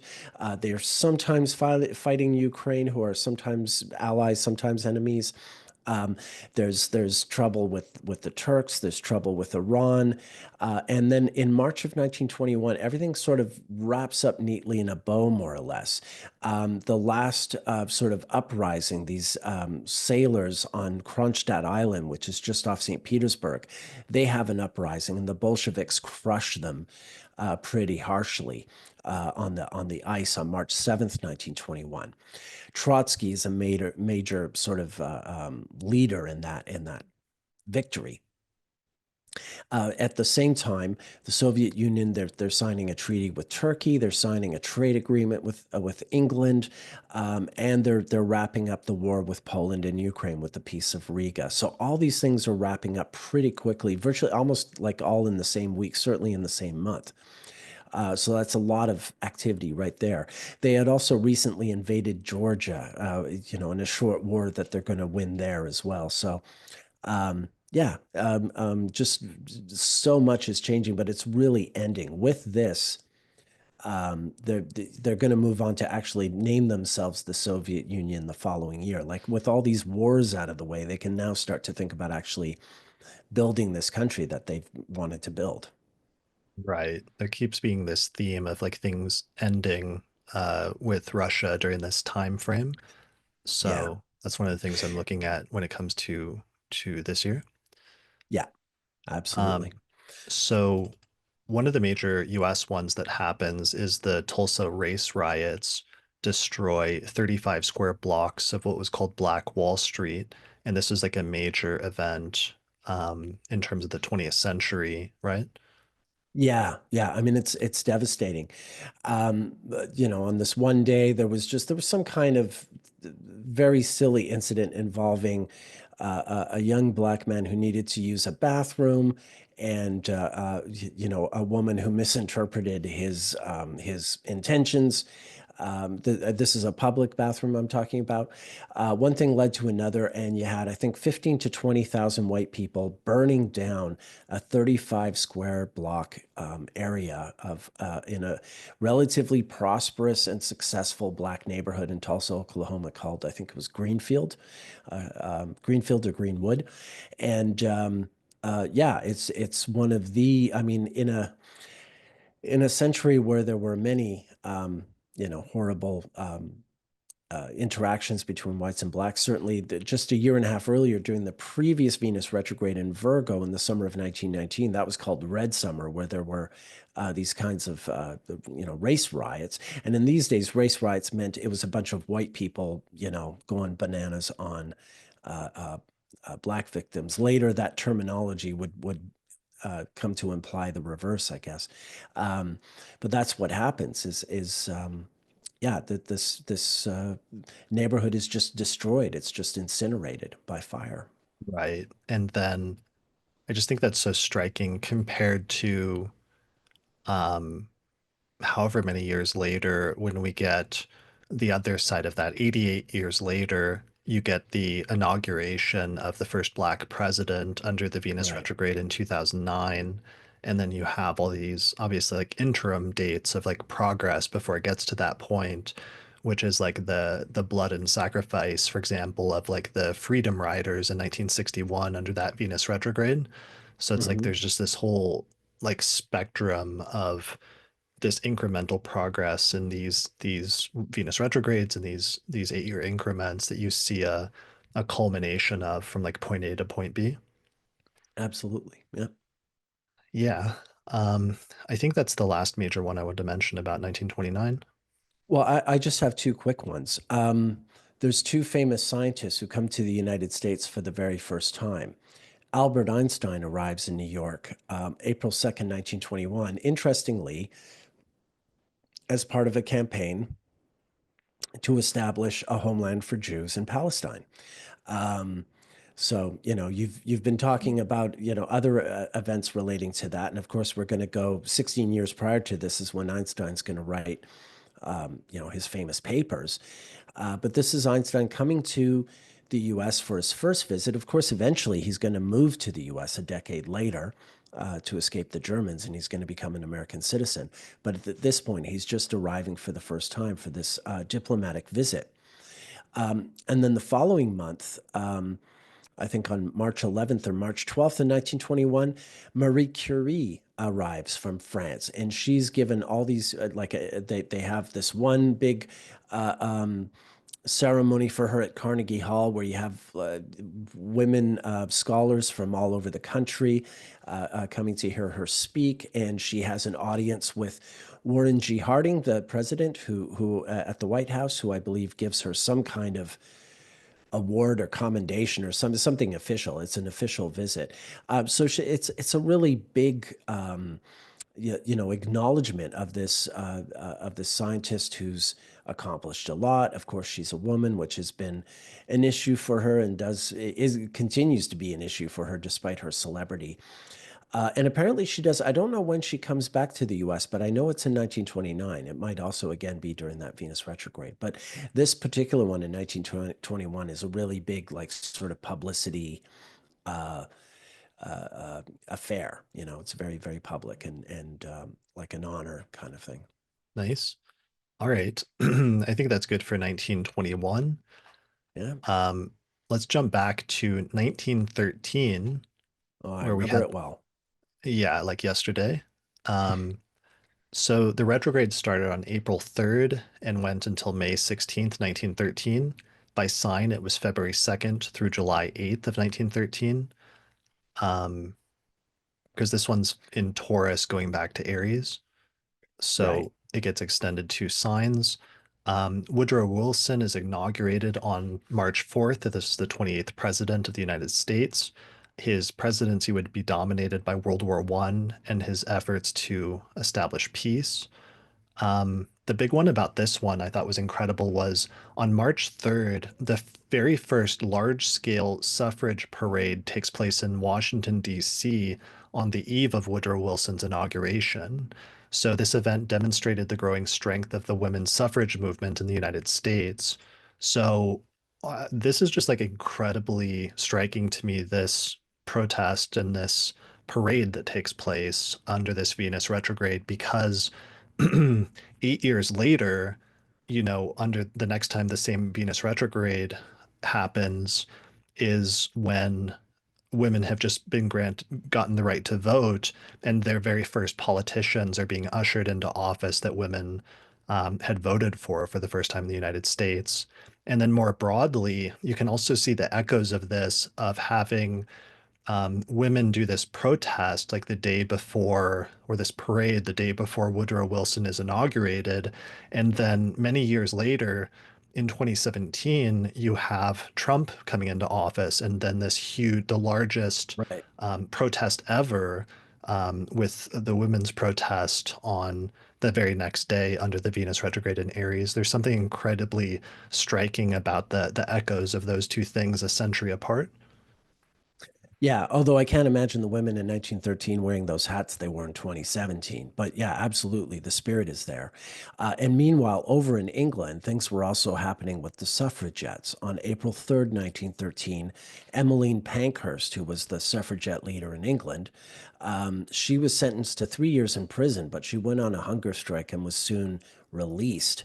But then, more in a more sort of grisly sense, on June 4th, 1913, there was another suffragette named Emily Davison Wilder, and she attempted a protest that really backfired in a nasty way. King George V, who himself was born during the Venus retrograde in Taurus of 1865, um, he had a horse that he was running in the Derby, so like a horse race event, very official. And she ran out onto the field where the horse race was. And it seems she was trying to put a banner on a horse, on the king's horse, some kind of propaganda, pro suffragette message on the horse. And something went terribly wrong. She missed, and she was trampled by the horse and killed. Right in front of the king's eyes. So, yeah, this was a sort of a more grim sacrifice to make in the cause of suffragism. And, but yeah, in a parallel with what was happening, over at Madison Square Garden across the pond, and Emmeline Pankhurst's ongoing problems with the legal authorities in England. This was a very, very pivotal time for the suffragettes. Ultimately, that they really won their vote in the war by contributing as nurses and in other facets. So it was ultimately the war that enabled that helped change the minds that were so against having women vote up until that point. Yeah, apparently there was violence in the US one as well, because the Oh, women sure. in Washington also faced major opposition and violence from some onlookers. But the positive part was the parade generated a huge amount of media coverage, and it heightened public awareness of the suffrage movement, that kept it in the newspapers for weeks. So that's an important thing to keep in mind, that sometimes these Venus retrograde events can be an event that keeps something in the news for like weeks after that point, so that it's like sort of in the public consciousness for an extended period of time, which is very much fitting the symbolism of Venus just like slowing down and sitting in a sign for a long period. Yeah, absolutely. Now, another thing that we see in 1913, there's a few really good examples of that experimental art thing that we see cropping up time and time again. Starting with on May 29th, 1913, Stravinsky has a concert of this new work called Le Sacré du Printemps, or The Rites of Spring. And it's a really avant-garde piece of music and dance. Nijinsky is dancing like some kind of pagan, uh, um, uh, you know, it's very sort of raw and to the sentiment, the taste of the time, it seems really vulgar to them, I suppose, very Venus retrograde in that sense. And the crowd riots. They're so outraged by this work that the crowd riots, and the evening ends with Stravinsky and Nijinsky sort of sobbing in a corner, if you will, traumatized by the fact that the response to their work has been so brutal. The work goes on to be hailed as a classic. The Rites of Spring, to my mind, it doesn't sound that far out, but it's very, very rhythmic, and you can see how it was a new sort of musical element within a European context, certainly. So it was really an outrage and literally caused a riot in the theater in Paris that night. So, Venus retrograde indeed. And Nice. then about a week later, June 7th, 1913, across the pond at Madison Square Garden, there was the pageant of the Patterson strike or Paterson strike. There had been this big silk workers strike in New York, and John Reed, who was a leading sort of left-wing writer, the guy who would later write about the Russian Revolution in a few years, um, they put on this play at Madison Square Garden that was again a very sort of it was a political play, and it had a tremendous audience. Um, Apparently, it was the play received overwhelming critical acclaim. To this day, it is considered one of the most important moments in modern art. Few performances could ever match what happened on stage that night. So it's another one of these really sort of like special, extraordinary artistic theatrical events, not unlike what it just had in a whole other context, the Rites of Spring the previous week. That's incredible. That's a really good one. All right. What else has happened? There was the Armory show was also happening, Right. which is an international exhibition of modern art, opened in New York City on February 17th, 1913. And this was the first major exhibition of modern art in the United States. That's that's remarkable. That's not nothing. That's pretty amazing. So this is Um, like introducing Americans to European avant-garde art, including Cubism and Fauvism. yeah, Nice. So, challenging ideas about artistic progress became a catalyst for American artists who then became more independent and created their own artistic language. So that was a huge Venus retrograde moment in art. big time, big time. Something else that happened on May 17th, 1913, just one day after Venus went direct. Um, Jack Johnson was an African American boxer. He had won the world championship, but really, he had to fight that match outside the U.S. in order to qualify. And there were a lot of people who were against having a black man hold this world title. Um, there was this ongoing campaign to find a white, adversary for Jack Johnson. So the long and short of it is, the U.S. government came up with this new law that actually still exists. It's called the Mann Act.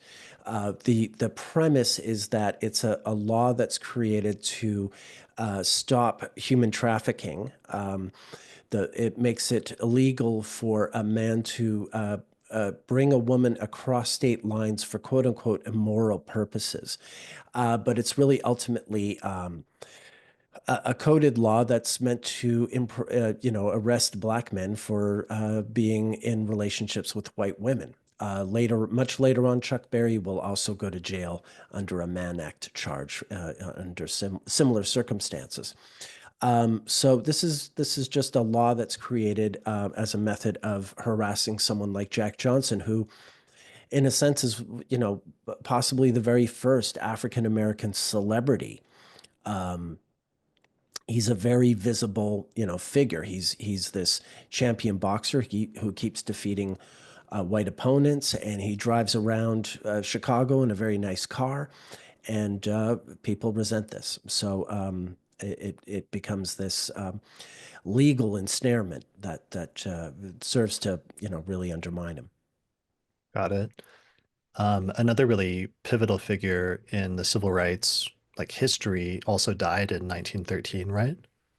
Yeah, Harriet Tubman died in 1913. So that's really something, having done everything that she did uh, during the Civil War and even before, but she lived to be quite old and died on March 10th, 1913.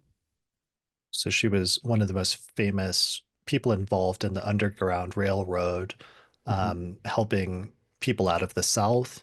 She was also an abolitionist, a suffragist, an activist, and served in the Civil War as a leader, nurse, cook, scout, and spy. I was looking Yeah, at it said she was born March of 1822, and it looks like in the second half of that month, Venus was actually in Aries. So right, that's interesting that she may have had Venus in Aries. right, right. Yeah, it is possible. Yeah. Um, all right. Any other major ones about 1913? Did we cover Russia at all? Like, Well, yeah, we didn't say in 1913. There are a few things. Excuse me. Um, One of the main things, like on the Romanov side, the Romanov dynasty is celebrating the 300th anniversary of its creation. So Tsar Nicholas II and the Dowager Empress, his wife, they do this major sort of tour of Russia, of all the cities, and to see all the citizens. So there's a series of parades that goes on for weeks. Um, and the audiences are very warm, and the czar and the czarina feel like they're really putting the feather in the cap of their dynasty. Of course, as it turns out, they're almost exactly 4 years away from the revolution overthrowing their regime, and they're just over 5 years away from being murdered in a basement with their children by Bolsheviks. Um, hmm, so yeah, it's kind of this last hurrah, I suppose. And at the same time, during just as this celebration happens, King George the First of Greece is assassinated, which really hits close to home because he's the uncle of the Tsar. He is the brother of the Tsar's mother. He's also the brother of the mother of King George the Fifth of England. Um, the current reigning king. So he's family to everyone else, all these other, as the royals are. And it's so it's a very heartfelt, loss for them. And yeah, Greece in the meantime in 1913 has been fighting, as part of the Balkan Wars. There were two Balkan Wars that are almost one after the other. The first one was against the Ottoman Empire, and then the second one was when Bulgaria turned against the countries that had been its allies in fighting the Ottomans, which it lost. And these are precursor wars to what we call the First World War. It's in part because Serbia does so well during these wars that they feel emboldened and ready to take on the Austrians, and hence the assassination of the Archduke Ferdinand the following year. right. And so World War One begins the following year in 1914. Yeah, it does. But the Balkan Wars are sort of to the First World War what the Spanish Civil War is to the Second World War. In some ways, you can see them as being connected, related, part of the same bigger war. There are different ways to sort of look at it, but Hmm. these are wars that anticipate the First World War, if you will. Got it. Okay. I think that's good for 1913, yeah? Yeah, it is. All right. We can always keep going. We didn't say anything about the Mexican Revolution, but let's keep going. Well, I did mention Mexico one or two cycles ago. So if you have a very quick, like one or two sentence Oh, version of what happens in 1913, what was it? yeah, sure. Yeah, well, I mean, the Mexican Revolution is underway. It started in 1910, Oh, but in 1913, during the Venus retrograde, there is this period when what's called the Plan de Guadalupe is announced, and it's one of these periods where there's supposed to be a reform, but it results in violence. I mean, it's a cycle of events. We would have to really get in the weeds of the Mexican Revolution, but it is one of the important turning points in that revolution. okay. Got it. All Yeah, right. I think that's good for 1913. That brings us to our final period, which is 1905, because this is the very first year that Venus, in its retrograde cycle, retrogrades back from Taurus into Aries. So this is the very first time that Venus would go retrograde in Aries, or at least end its retrograde in Aries, where if you go earlier than this, the retrogrades are entirely in Taurus. right. So the retrograde started April 6th in Taurus and it ended May 18th in Aries, 1905. By sign, the period extended from February 3rd until July 8th, 1905. Right at the beginning of it in March, we have the second inauguration of Theodore Roosevelt as President of the United States. The big It's really thing, it's his first inauguration because remember he replaced McKinley who was assassinated, so he's never actually been inaugurated before. okay, right, He just stepped in as vice president. So sorry, just a correction. good one. The focal point of this one is the Russian Revolution of 1905, right? Yeah, absolutely. There's so much happening here. We've already, we've seen over the course of this entire podcast how Russia is always popping up during this Venus retrograde, particular part of the Venus retrograde cycle. This will keep going well into the 19th century and even the 18th century. You go all the way back, and Catherine the Great was born during this retrograde. And a number of czars and other important Russian royals have lost their lives in bombs and stabbings and what have you. Um, but in 1905, the Russian Revolution begins proper. They've been at war with Japan for over a year. Now, of course, this is the turn of the century. No European power has ever lost to a non-European power in memory. But indeed, Russia has its ass handed to it by the Japanese in this war in 1905. And because things are going so poorly, Russia is breaking into a revolution because the disgrace of losing so badly is difficult for them to tolerate. And meanwhile, at the same time, of course, Russian people are starving and having a very rough time. The things start off badly January 22nd with the Bloody Sunday riot in St. Petersburg, with some peaceful pleading for food for the poor, results in Russian soldiers firing into a crowd and killing people. So this already radicalizes the population. Then on February 17th, 1905, the Grand Duke Sergei, who is the governor of Moscow, is blown up in a bomb attack. Now, he's the uncle of the Tsar, but he's also the brother-in-law of the Tsar because their wives are sisters.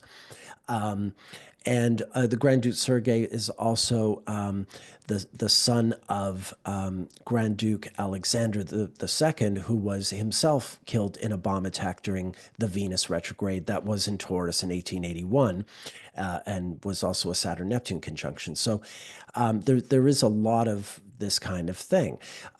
So Tsar Nicholas is seeing his uncle slash brother-in-law be killed in a bomb attack in 1905. He had been a witness to his own grandfather, Alexander II, have his legs blown off by a bomb in 1881. So this is sort of a recurring theme that keeps coming up. And Alexander II, his grandfather, Tsar Paul I, had been killed in his bedroom in a military coup. So during this same Venus retrograde cycle. So there is a lot with this Venus retrograde cycle that sees the end of Russian leaders, leading, as we saw later, with Stalin and Chernenko. So yeah, that's just part of it, the assassination of Grand Duke Sergei in Moscow. Following that, at the same time, the Bolsheviks are really establishing themselves apart from the Mensheviks. There's been a split in the Communist Party and the Russian Social Democratic Labor Party. And Lenin, as of May 8th, 1905, in London, he's in London, he establishes his Bolshevik Party as a distinct and very militant, separate entity from the larger party who he doesn't want to associate with because they have different plans than he does is the easiest way to put it. So that party is already the party that will eventually take over in 12 years later, is really sort of founding itself in the middle of all this on May 8th, 1905. On May 27th, 1905, Russia loses this humiliating, terrible naval battle, the Battle of Tsushima. The Tsushima Straits are the straits of water in between Japan and Korea in the Pacific Ocean. And the Russian fleet had sailed all the way from St. Petersburg around Europe. And I'm not sure if they went through the Suez Canal or all the way around Africa, but it took them months to get to Asia. It took them months to just arrive in Japan to to fight the Japanese Navy, only to like instantly be just completely sunk by the Japanese Navy. It's a total rout. And and because no European power has ever lost to a non-European power, there's that extra quote unquote disgrace with this loss. And ironically, the newly inaugurated president, Theodore Roosevelt, is going to negotiate a treaty between these two parties, and he's going to win a Nobel Peace Prize for doing so. So there's that to look forward to as well. And then finally, one last Russian event happens during this Venus retrograde that's also really, really important and celebrated. I mentioned earlier in 1921, there was the Kronstadt Navy Rebellion. Well, on June 27th, 1905, there's the Black Sea Mutiny on the battleship Potemkin. This is an event that will later be immortalized in a famous film, not German, Russian film by Sergei Eisenstein, a Soviet era filmmaker. So this is a major Navy rebellion where that happens in Odessa in Ukraine, where sailors are protesting treatment in various matters, not to mention the losing to the Japanese.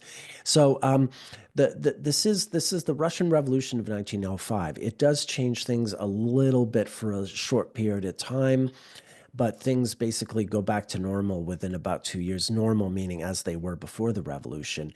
But once the First World War really goes poorly for Russia, by 1917, of course, the whole thing sort of erupts again, and this time a lot more sort of finality. And from that point on, the Romanovs' days are numbered.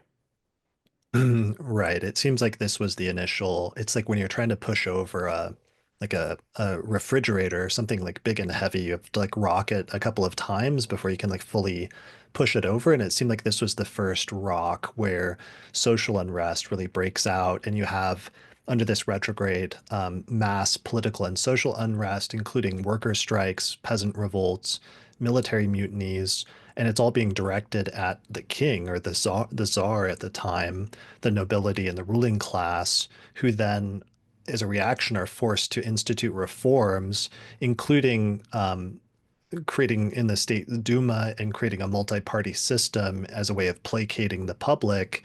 And it puts a band-aid on it, but it only sort of forestalls what will eventually happen, which is the overthrow of the king and the nobility, and eventually what leads to the creation of the Soviet Union for the rest of most of the 20th century. Exactly. Exactly. So, but yeah, with that in mind, it's so much of the foundation of what unfolds in 1917 is really done here in 1905.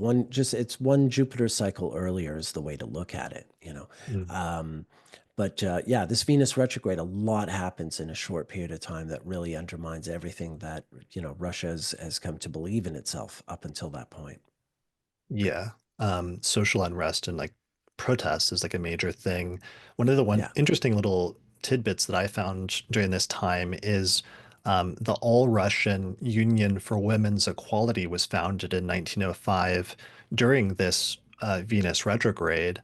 And it was this liberal feminist organization that fought for the women's right to vote and hold political office. And it was formed by 30 women about a month after Bloody Sunday, which occurred on January 22nd, 1905. So the first meeting for women in Moscow occurred on April 10th, which is pretty close to the Venus retrograde. Yeah. And there was about 1,000 attendees that laid the groundwork for the first Congress of the Union, May 7th through the 10th. The Union demanded equal political, particularly voting rights for women, and it succeeded in raising awareness and political consciousness of many women in the Russian Empire. Yeah. The early Soviet Union was quite good, good on gender equality. Um, Eventually it broke into the usual old white man's club. Well, I guess Russians are always white, but yeah, the old men's club. Um, but at the beginning, say in the 1920s, there was a lot of sexual freedom, and women did hold positions of power. It was quite advanced relative to the rest of the world, but as Stalin's regime really sort of, calcified, then that became less and less the case.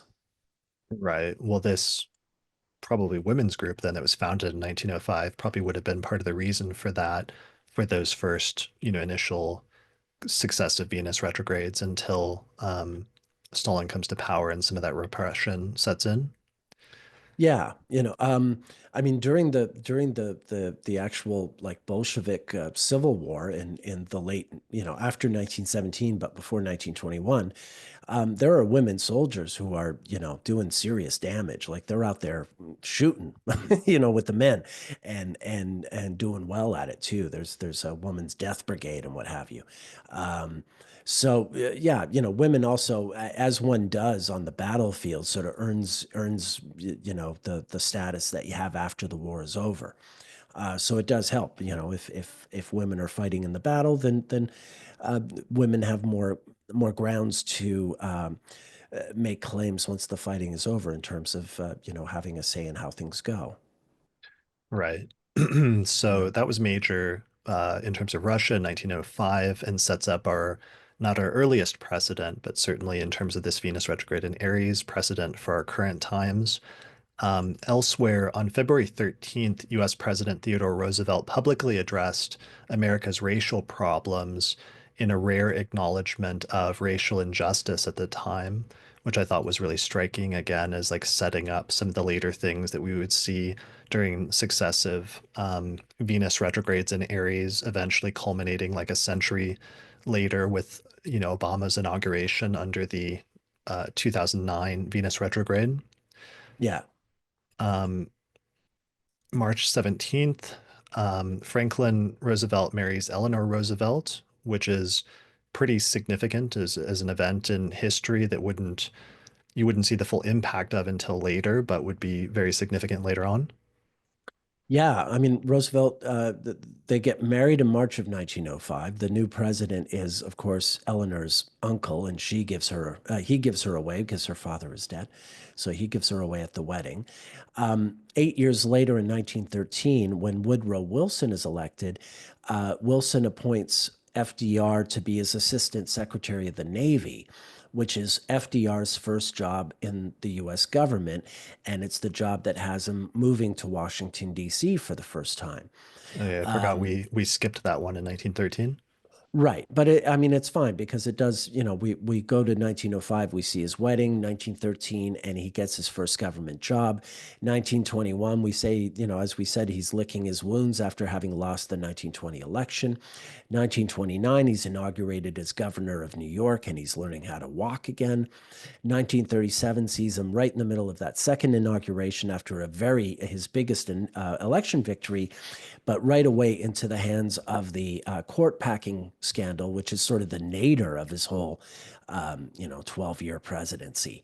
And although it does resolve itself largely because the judges he's up against wind up retiring one after the other over the course of 1938 and 39 and sort of, take care of the problem themselves by going away.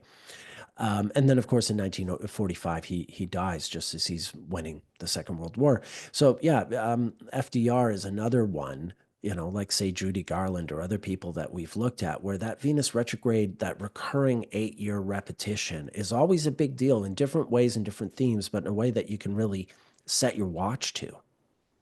Yeah, I think that's really important and also important that here we see his union with Eleanor Roosevelt. And even though they seem like they drifted away in terms of their personal or romantic relationship, possibly in later years, they were still very involved in each other's lives and played crucial roles in terms of politics as this like power couple in Washington, D.C. And then even after he died, she would go on to be involved in the creation of the United Nations and becoming, I think, like one of the first delegates to the United Nations, right? Yeah.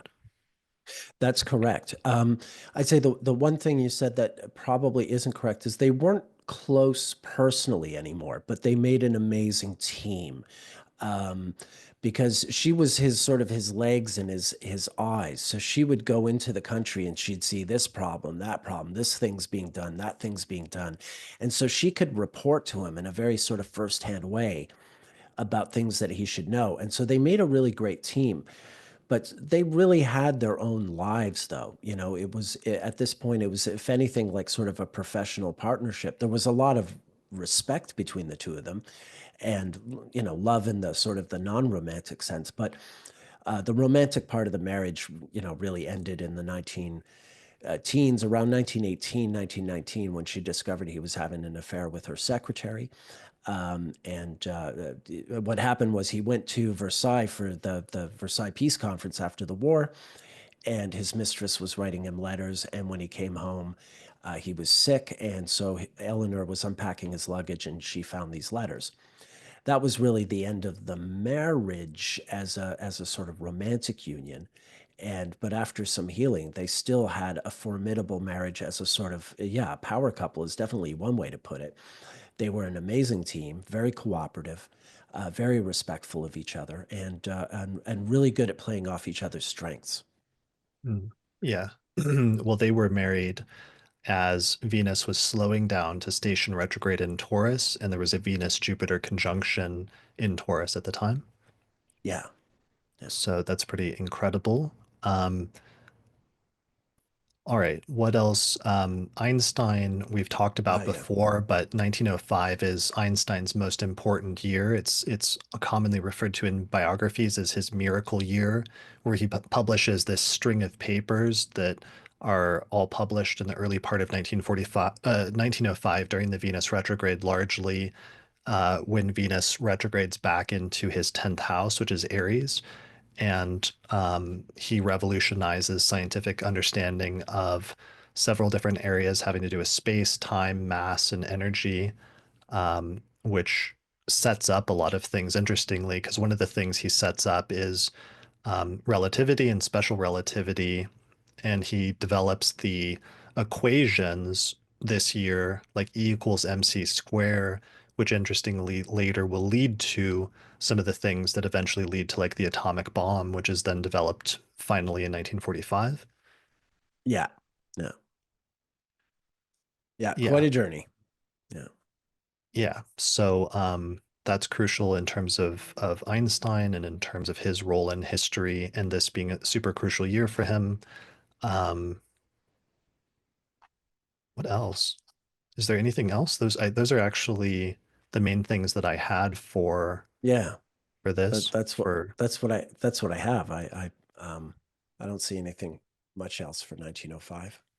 okay, Uh, you know, there were no Academy Awards yet, so right.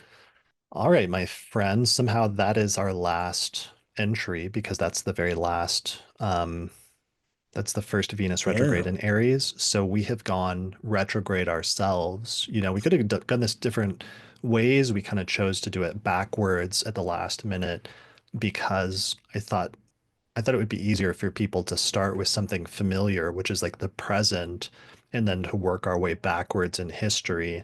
And I think it's been a pretty wild journey where we've seen the repetition of these concepts and the development of it over time in this very interesting, like backwards motion through history.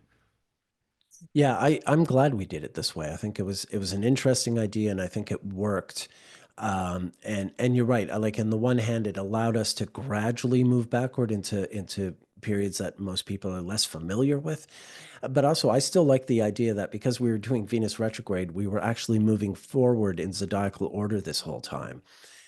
So there is an element of forward motion, even though we were chronologically going backwards. Mm, right.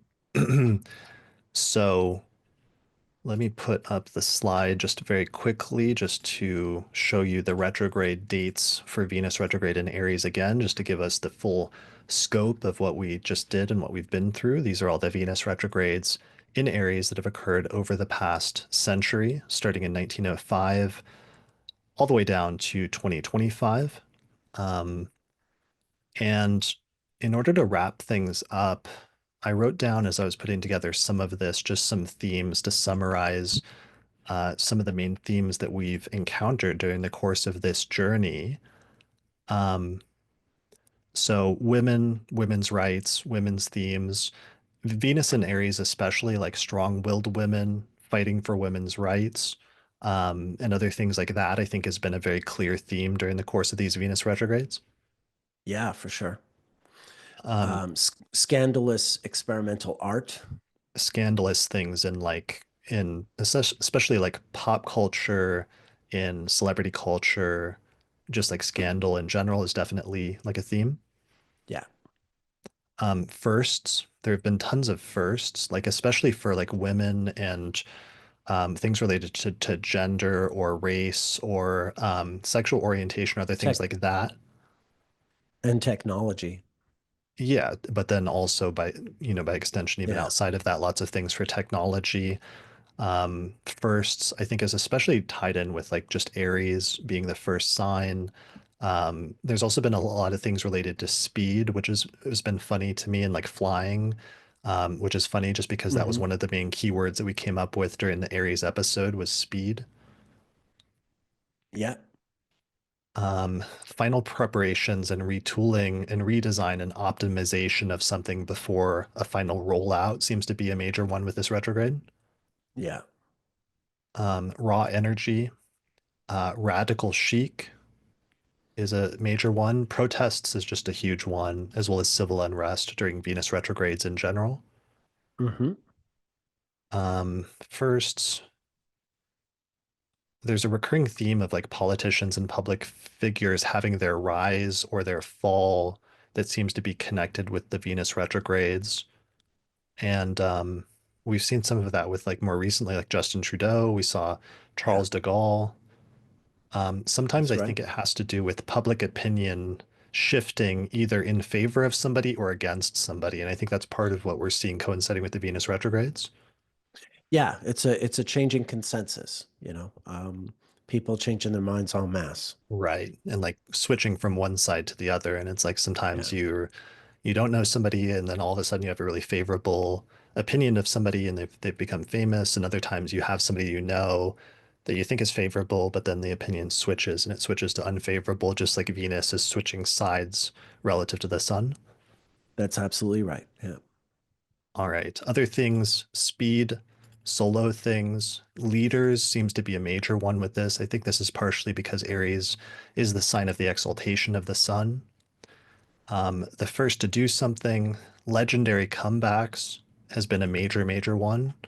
Yeah. Um, Protests, courageous acts of civil disobedience, like the Freedom Riders, transgressing gender norms. Um, Sometimes there's places that have repetitions, like Waco, 1953 versus Right. 1993.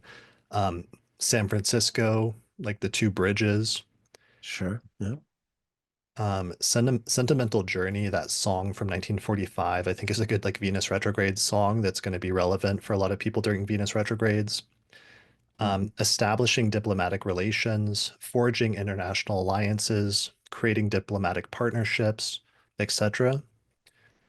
Venus Sagitt Sagittarian Sagittarian rock guitarist being arrested for heroin possession in Toronto. That's a universal experience, I think. Right. Yep. Yep. Venus making little incremental progress in social movements each time. This is really visible in the women's suffrage movement, especially in like the early part of the 20th century, but really in the entire century. Just the progress of women has been really striking in general, but it's also true of civil rights as well as gay rights and other things like that. Yeah. That turn of the century looks like no picnic in these areas. There was a lot of work to do. Right. Royalty and celebrity seem to be core themes with Venus retrograde, and especially this particular retrograde.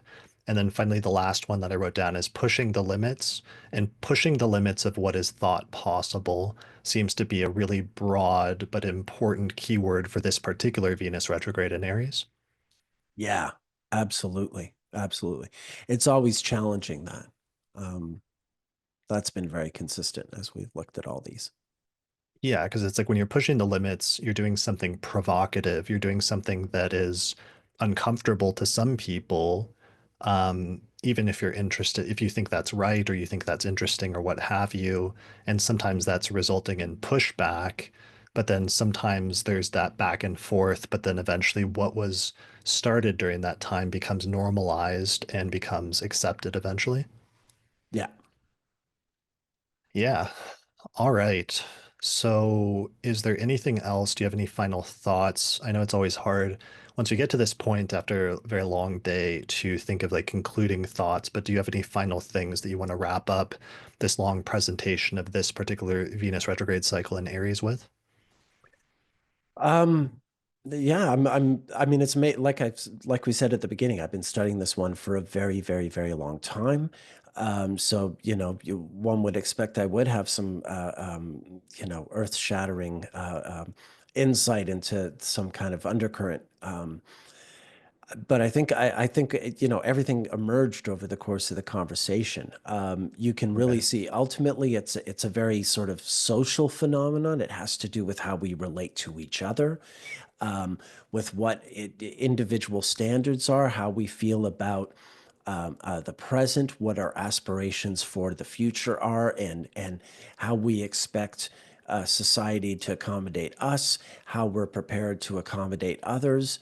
All these things sort of come into play, and I think it always demonstrates just how differently we all see the world in our own ways, and how we have competing priorities that somehow fight it out in this weird little marketplace, and the Venus retrograde cycle is that arena where that fight happens, I think. Right. I like the duality of how the Venus retrograde sometimes refers back to something that happened in the past, and it can connect you to something that happened 8 years ago, or something that happened 16 years ago, or whatever different multiples of eight for Venus, and bring things back into the past from the past. But then it can also set a new foundation for the future, and that's often a lot of what we're seeing with a lot of these firsts. Is it would be a first for something where there was something new or something provocative, but it would create a foundation then which would be built on in 8 year increments going forward from there. So that the duality of the backwards looking motion of Venus that is um, looking backwards versus the forward looking motion of Venus at the same time is an interesting one to hold. I'm really interested and excited now that we've got this whole new Venus retrograde we're about to experience. We're already starting to see some news stories that we've identified as being important, but there's going to be a whole lot of other ones that are going to come up over the next few months. So it'll be really great for us to watch and study as a community now that we've looked back and we have our eyes open and we know what to look for. I think that's going to make it a lot easier to identify some of the major themes of this retrograde going forward. That is the aim. That's why we made such a long, detailed episode on this topic, as for exactly that reason, to drive these points home and see how they resonated over a course of 120 years, which is just, amazing. That's how long it takes basically for Venus to move, from one sign to another entirely. So it was a really good span for us to pick, even if it was epic in length, like one of those house episodes that we've been doing, and Right. that we'll be returning to doing. Isn't that right, Chris? The fifth house I've been putting, yeah, this is me procrastinating about doing the fifth house episode, is doing like an 8 hour episode on Venus retrograde and Aries with you. Right, right. Way to procrastinate. Yeah, Clearly an expert. pray that I do not procrastinate further, my friend. 120 years, that brings something full circle that you said at the very beginning of this, which is that because Venus takes a full 120 years to retrograde through an entire sign, that sets up generations of people that experience Venus retrograde in certain parts of their chart, or they experience the retrograde of Venus through a singular sign during the course of their lifetime, but how that then can be different for different groups of people that experience different centuries of Venus retrograde in a different place and can set up completely different cultural experiences of Venus, which is really interesting to think about in terms of the big picture of mundane astrology and the experience of different humans during different centuries. Yeah, I really believe that. The thing I was hinting at earlier, in the 19th century, you had Venus retrogrades in Taurus and Libra. In the 20th century, you had Venus retrogrades in Aries and Scorpio. That might tell us something really fundamental about the difference between people born in the Victorian era and people born in the 20th century. Certainly if you ever read Victorian novels, those people were sure different from us. So, yeah, it's a really interesting way to look at different eras in human history and give yourself tools that allow you to distinguish these different characteristics that they have. That's interesting because it also means that people like anybody born with like the sun in Aries in March, let's say in the 20th century, all experienced this Venus retrograde in Aries consistently. Whereas Yeah. in the coming century, now that Venus is starting to retrograde back into Pisces, it's starting to emerge that, which is going to be 120 years of like Venus moving through the sign of Pisces and emphasizing completely different sign and different people born in different parts of the year experiencing that so differently. Yeah, I mean, there was a Venus retrograde in Pisces back in the late 19th century. It's the one that is now in Capricorn. It moved into Aquarius in much of the 20th century, and now it's in Capricorn. But for instance, Lenin had Venus retrograde in Pisces, even though it's not the same cycle as the one we're in now. It's another tip of the star point, the one that's um, yeah, headed for Capricorn now. So that's the way these retrogrades move backward through the signs, and eventually they come back into a sign where they were a little while earlier. It's funny in 1492 when Columbus, when America discovered Columbus, as it were, Venus was retrograde in Scorpio at the time, but it was 1492. So that wasn't obviously the retrograde where Venus is retrograde in Scorpio now. That was the retrograde that is currently in Gemini because over the course of that 500 plus years, that's how far back that particular star point has gone from Scorpio all the way back to Gemini. So it does travel continuously. But one of your things is that because of the 8-year repetition, that you truly believe that the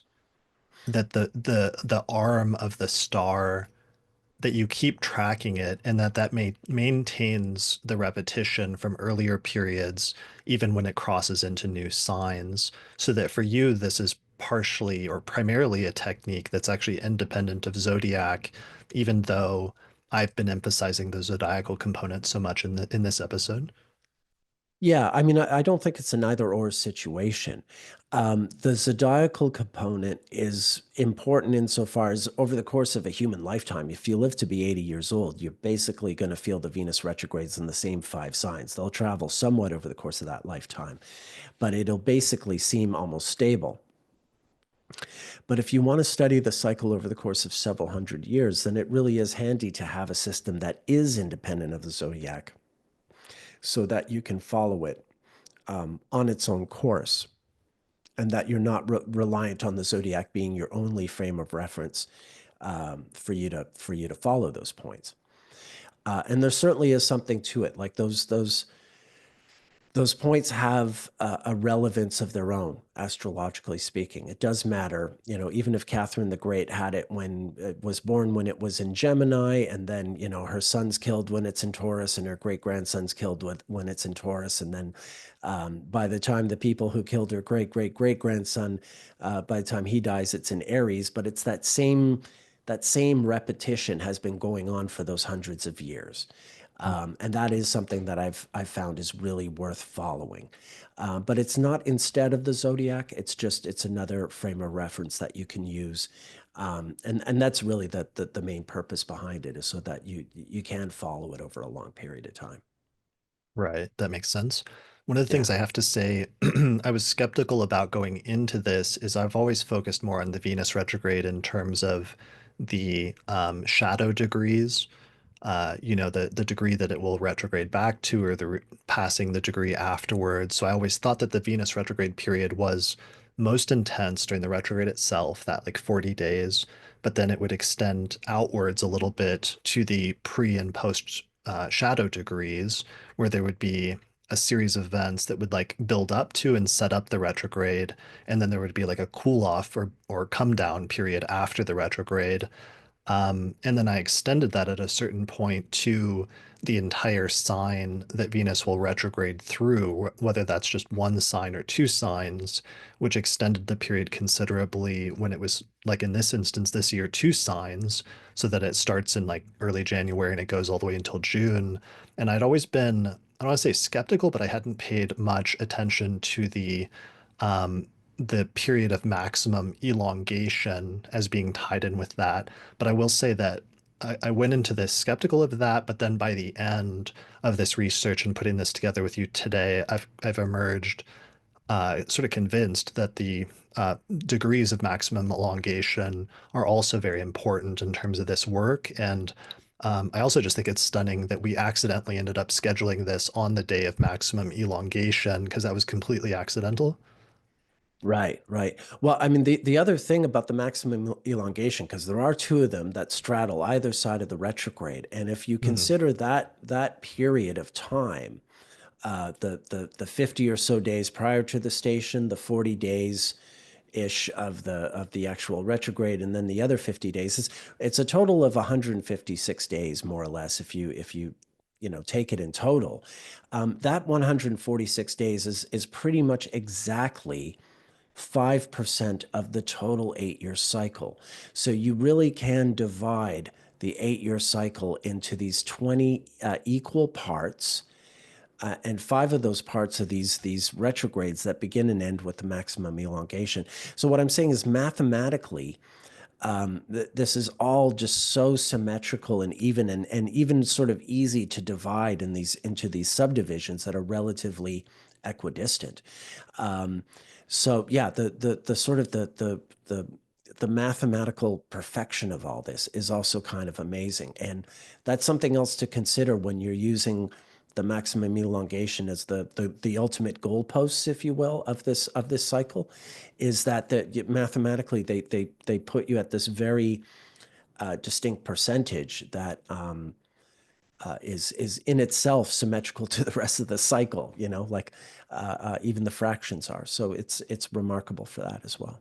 And that's one of your primary innovations is you developed a a system for classifying the different Venus retrograde phases based on the maximum elongation. Yeah, yeah. This is a system I've designed. The letters in the middle, that's a tenfold division system, and the letters, the A, B, C, D, E, the black and white, those are the phases. Those just tell you if Venus is in a morning or evening star sort of state, regardless of visibility, just if it precedes the sun or follows the sun in zodiacal order. And then the numbers on the outside, as you can see, there are 20 of them, and they're in four colors. The red intervals are the intervals that begin and end with maximum elongation and have the Venus retrograde in the middle. You can see in the middle of the red interval a white um, sorry, I'm going backwards. The black interval C is turning into the black phase C. I am tired, and the Yeah. white phase A are at the midpoint of that red two in the top right corner. So it's going from evening star to morning star during a red interval. The white intervals are just regular morning star. The blue intervals are where the exterior conjunctions happen when Venus is on the other side of the sun and it's making a conjunction to the sun in a geocentric context, but not retrograde. And then the black intervals are evening stars. So these are perfect. Like each one of those intervals is 5% of the total 20-fold division. As you can see, that is symmetrical and nicely divided into these four parts that themselves repeat in a sequence. So, So and the long and short of it is that the one that we've just focused on, which for most of the 20th century coincided with Venus retrograde in Aries, is what you call in your system red one, right? correct. Yeah, yeah. It's moving counterclockwise, so it's going from the red one to the white five to the blue four to the black three. But yes, the Venus retrograde in Aries in the 20th century is the red one. And then a year and a half later, the red two is the Venus retrograde in Scorpio. A year and a half after that, the red three is the Venus retrograde in Gemini. that we'll have in 2028. The red 4 is the Venus retrograde in Capricorn that we last had in 2022. We'll have again in 2030. And then the red 5 is the Venus retrograde in Leo. We just had that in 2023, and we're going to have it again in 2031. So yeah, these are the intervals that I identify with those particular Venus retrogrades. But again, when you go into past centuries, the red one used to be in Taurus, and before that, it was in Gemini. So this just gives me this gives me a mean to follow the cycle independently of the zodiac, um, and it works really well. And it's not hard to learn. And Nice. I do have a video on my YouTube channel called "An Introduction to the Venus Synodic Cycle" that does explain this in more detail than we've done here. Nice. Yeah, I would recommend people checking that out for more information about your classification system. But I think now we can all see and understand more your motivation for why you wanted to create that system in order to be able to track this cycle across centuries, independent of what sign of the zodiac it was going through, since it shifts Yeah, during the course of a century. exactly, exactly. And yeah, AstroSeek is a place where you can calculate these intervals and phases very well. Petter's been very accommodating with that. He got right on it as soon as I put out the video in 2022. And of course, we're coming out with Nichepso astrology software, which will be out soon, and it's going to be calculating the Venus intervals and phases as well. So if you are signed up to use Nichepso, then you'll have another piece of technology to help you study this beautiful cycle and give it context. Where is it on AstroSeek, what is it called? I mean, Uh, you can Google AstroSeek there we are. Venus cycle Venus phase. calendar. Yeah, it's Venus phases and intervals. That's what it's called on AstroSeek. Venus. Go to planetary phases and Venus phases and intervals, because that's what it is. It's a map of the Venus phases and intervals. So go to Astro Tools and then down to planetary cycles. And then after planetary cycles, you select that and then go for Venus phases and intervals underneath optional calendars and cycles. There it is. Okay. So here I see the system where it's labeling it based on phases and it's calling it white E, black C, etc. Yeah, exactly. Yeah. Nice. Yeah, those are the phases, and then there's also the intervals, which are the 20-fold colored ones. Yeah, Oh, and then there it you has a are. nice little explanation just below that, as well as a little Yeah, picture of you from a podcast interview we did. that's right. Last time Nice. I was in Denver. Yeah, Right. um, yeah, Good, looking good. good Um, times. yeah, well, thank you for sharing that. And yeah, like I said, Nichepsa will have that as well. So I'm looking forward to that. And yeah, thank you for giving me the chance to lay that all out and explain it. And yeah, this exercise has made it hopefully more clear to people why I designed that thing and how I use it. Yeah, that was brilliant. This has been fun going through all of this with you and doing this sort of historical research and hopefully Yeah. creating a new foundation for further Venus retrograde stories in the future. So everybody should let us know in the comments what you think, and if you find other interesting Venus retrograde things from history or repetitions that we didn't notice, definitely let us know in the comments, and we will use this as a foundation to build up even more understanding of Venus retrograde in the future as we go into this new Venus retrograde that's starting over the next few months. Yeah. And probably in 18 months' time, we do an episode on Venus retrograde in Scorpio, the red two. Yeah, that would be great to just do this every time we have a new one because the Venus retrograde in Leo was so loud last time that it really got me Mm. into Venus retrogrades and looking at the history even more. And so that was why I really wanted to do that for this one. We'll also have to check in at the end of this retrograde at like this summer and just like summarize everything that's happened and see what we've learned and how that tied in ultimately with historical events. Yeah. Yeah. Cool. All right. Well, thanks a lot for joining me. What's your website? nickdaganbestastrologer.com. I'm at nickdaganbestastrologer.com. Yeah. Good Lord, I'm tired. nickdaganbestastrologer.com. I'm available for consultations. I believe we have a promo code that we keep forgetting to mention on We your don't site, no? actually. We don't use Oh, promo codes anymore, but just that you do consultations for Venus retrograde, especially. okay. All right. Yeah. I'd forgotten whether or not we did that. Um, Okay, I stand corrected. But yes, I am available for Venus retrograde readings or anything else going on. Yeah, certainly if you have a lot of planets in Aries, you may very well want to speak to me soon. I Right. leave it to you to decide. Yes, Yeah. it might be useful.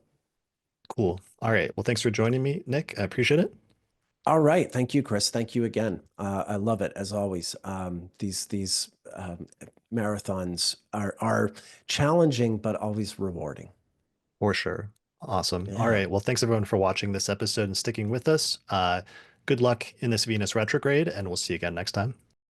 If you're a fan of the podcast and you'd like to support the production of future episodes, then consider becoming a patron through my page on patreon.com. In exchange, you'll get access to a bunch of benefits such as early access to new episodes, the ability to attend live recordings, access to the monthly electional astrology podcast, access to another exclusive podcast called the Secret Astrology Podcast that's only available to patrons, or even get your name listed in the credits at the end of each episode. For more information, visit patreon.com/astrologypodcast. Special thanks to patrons Christy Moe, Ariana Amour, Mandy Ray, Angelique Nambo, Issa Sabah, Jeannie Marie Kaplan, Melissa Delano, Sunny Bazbaz, Kwatsi Alabarahu, Annie Newman, and Ginger Sadlier.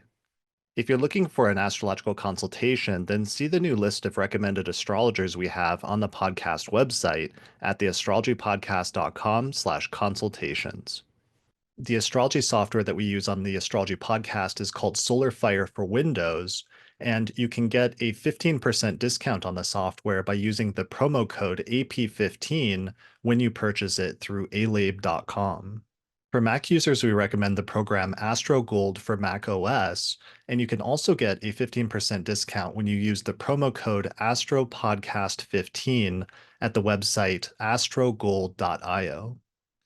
If you're looking to study astrology more deeply, then check out my Hellenistic Astrology course, which is an online course in ancient astrology where I take people from basic concepts up through intermediate and advanced techniques for reading birth charts.